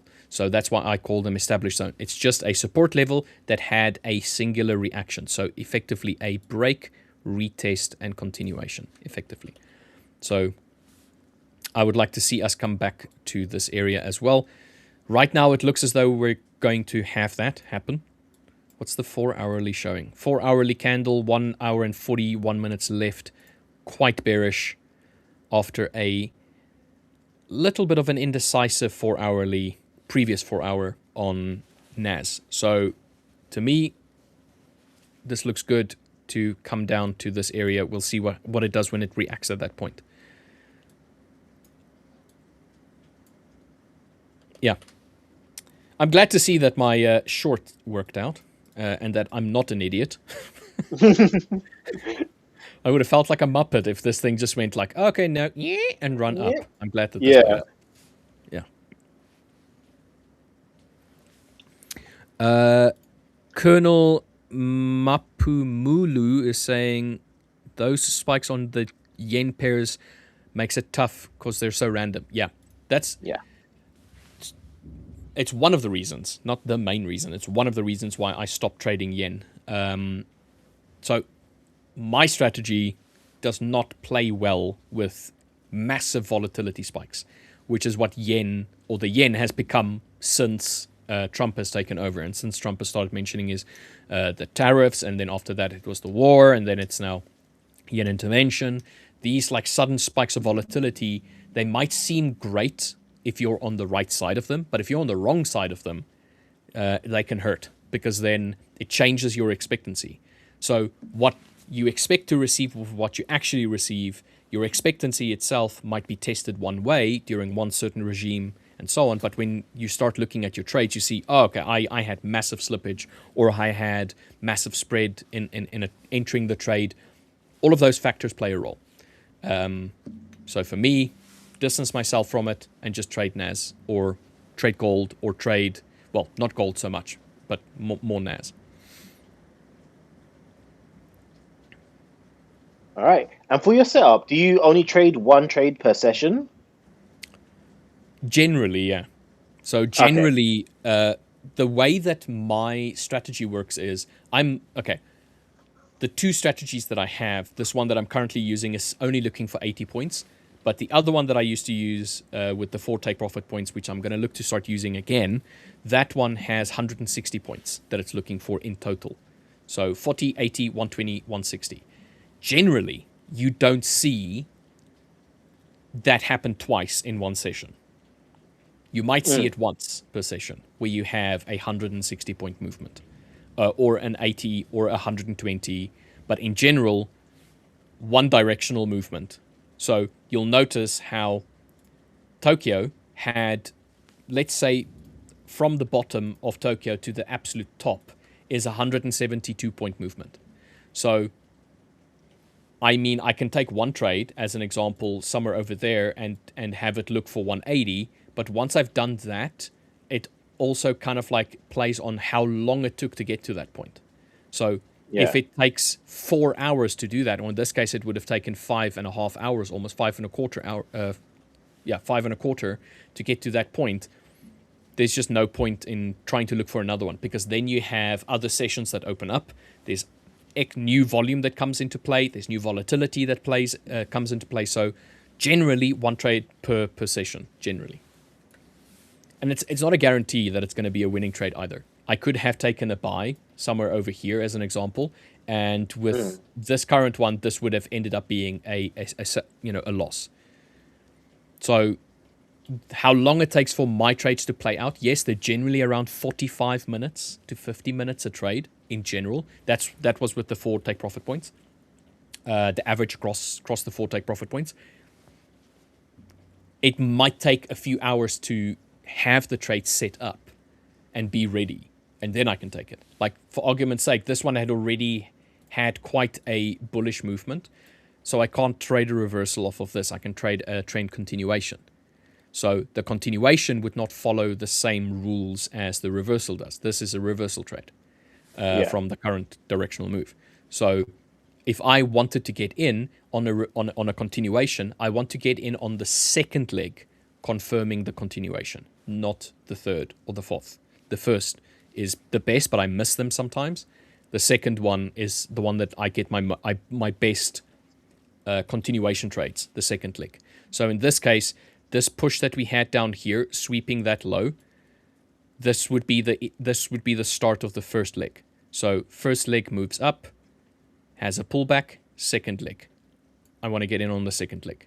So the second leg, I would want to look to enter there as an example, or wait for it to come back down for the third leg and try and get in on the third leg. But by the time that the third leg is playing out, you start getting consolidation. Now, that's also where which session you're trading plays a massive role. Where during the session is that leg?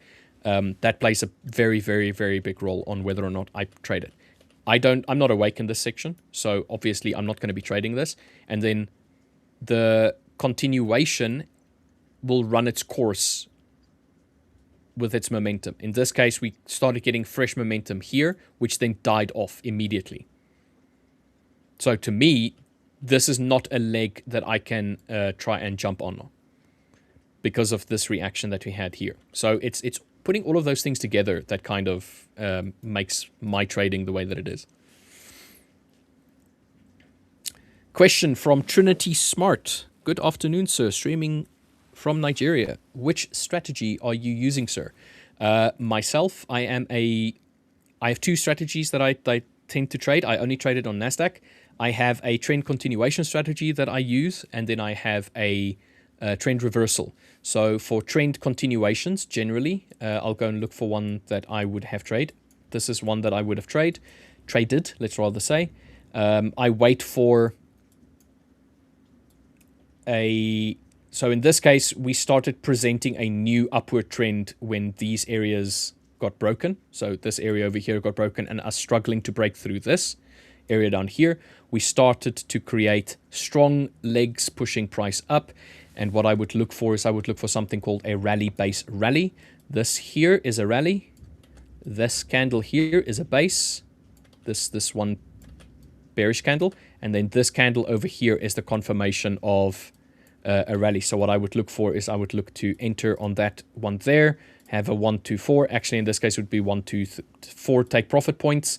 And I would look to trade that. Generally, after TP2 has been hit, I would take my stop loss, which was down here. I would move it to break even on that point, and then I'd let the rest run.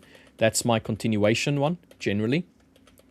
And then I have a reversal one, which is we have a downward trend, as an example. We break the trend.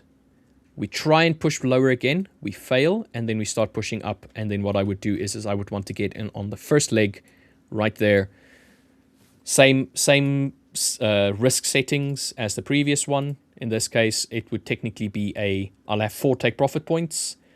TP1, TP2, TP3, and TP4.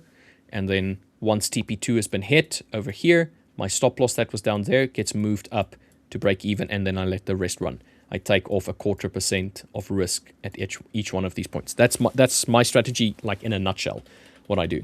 So I tend to trade the reversal, and I have a continuation as well. Yep.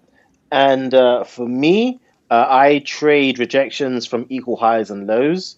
Don't know if you can switch over to my screen. Yeah, I can just scroll up. There we go. Awesome. All right, so a rejection from equal highs and lows. These red balls with the lines here, they are equal highs. These blue watts down here with the circles are equal lows. So, for instance, here we have an equal low. What do I mean by equal low? I mean the bottom of this candle, say 11.806, is roughly equal to the bottom of this candle here, 11.800. So 11.806 versus 11.80. They're roughly the same. But went down to the 15-minute chart, down to where that 11.80 was. Let's go. 180. Okay. 50. So, okay, yeah. From 12 So to there, 18 the next morning, yeah. yeah. So at these levels, I would then look for the last swing, depending on which direction you're going for, but you're looking for the last swing high or swing low to be invalidated. So what is a swing high or swing low? Well, it's a low, high, and then lower low. As I mentioned before, this one was 800 or 806, but generally it kind of looks, or if you want it to be a bit more risky, a bit more obvious, you could use this one instead, which has got the high, low, high, lower, low. So you'd have a choice between using this one here, this is the riskier one, or using this one here, this is the more obvious one. And I would then enter long for the rejection going from there. So for instance, you could enter either from there Or if you want to be a bit riskier, you enter from there, targeting along all the way up. So on a higher time frame, this is what it looks like. So this is the riskier one. I think this would have been the more obvious one if you wanted to go for a long. And then by targeting the opposing side, so this equal high up here. So you got the rejection from the equal low. You wait for the swing high to be invalidated. You know, riskier one is down there, more obvious one is there, and then you target the next equal high, and then you do the opposite. You know, once you get to that, you look for the last swing low. If that gets invalidated, then you go short. And I basically trade almost level to level like that. Or sometimes what you'll notice is that it may stop short. So for instance, it may come up to here. You can see that there's a nice juicy wick here. If this were to come up to here and form another nice juicy wick, that would be your new equal high. And then you could, you know, look for the equal swing low. If that gets broken through, you trade through that, aiming for these lows down here. So that is the summary of how I trade. Very nice, very nice. Sleepy Euphoria is saying, Rich Buyu, which prop account types you have? Well, I'm not going to tell you all of them because some of them are, you know, private. But I have, a fair few with the 5ers, and then I have a few with other prop firms, and then I have some personal account as well, a personal account that I trade. But the ones that I have for the 5ers is I have two 100k summer accounts, the 10%, 5% ones. And then I have a pro growth account and I have a 5k high stakes account as well. And then a futures 150k one as well. And for me, I only talk about the accounts I have with the 5ers. I currently have two high stakes accounts, one of which I won by beating this dude here a few weeks ago. Nice. So I've got a 50k high stakes account. They even got more generous since the last competition I had. So they're giving away a 300k account tomorrow to someone who wants to battle, you know, one of our residents here. So if you're looking for giveaways, as I think I saw someone just mention now, Rudvik, make sure to tune in tomorrow. See if you can get your chance to take on one of the pros, one of the hosts on the stream.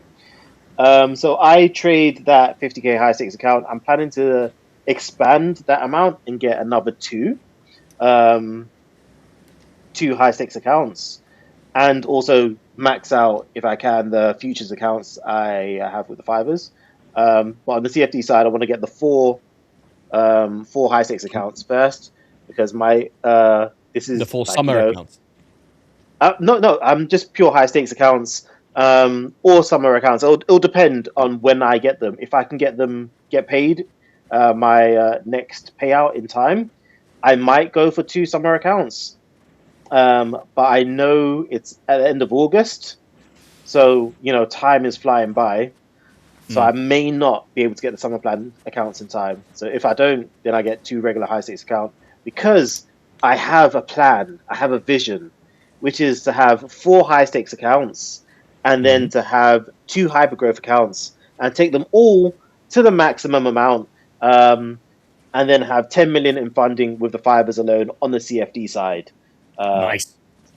Which would be great. You know, on the, I'm not sure if they talk about the scaling on the FAQ side, but for those who don't know, you can scale up to 500 grand. I tend to say grand, 500,000 per high stakes accounts, and you can have 4 high stakes accounts. So if I have 4 high stakes accounts that's scaled up to 500,000, you know, that's a pretty decent rack. That's 2 million in funding already. Yeah, 2 million in funding already, plus 40k in fixed payouts per month. So Trader Math says I'll be loaded by the time that comes around. Trader Math, wonderful thing. Yeah.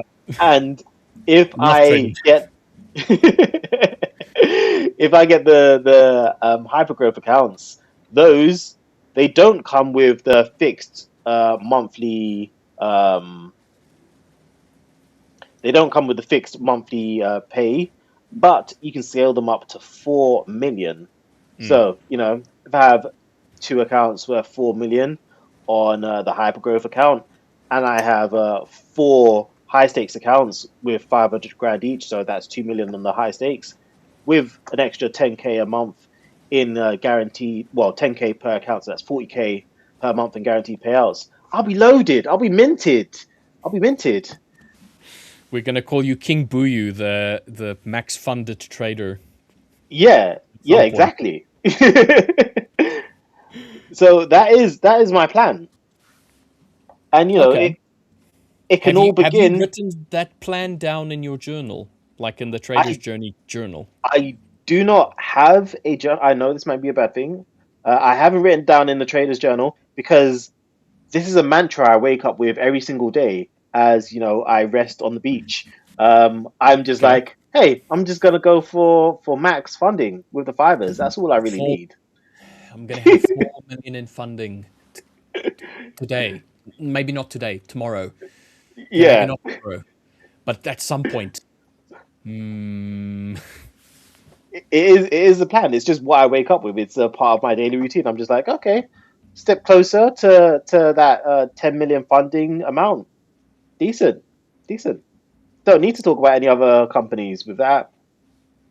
Although that being said, I do also want to get, as I mentioned, I really want to take advantage of, and this is why I'm like hesitant on the summer plans as well on the CFD side, is because I also want to max out the futures accounts. You can have 500,000 in futures funding, like max allocation.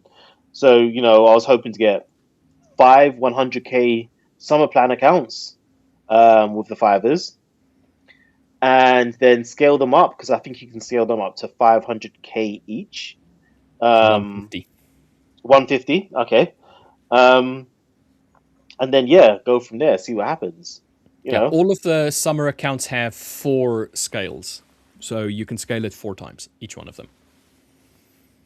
Okay. So the futures one will kind of like be soft locked, well, be hard locked at 150 for the scaling. But the nice thing there is when you take a payout, you have more buffer.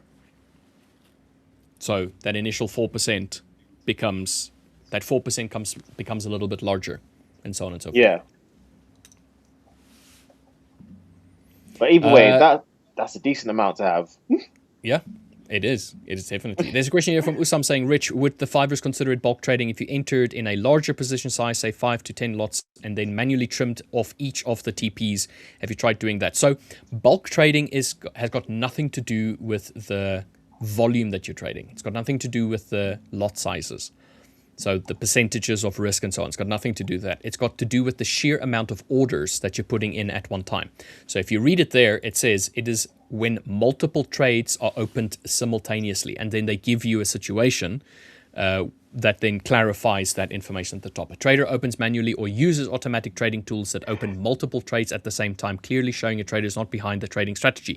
So with that being said, if you trade more than 2 trades, if you open up more than 2 trades simultaneously in a single account, so you effectively say intratrade, like quickly, right after each other. Doesn't matter if it is 1% and a 2% trade each, doesn't matter.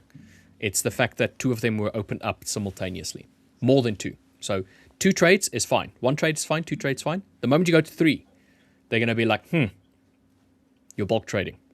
So bulk trading is the sheer amount of entries at a single point. So if you scroll down a little bit up, or not scroll down, scroll up a little bit on this here. Scroll down a little bit more.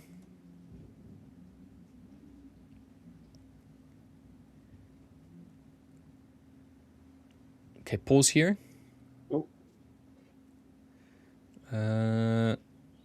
There we go. The bottom one. Open position sizes of or a number of positions that are substantially larger or smaller than your typical trading activity. That now comes into play when you're looking at lot sizes or percentages. So let's say typically you're trading in a range of 0.5% to 1% in risk. And that equals to, I don't know, 1 lot size to 2 lots. If you suddenly start opening up 4, 5, 8, 9, 10 lot size trades out of nowhere, that becomes a problem, because then they look at what your average was in general, and then they see, this person is suddenly opening up massive trades relative to what they've been doing. So it shows inconsistency in your trading. So in this case, situation, a trader uses small, consistent, that's the word, consistent, lot sizes throughout the evaluation period, and then on the final day before hitting profit, opens up a single position 10 times larger than any previous trade in order to close out the required profit in one move. So it's the intention behind it that becomes a problem. So it shows consistency, and then it shows what is deemed as maybe a gambling practice, where you're trying to circumvent the idea of consistency and you're trying to do it all in one move. So it shows mentally that the person is rushed, or it shows mentally that the person is making a decision not quite the same as what they'd been deciding to do previously. So it's the consistency there that's a problem. So that question of yours, Usam, that it just to break the two up a little bit more. This question, sir, do you have a strict IP rule because I switch between Wi-Fi and when there is no electricity, will it trigger a breach? No, it won't. Not a problem. Right there. Can I trade using multiple IP addresses or devices? Yes, you can use multiple devices and IP addresses to access your account, provided they originate from the same primary location.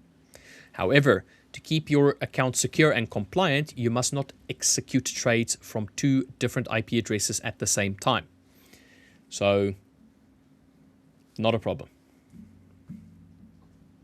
I think there was another IP entry here. But in general, with these questions, this FAQ section is really helpful.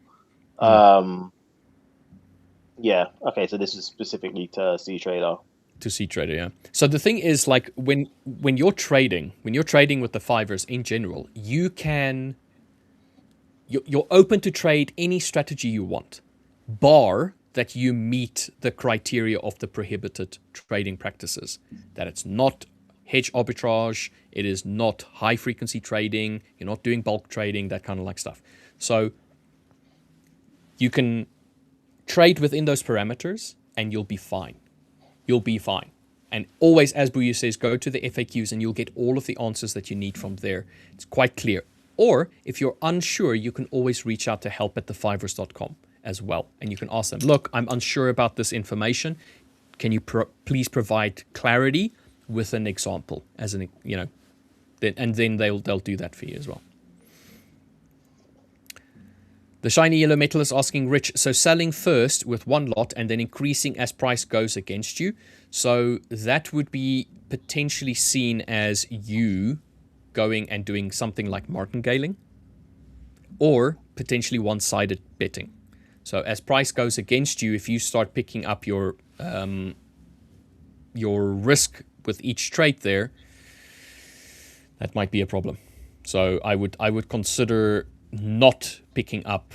Like, there's no problem in you let's not call it bracketing in. There's no problem in you going in one direction if your analysis indicates that is what's going to happen.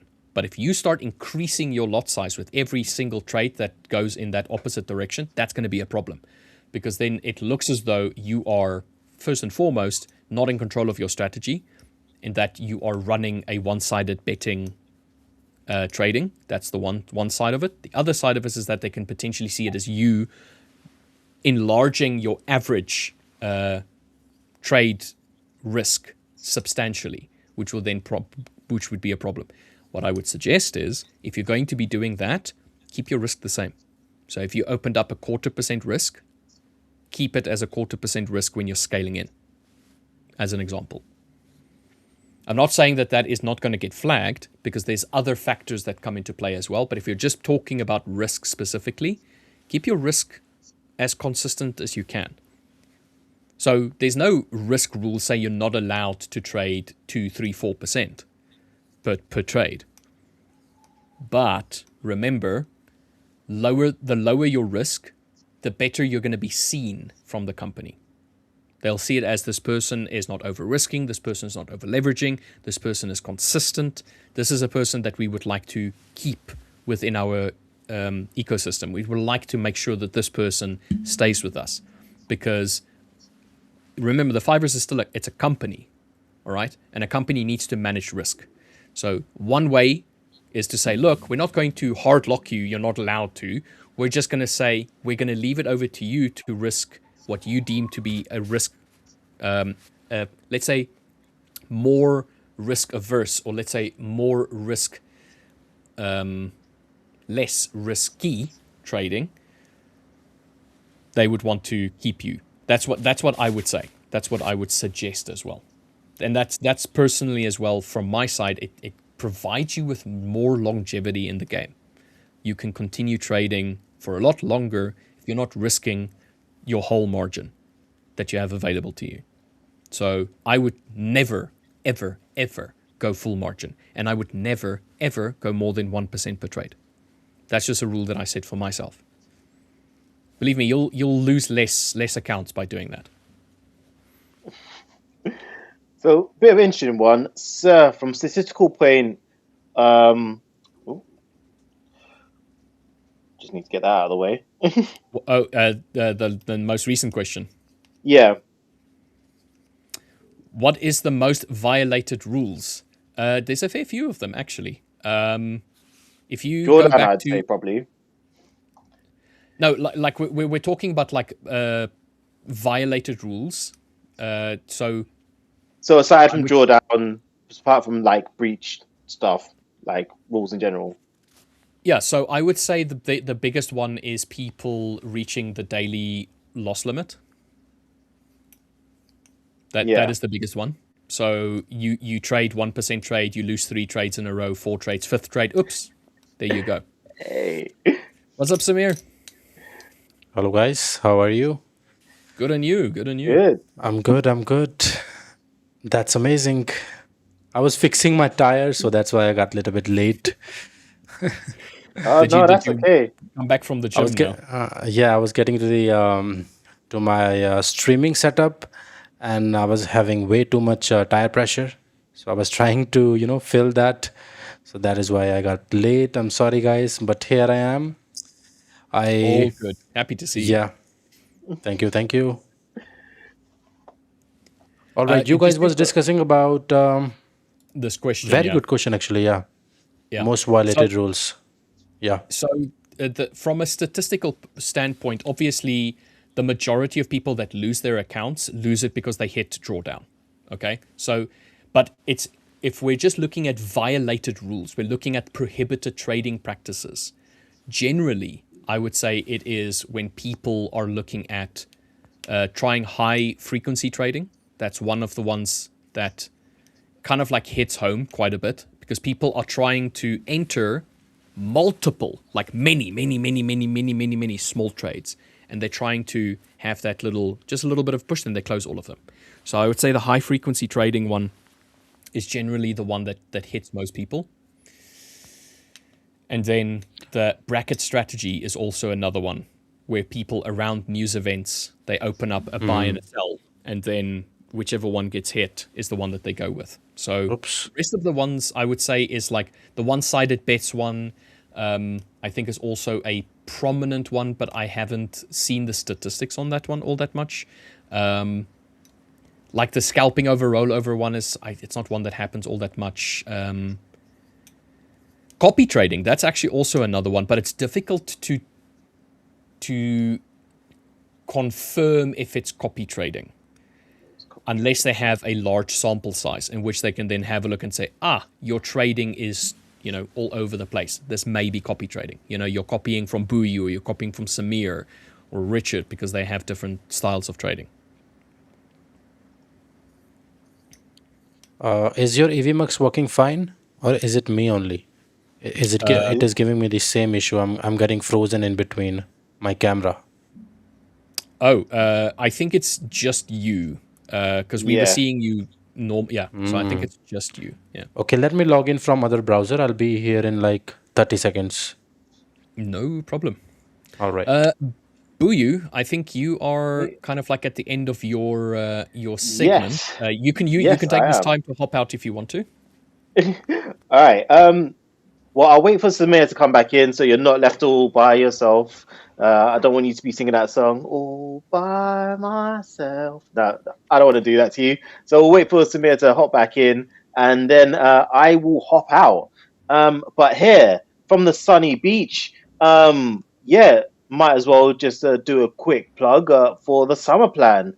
You know, get you guys into that summer feeling. For those who don't know, we've got a special summer plan running. If you want to find out more about it, go to the5ers.com, and you can find out more. You can get /summer plans /CFDs. Don't go for the futures one. We're better. Yep. And for those who really want to get into the summer mood as well, I personally have mentioned this before. Not this, although I imagine a fair few of you want those. I'm on the lookout for these. So if you go to the store.the5ers.com, you can see what other summer stuff we have on sale. Personally, I quite like this Unix XT and the beach tile. So those are what I'll be getting next time I get paid. Nice. I'm still looking to get those briefs. The boxer briefs. For those who don't know, it was indeed myself that modeled this. No, I'm joking. It wasn't. So, yeah, get them. Men's boxer briefs, which you can get even if you're a lady, if you wanted to. But the hoodies are really cool because I have one of the hoodies at home. They're very nice. They're very, very comfy. Very warm. Should be wearing it now, today. We have horrible weather, but it's because we're going into a bit of a cold front, and they're talking about snow. So we may have snow. Yes. How often do you get snow in South Africa? Not often enough, I can tell you that much, where I live. No, we do get snow every winter almost, but it's in a segment called the Drakensberg, which is a mountainous range in like South Africa, which splits like the escarpment from the non-escarpment sections, and then also one of the enclave countries within South Africa, which is Lesotho, has mountains all around Lesotho, and that also snows in. So, there we go. Okay. Samir is back. So yeah, we do get snow often enough, but South Africa itself only snows during that segment. So generally, the Drakensberg gets snow. The rest of the country, like the high veld, the low veld, and whatnot, doesn't really get snow. So since I've been alive, I remember snow on 3 occasions. So I'm almost 39, and so yeah, 4 occasions of snow.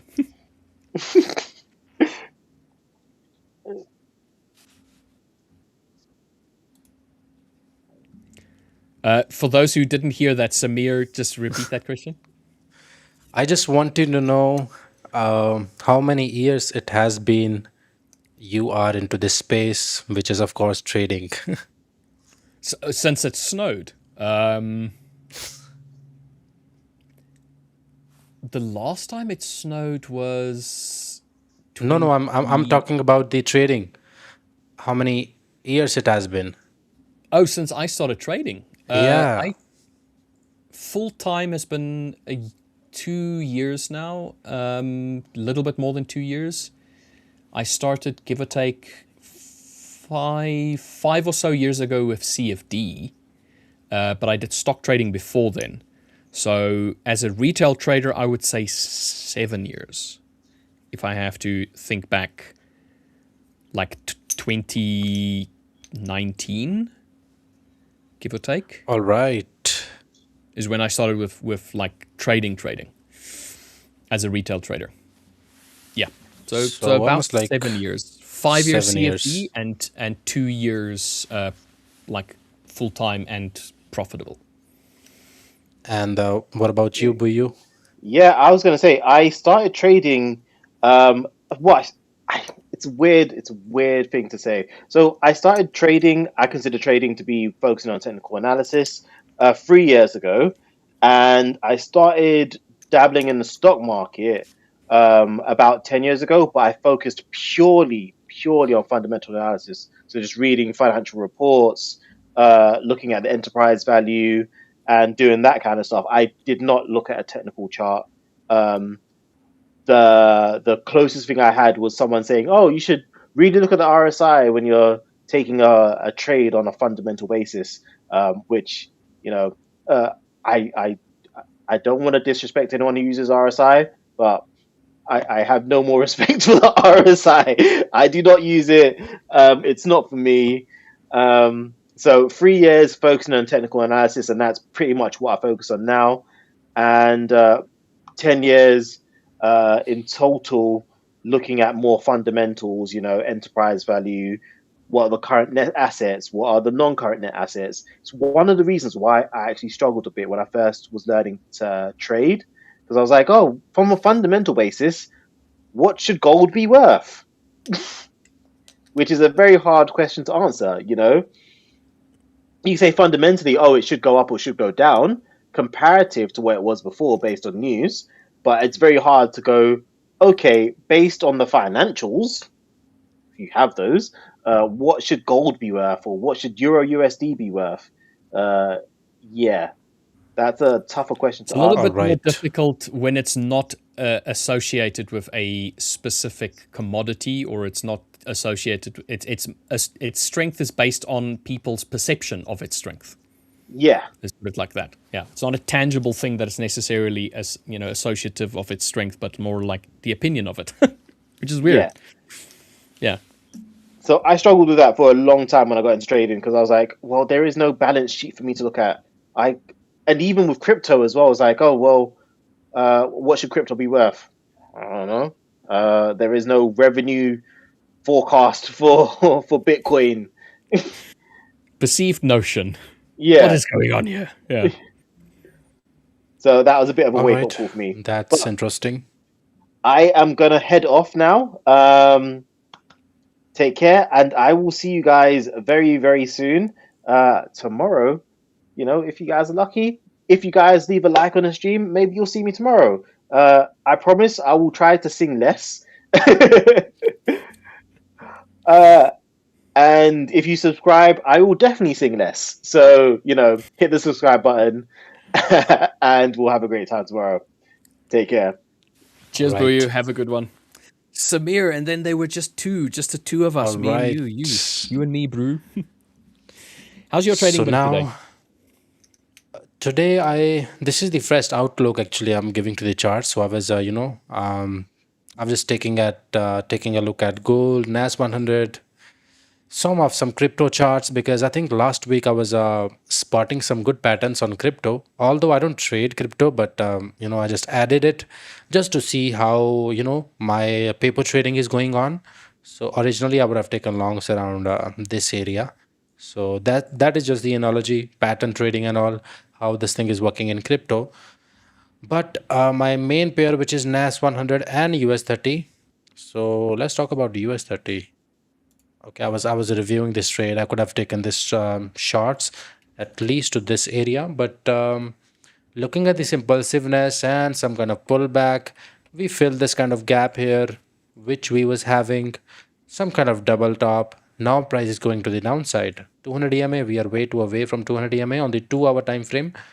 Going straight to the 15-minute, everything is bearish right now. As far this particular price action, if I see this is impulse, to me this is some kind of correction, and I think we can have some kind of continuation to the downside. Let's take a look at the daily candle, how it is looking. Okay, let me see. Let me remove the VWAP so that we can focus more on the daily candle. Okay, this is some kind of price took out this liquidity, kind of close like a dodgy candle. So this is the range we have. Right now we haven't swept any highs or any lows. So I think NYSE session can sweep either this high or this low. Now going to the 4-hour time frame to see what kind of information we have. Okay, 4-hour shows some kind of reaction. Now this thing can either be a continuation to the downside or just a pullback of this reaction. For that, let's go to 2-hour so that we can have some kind of information. Okay, on the 2-hour, we kind of rejected from this fair value gap. So yeah, price action is telling me it is bearish, the market structure wise. If I just mark out this way, so yes, it tells me that it is bearish. But the point is that I used to sell in these kind of impulsiveness and I used to get stopped out. So, price would have gone a little bit in my favor and then filling this kind of gap. This is just taking notes from the losses that I have taken previously, trading in this type of trading day or market condition. So, yes, technical side, it is telling me that we can go lower, but I am not convinced to take shots because I'm getting some kind of flashbacks right now because I have shorted in this kind of impulsive legs and price go a little bit in my favor and then it just stopped me out either at break even or a loss. Most of the time, of course, I've taken a little bit of, not little bit, but a full loss. So experience wise, I need to see if there is any longs here. So what if, let me put on the VWAP again. So what if NYSE open, maybe we sweep these lows and then again we get above the VWAP, maybe this kind of trend line, we break that, retest the VWAP and this trend line and then continuation higher. My confidence level here will be a little bit more because as I mentioned, I want to be taking a little bit, I mean, not little bit, but I don't know, my experience is telling me that longs may can be a play for today, but of course, I don't have to marry my bias. But what if we didn't did this? We broke this area and there is a huge volumetric candle and then some kind of retest at some kind of, supply area or the VWAP. Then I think the story may can shift. I should continue with this momentum and this market structure which we are having. And I can expect this low to be gone. This is the trade idea number 2 if price did this. And trade idea number 3 can be if we impulsed way too much to the downside, we liquidate this daily low, which was the last daily low, and maybe we even take this daily, not this is not the daily, this low out, and then we start to go higher from here, maybe to the VWAP or some kind of areas we have on the 15-minute. That can also be a play here. So that also I should keep that in consideration. If that thing happened, I can take action accordingly. But to enter this kind of trade, we need a little bit more confirmations because these lows, this information is not enough to me. Now let's try to see what we have. Do we have any trend line going on so that we can take that in reference? Yes, this is some kind of trend line we are having. So yes, that makes sense now. So what if we break this low, little bit of trend line breakout, that's fine, and then again price started to go little bit higher and this breakout we can expect this was a trend line failure and then we can expect this high to be gone.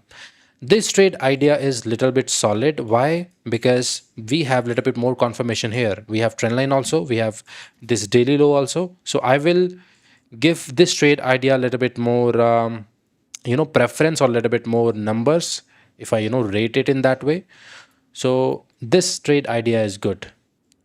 Even if we find a support around this area, maybe a little bit lower, and then again impulse to the upside, little bit of correction here.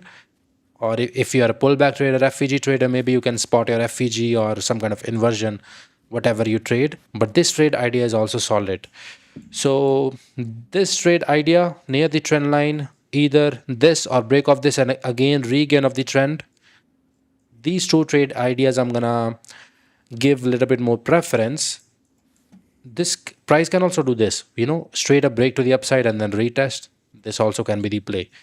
So I have given you guys a couple of scenarios here. So let's see what we get. And again, as I mentioned, I don't want to marry to the bias.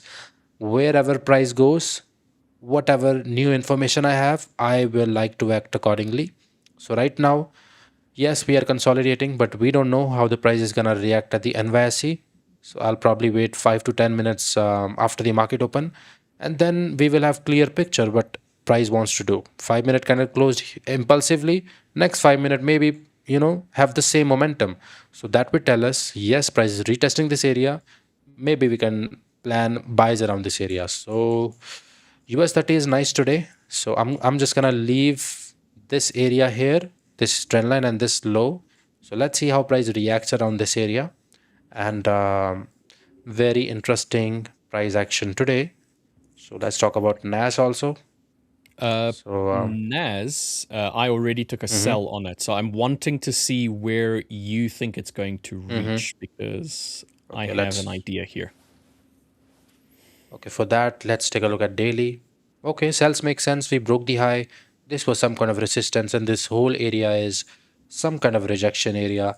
So if we are not breaking this, it means price may can reject this. So as we know, this information we have on the daily time frame. Let's go to the 4 hour now. Okay, 4 hour. We don't have much information on the 4 hour except, let me delete this. We have some kind of resistance area and some kind of support area here, and a little bit of rejections going on around this area, which already is tested.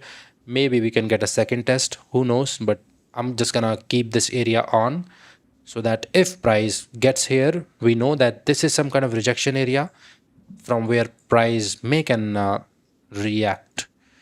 So let's go to the 1 hour to see where price potentially can go. Okay, this is a trend line breakout.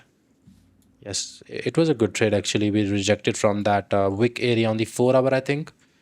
Yes, if you guys see me, analyzing the charts, I am into this kind of, trade ideas also, where there's a huge wick and price retests that, and then price reacts from here. So this could have been a selling trade for me also. But now, as you mentioned, where price potentially can go, I think this is the first area which we are way too close. Let me see how much points. Okay, it is 72 points. And then we have this area. I think these two areas I'll keep an eye on. And this area is also aligning with that 4 hour rejection area. So this blue line is the area which is the last downside momentum I will expect from NAS. Yes, even the trade idea also can be a nice trade idea right at the NYSE open. This is the supply area. If price goes a little bit higher, some kind of rejection, I will like to sell at least to this area. So this is a solid trade idea. So let me know, Rich, where you entered this trade. Here. I'll bring my stream. I'll bring my screen up, and then you can see exactly. That was my trade. So this was on the 5 minute. We were pushing bullishly today, but we eventually struggled around about the tops of London, which ended up being where we started to get a little bit more volume, pushing price a little bit lower. We eventually broke like all of these swing points. So each one of these swing points here eventually got swept. This one over here got swept, and so on and so forth. Took a sell down here. It came back into this zone over here right now, like to the wick. Like if you see where this one was marked up earlier. So it was the last bearish candle. This full movement here. So this full movement eventually produced a new high. So this candle off of this movement broke this recent swing here, and then eventually we came back to test it right over here as well. This was during the Tokyo session this morning, and then all the way back to right here, you can see a absolute like wick. The wick didn't even push lower, didn't even push through at all. So, and now it seems as though we're struggling with this downward momentum that we just received. So I want to see us react from here. We're 21 minutes away from New York Open. So we might see this zone act as a bit of support, trying to push price back up again. We'll see whether or not we're going to sweep these recent swing points. So these recent high swing points on this downward leg. See whether or not we're going to react off of them. Maybe push through again. Try and reach this high of the day. But I'm not too sure just yet. Or inversely, we can start breaking lower to get to this break point down here, which is that area that you had marked up, which was last week Friday's last swing low before we went to the end of day. And then if that breaks and we continue lower from there with volume, I would obviously want to see us then get to the lows of over here. Right, let me zoom in a little bit better. Down here. That would be the next area that I would want to see be tested. It didn't quite react with NFP. Wait, is this? Yeah, this is Friday. Yeah. Didn't quite react the way that I thought it was. That was the NFP candle. The New York Open pushed price lower again, but it basically came into a little area of consolidation, just a little area of interest where we had multiple tests off of, and then moved up. But if we break through, that's the area that I would want to see tested. So first port of call, if we do break through, is going to be 29,588 to 29,563. If we break through this, then the next area is going to be 29,444 to 29,20-ish.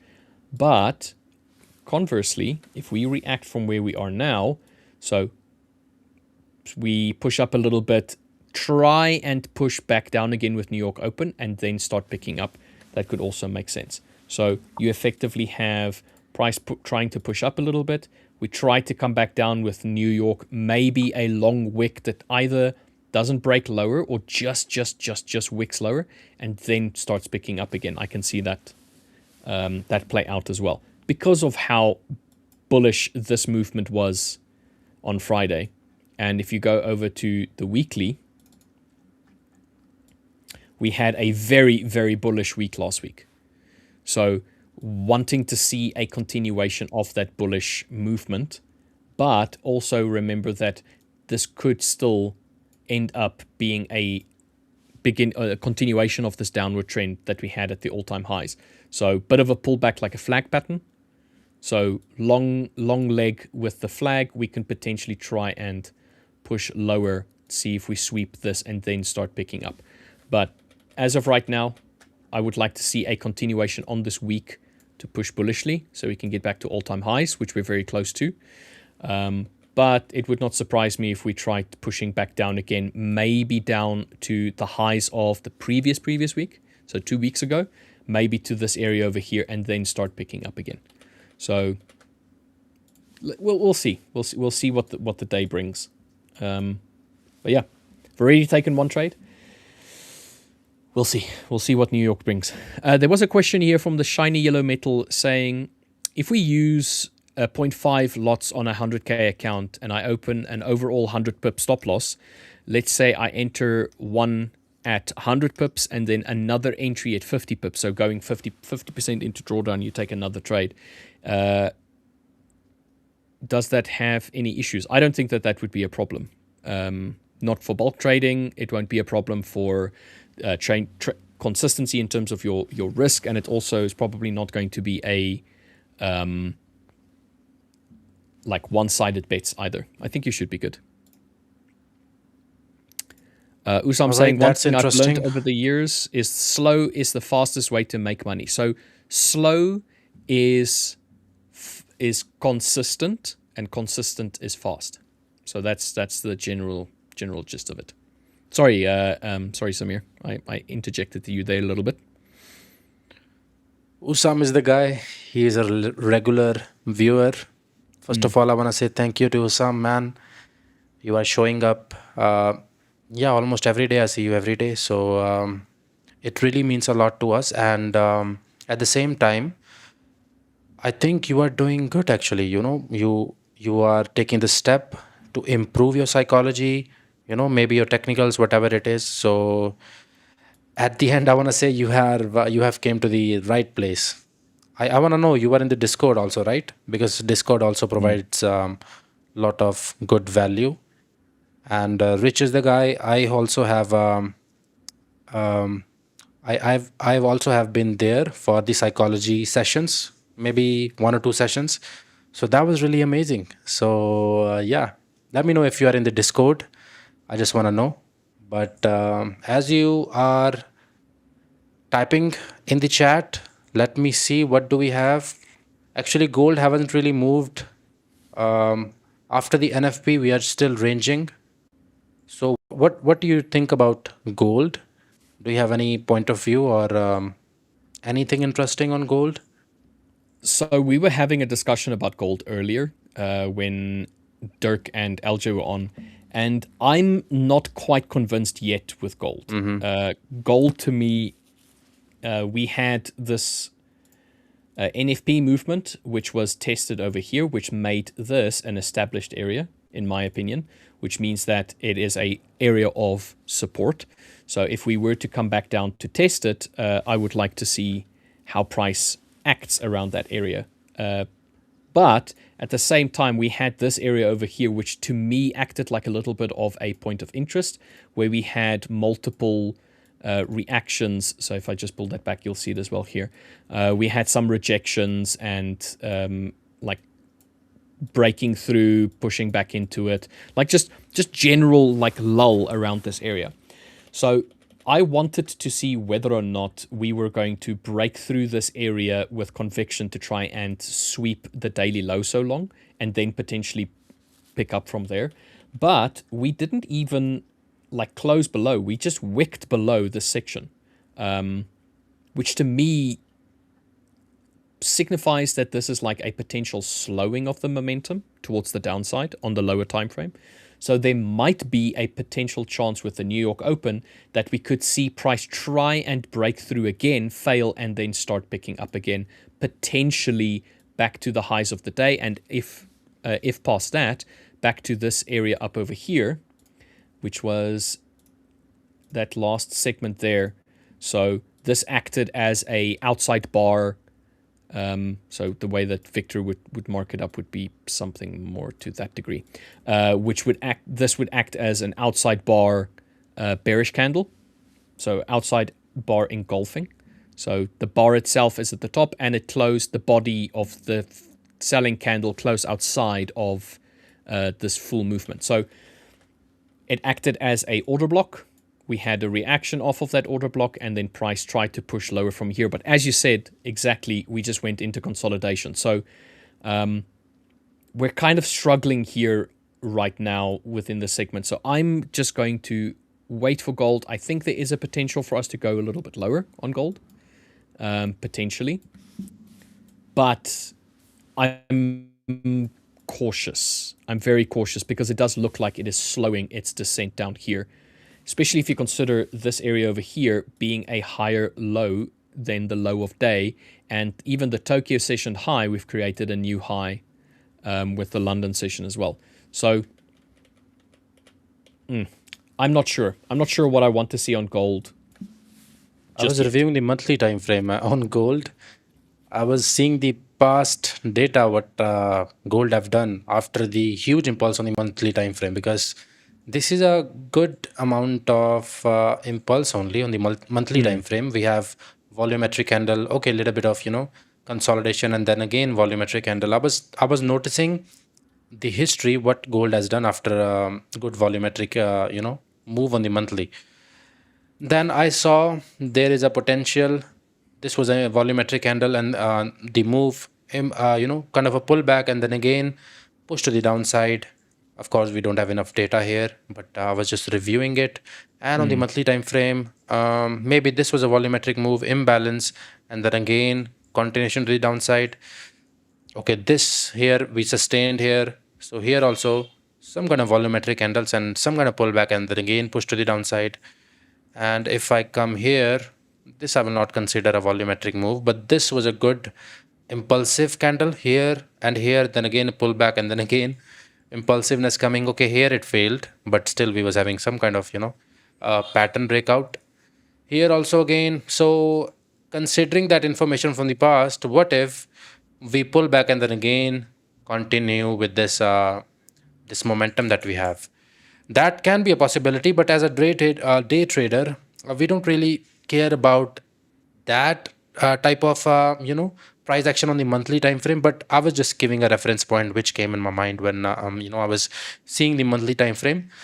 But let's go to the weekly time frame, because that can be a good time frame, because week has just started. Okay, huge impulsive candle. Let me remove everything NFP. so that, yeah, NFP did this. Actually, prior to the NFP, there was a good trend also. On the daily, we had Wednesday be like a very strong bullish day, and then again on Friday. So Friday had the NFP movement, and then Wednesday also had a very nice movement. But yes, the weekly slowed its descent, and then nice volumetric break.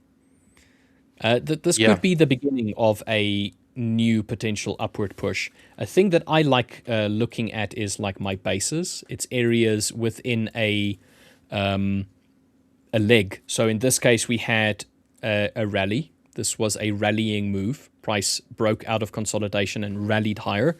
And then this 2-3 bearish weeks you can see as a base, because it is the bears trying to break this newly found upward movement. So what then happens is you then have the confirmation of the push higher. So it's a follow-up bullish, in this case, candle week. What happened then is we eventually carried on pushing higher. We at no point came back to this point up until here. And then when we came back to that area, we slowed down so significantly, and then eventually had this push up. So what you would do is you would take the last, you can either take the full movement, or you can take the last bearish candle before you started to print some bullish movements. You can take that one, and then you see how price reacts around it when it comes back to it. So in this case, this candle over here, where's my, this one? This candle over here wicked back into that last area. So this was the last time that the bears had control over this move. From this point forward, from this candle over here, the bears lost all control. They could not push price lower, because the low here was the lowest point that the bears could push it. And then from there on, we started pushing up. You'll see, so that bearish week, the high and the low of that, this candle over here wicked into it and then tried to push up. But unfortunately, we'd already had this like absolute sell-off, this very strong bearish sell-off. So a lot more momentum to try and push price lower than we had over here. And then eventually when we came back to it again, at no point did we even try and break lower. So weeks upon weeks, we've been here at this price area. So this is the weekly time frame. So June, Monday, the 8th of June, the 15th, the 22nd, the whole of June, we were struggling to push lower here. The whole of July as well, we were just struggling as well. Now that we're in August, we start getting these pushes up higher now, volumetric reactions. So in my mind, this area where we were down here is a strong area of support. We will need a very strong reaction to push it through this area, because we've had weeks that we've struggled to move through this. So I don't necessarily see us breaking through it. I think it will act again as an area of support, potentially. Because as of right now, it is acting like a bit of a support. Yes, you've got all of the macro stuff that's pushing it higher, but I think gold is less likely to push lower than, for argument's sake, this area over here, which is 4,090 to 3,940. I don't see us pushing through this area anytime soon. Bar some sort of like absolute, let's not call it catastrophic, but like an absolute ringer of a news event that, you know, like the war or, you know, something like that, just pushing it lower. I don't see it. I don't see it breaking lower than this point. But that's just my opinion. Being an intraday trader as well, I tend to not really focus too much around this area. What I would say is I would be cautious about selling from this area, even if price does start pushing lower. Wait for that confirmation and then decide. Yeah, I agree with you on that price action or that analysis. Actually, on the weekly time frame also, it was a very nice buy. You have that box. Maybe it was a base to you, but I'll just consider that. No, the previous one. Oh, this one, yeah. Okay. Yeah, I'll just consider this as a support area, and we reacted from it. And there was also a very amazing price action on the 4-hour time frame. We was squeezing, and then price was telling like it is not breaking that area, which is the analogy that I use. If price is not breaking any area, there might be a chance that we can hold that area, which exactly price did. So yeah, that move that we have, that impulsiveness, that could have been caught if anybody is using the nature of the price. You understand the nature of the price. I think many people call that accumulation distribution, that type of thing also. But I don't know much about that, but I know many people use that analogy. On the weekly time frame, I will expect a pullback. Maybe Remy can put my chart on the weekly time frame. I think this week the buys can be a good play. You just take 1 or 2 trades. That's it. You make 2-3%. I think this can give you a very good risk to reward. I mean, imagine if you just take 1 or 2 trades a week, how stressless life can become trading wise. Stressful life can become. I was gonna say stressful, but that is stressless, guys. Stressless, okay. So yeah, this is on the weekly time frame. Very nice area. Price reacted from it. So I think we can get a pullback around this area. For that, let's go to the 4-hour time frame. If we have any information, yes, very nice. Some kind of rejection from here. Even if I draw the Fibonacci from here to here, I think that will align with that 70% area. Yeah. I'm just going to remove the 50%.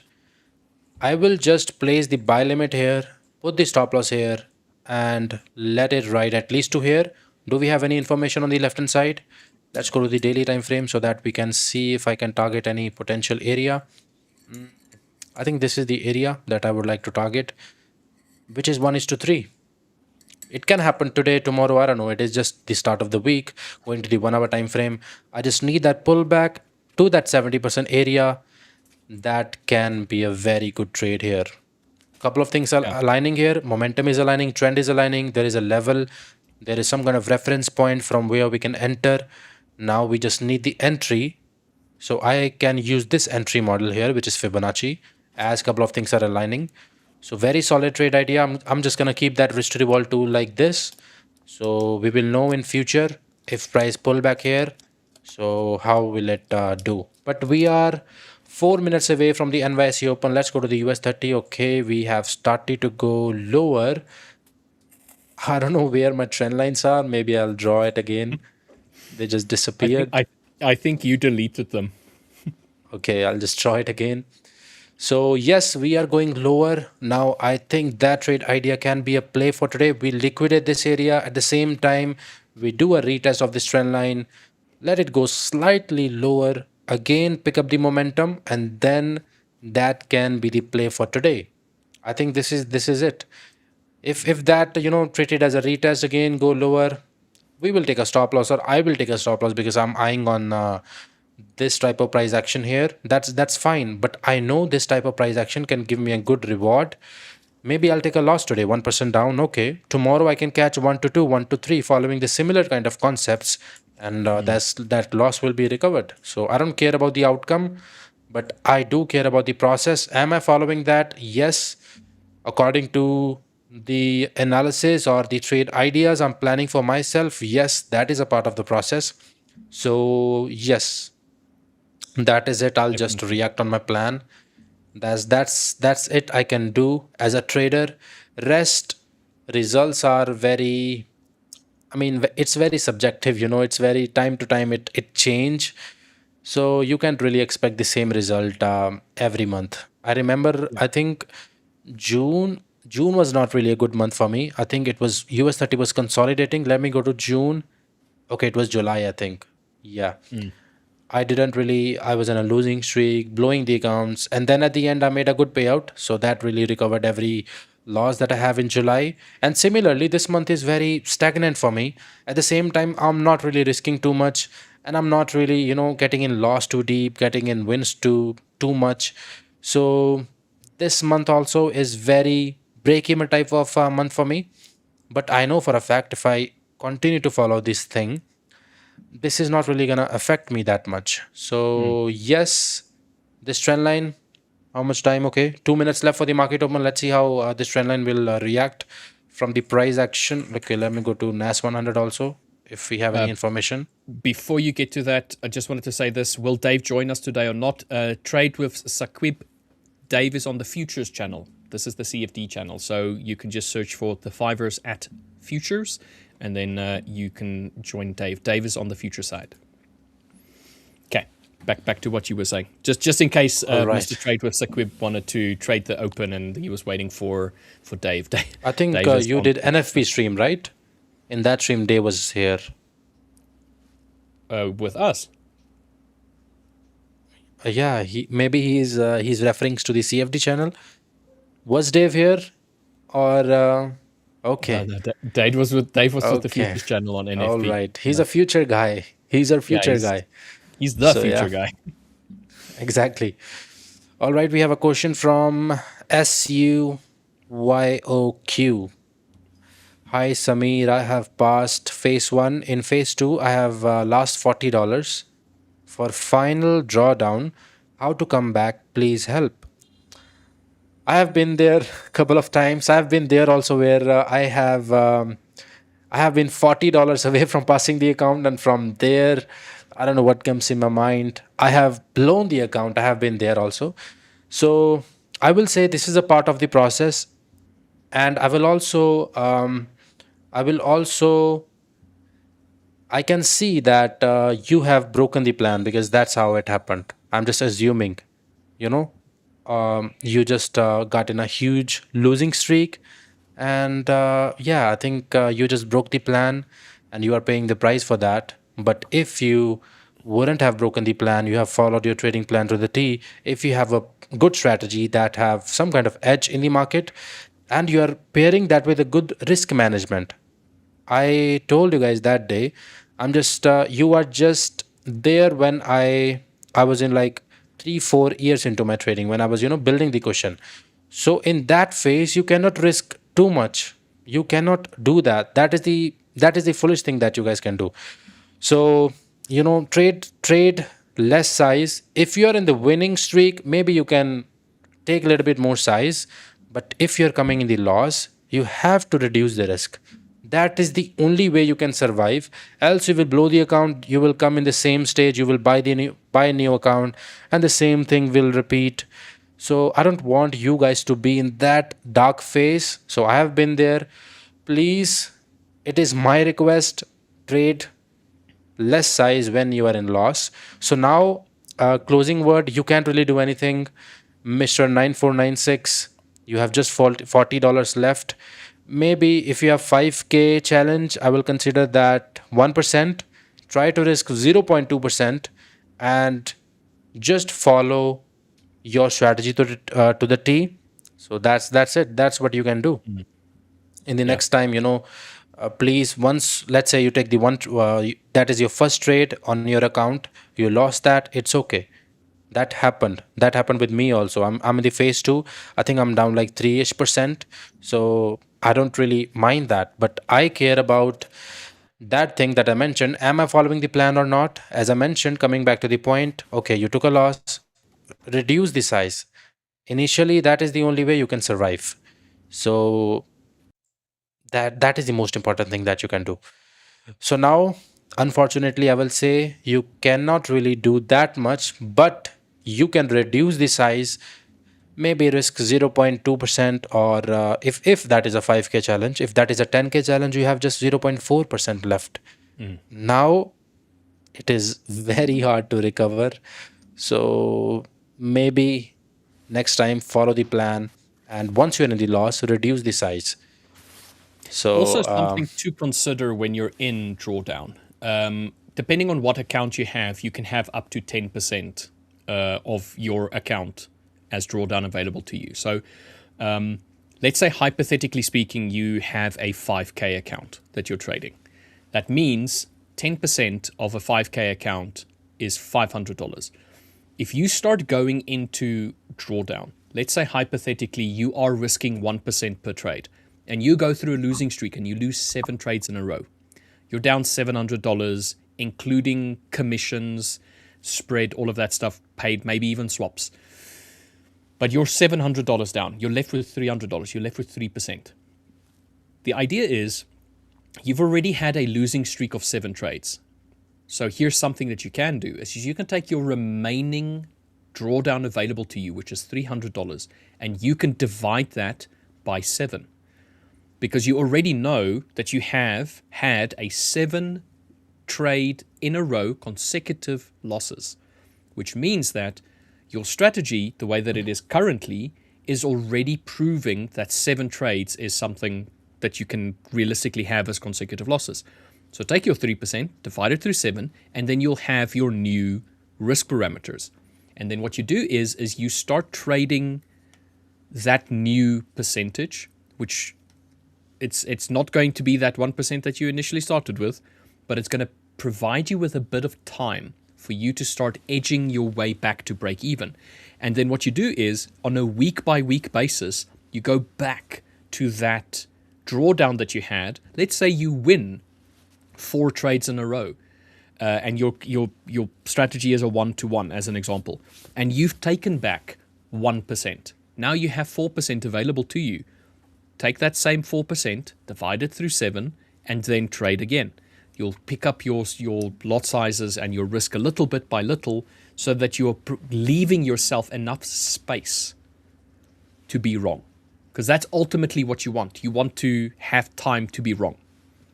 And then when you are right again, you're going to start making your regular profits when you get back to break even. When you get back to break even, you can adapt yet again.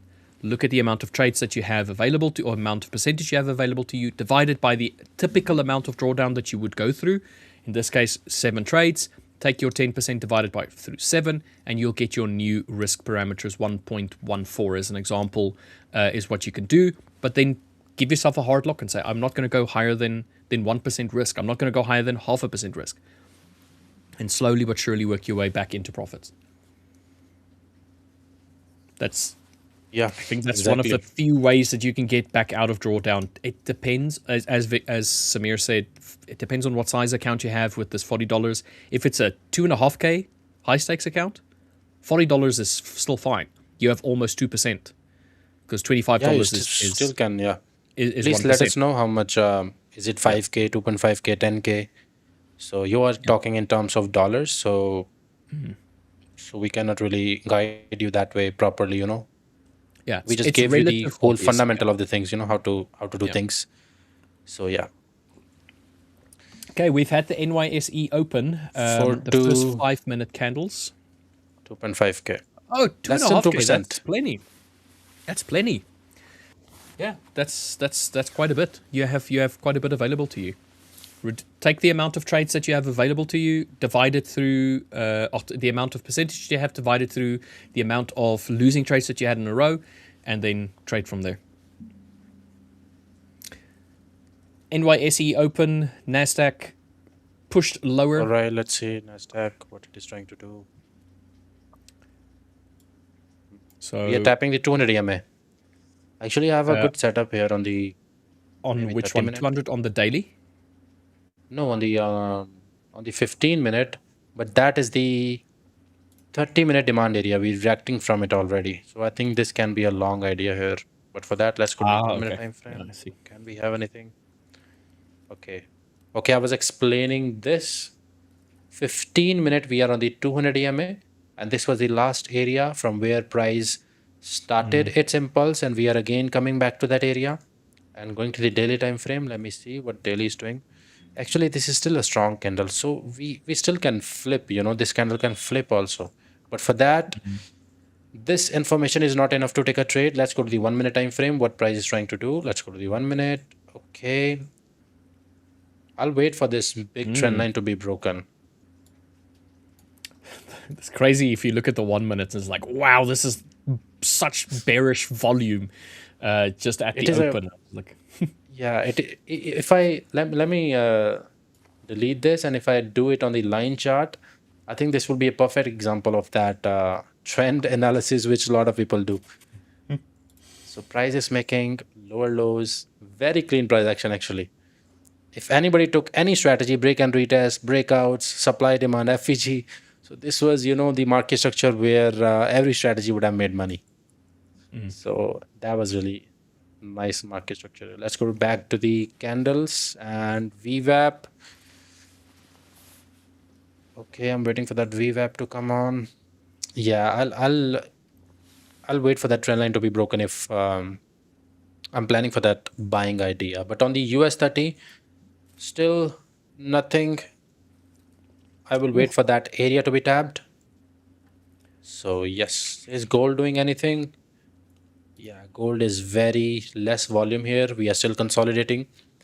So I'll wait for this area. But still, if anybody's planning for sells, I'll just wait for that breakout rate here. Maybe at least to this area. We still have almost like $30 move here. So it is not bad. You still can catch some kind of, pips here. Actually, nothing is interesting today. It's Monday. Waiting game. It is a waiting game. I mean, I've already had one trade today, so I'm happy with this on NAS. Okay. Let's do some currency analysis because... Yeah, I'm not going to force it, I think. I'm not going to force it. Yeah, I'm just sitting here. I don't see any good price action. So I will not take a trade today. I'm just analyzing this Euro USD, but doesn't mean that I'm going to trade this.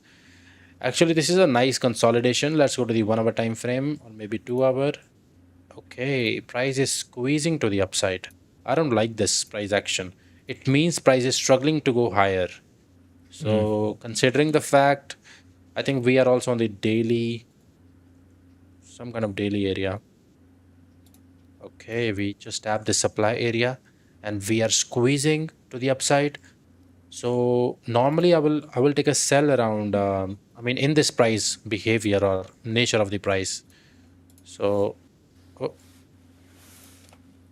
yeah, I'll wait for the breakoff structure and then some kind of retest. I'm going to keep an eye on sells only. Still price can go higher, even liquidate this. Again, come back in the channel. That can also be the trade idea. But Euro USD, I don't like the buying idea here. Maybe here it was fine, here it was fine. Once it touched this area, so now it is a risky buy for me. So I'm just going to keep an eye on sells around this area. But we need that impulsive leg to the downside. That is only the way. Let's take a look at GBP USD also. That is a popular pair. I know many people trade. Let's go to the daily time frame, which daily is doing. Okay, daily candle is still fine. GBP have some kind of possibility to tap this area. Okay, GBP USD is nice actually. This breakout trade can be a play for today. GBP. Yes.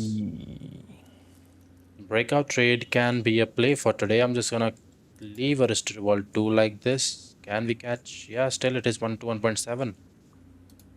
So let's see how it goes. But US 30, yeah, it is not doing anything right now.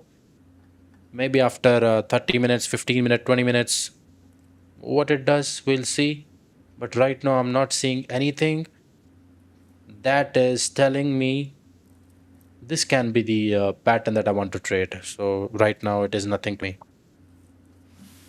Let's talk about NAS also. Actually, I have one pattern also on NAS. Are we forming that? Okay, we are forming that actually. The 1 minute, pattern. You might like it. On the 1 minute, it might be breaking out. But on the 15 minute also, price broke the high, we closed below the body. So this is the pattern that I found out have some kind of good win rate, at least 70%. So once price close like this can be a trade idea actually. But okay, yeah, this can be a trade 15. idea. 15 minute. I'm just gonna keep a risk to reward 2 like this. On the in 2 like minutes. 1.5 minute sort of. So if price did this, so this is a trade entry for me. So as to check this thing, I'll just risk $100 on my 100K account. This is not the main strategy that I trade, but still, I'll just risk $100. While Samir is busy marking that up, for everybody that is still in chat with us, thank you very much for being here with us. Please go ahead, drop us a like and subscribe if you haven't already. And then tomorrow, don't forget, tomorrow is 1v1 battle, and one of you will go and battle up against this gentleman right above me, up against Samir. The last time we had the battles where Samir joined, he ended up being the grand champion. So not an easy battle for anybody who wants to win an account, but you'll be going up in the morning against LJ, one participant, and the other participant goes up against Samir. Your opportunity to beat the reigning champion of the 5ers Cup. Oh, wow. I didn't knew that I'm going to be in the competition tomorrow, but now I know. You So knew, let's see I how told it you last goes. week. I told you last week. Yeah, you told me. Yes, forgot. I forgot. But now I know that's okay. So let's see, guys, how it goes. Maybe this is the opportunity that people are like, oh, Samir forgot. He doesn't have a plan. Let's try and beat Samir. I want everybody to come and try and beat you. Yeah, guys. So, yeah, I think it is going to be the same time, or there will be shift of time when there is going to be a battle. Okay, this is your battle. The people that's going to battle against you is going to be tomorrow about half an hour into our stream together. All right, so that's fine. To battle against Samir will be at 1 GMT tomorrow. So for everybody that's in chat, the link will go out tomorrow for the form that you need to fill in. Don't worry, the form just asks whether or not you have a camera, whether or not you have MT5 installed and stuff like that. And then you can come and join us. Try and battle against Samir. And if you beat Samir, you get a 100K summer account, the 10%, 5% one for free. That's if you beat Samir. That's awesome. Big if. 100K 5ers. Will I get that too if I won? You get my admiration and my eternal support as a co-host, and I will always sing your praises. That's what you will receive. That's awesome. Still, I think that is a win-win situation for me. At least I have someone. How can I say this? You get to keep your job. All right. Let's go to the 1 minute, what it is trying to do. I thought you might like the 1 minute because it looked as though that last wick lower fine, actually, was rejecting a little bit. So I thought maybe you would enjoy this as a potential sell. So yeah, it's still fine that we are making lower lows, and on the 15, this low is not gone yet. So as of indices, so they do like to respect these liquidity levels well, that I have noticed. So yes, this is a liquidity point. According to me, we can tap at least this area. So this sell makes sense. US 30, nothing on US 30. So NAS is, let's see what NAS does today. The only concern is this body was very small, but still we closed below the previous body. So that is still indicating that selling pressure is a little bit more. So I think that's fine. But if we wouldn't have closed below this body, this would have been some kind of fake close, I think. We have 12 minutes before this 4-hourly candle closes out on NAS, and 12 minutes before the hourly candle closes out. We did have a nice bearish sell-off on the lower time frame. 4 hour, it looks as though it could be a pullback.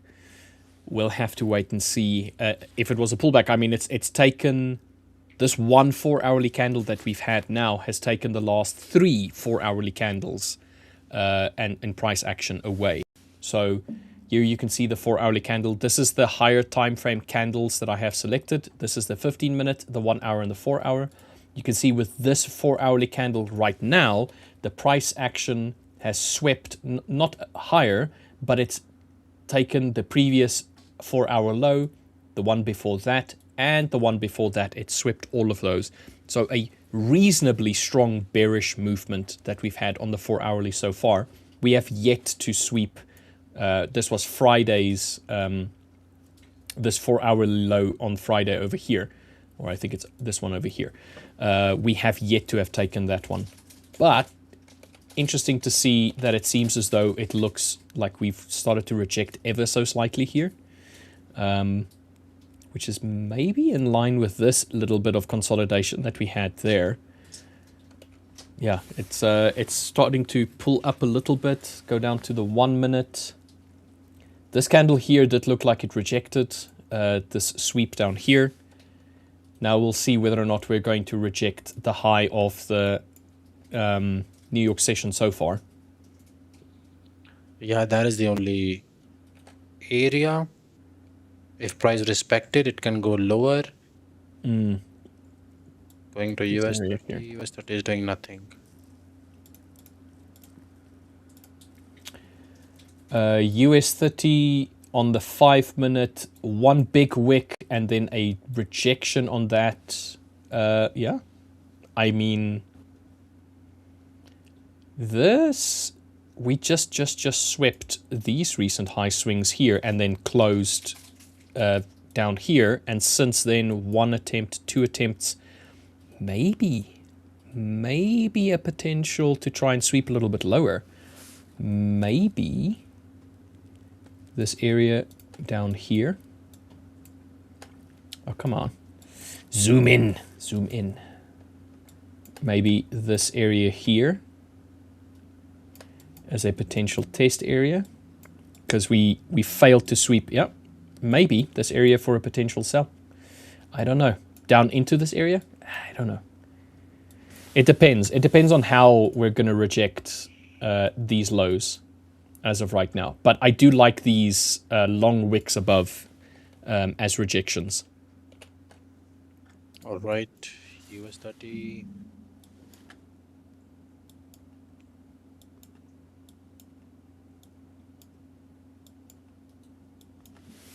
So, yeah, to me, it looks good to go lower. Just if we view these candles as rejection points. So each one of these really struggled. You basically just swept this high here with this one candle, and you're rejecting with these ones, closing bearishly. So yeah, I think we're going down. That's my view on US 30 as of right now. It does look like it wants to potentially go lower. But like you said earlier, it US depends. 30 is not cleaner, yeah. Yeah, it depends on how much space you have underneath, so that you can get the right risk to reward. We might have a reaction here to potentially start pushing price up, in which case you can then potentially look at buys. Because then you might get the right risk to reward. Look at NASDAQ. I'm just saying NASDAQ. gold on the last week, actually. Whoever caught the buy, that was a good play on gold. But NAS, let's see. I'm still on that selling trade that I mentioned. All right, we reject the 1 minute highs. So I'm safe a little bit. On NAS? Yeah, I took a trade right at the close. My stop loss is a little bit higher, and I'm just going for 1-to-1. So this is the strategy that I developed, which has at least 70% win rate. Very easy strategy. And mechanical also. If anybody don't want to use too much brain in trading, just use a mechanical strategy.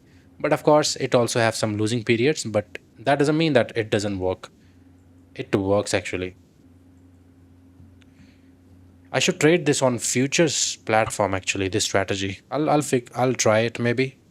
So yeah. How do you intend? You're just going to do 1-to-1s, correct? Yeah, it is the 1-to-1 strategy. Have you considered doing the multiple, like bracketed entries. So you take like multiple take profit points, maybe more than one micro as an example.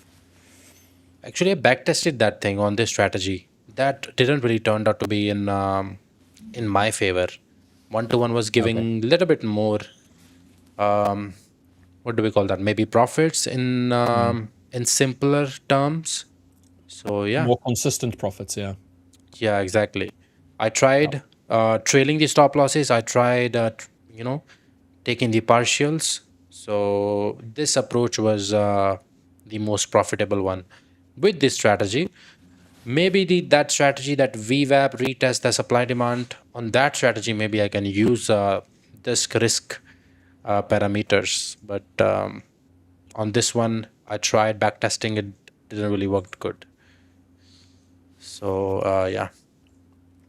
Yeah, I don't trade this first half an hour of New York. I wait until we start establishing a trend. So, and then I'll get into a trade. As of right now, these hands are going to be sat on. We're about 5 minutes away from the end of the stream. I did want to just take this moment to say to everybody that is here with us now, you have until the end of August to claim yourself, go and buy yourself, claim the summer accounts.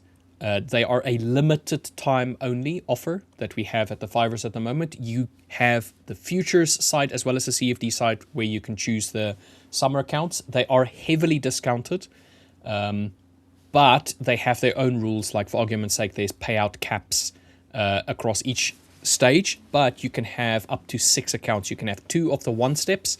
You can have 2 of the classic 2-step, which is 8%, 5%.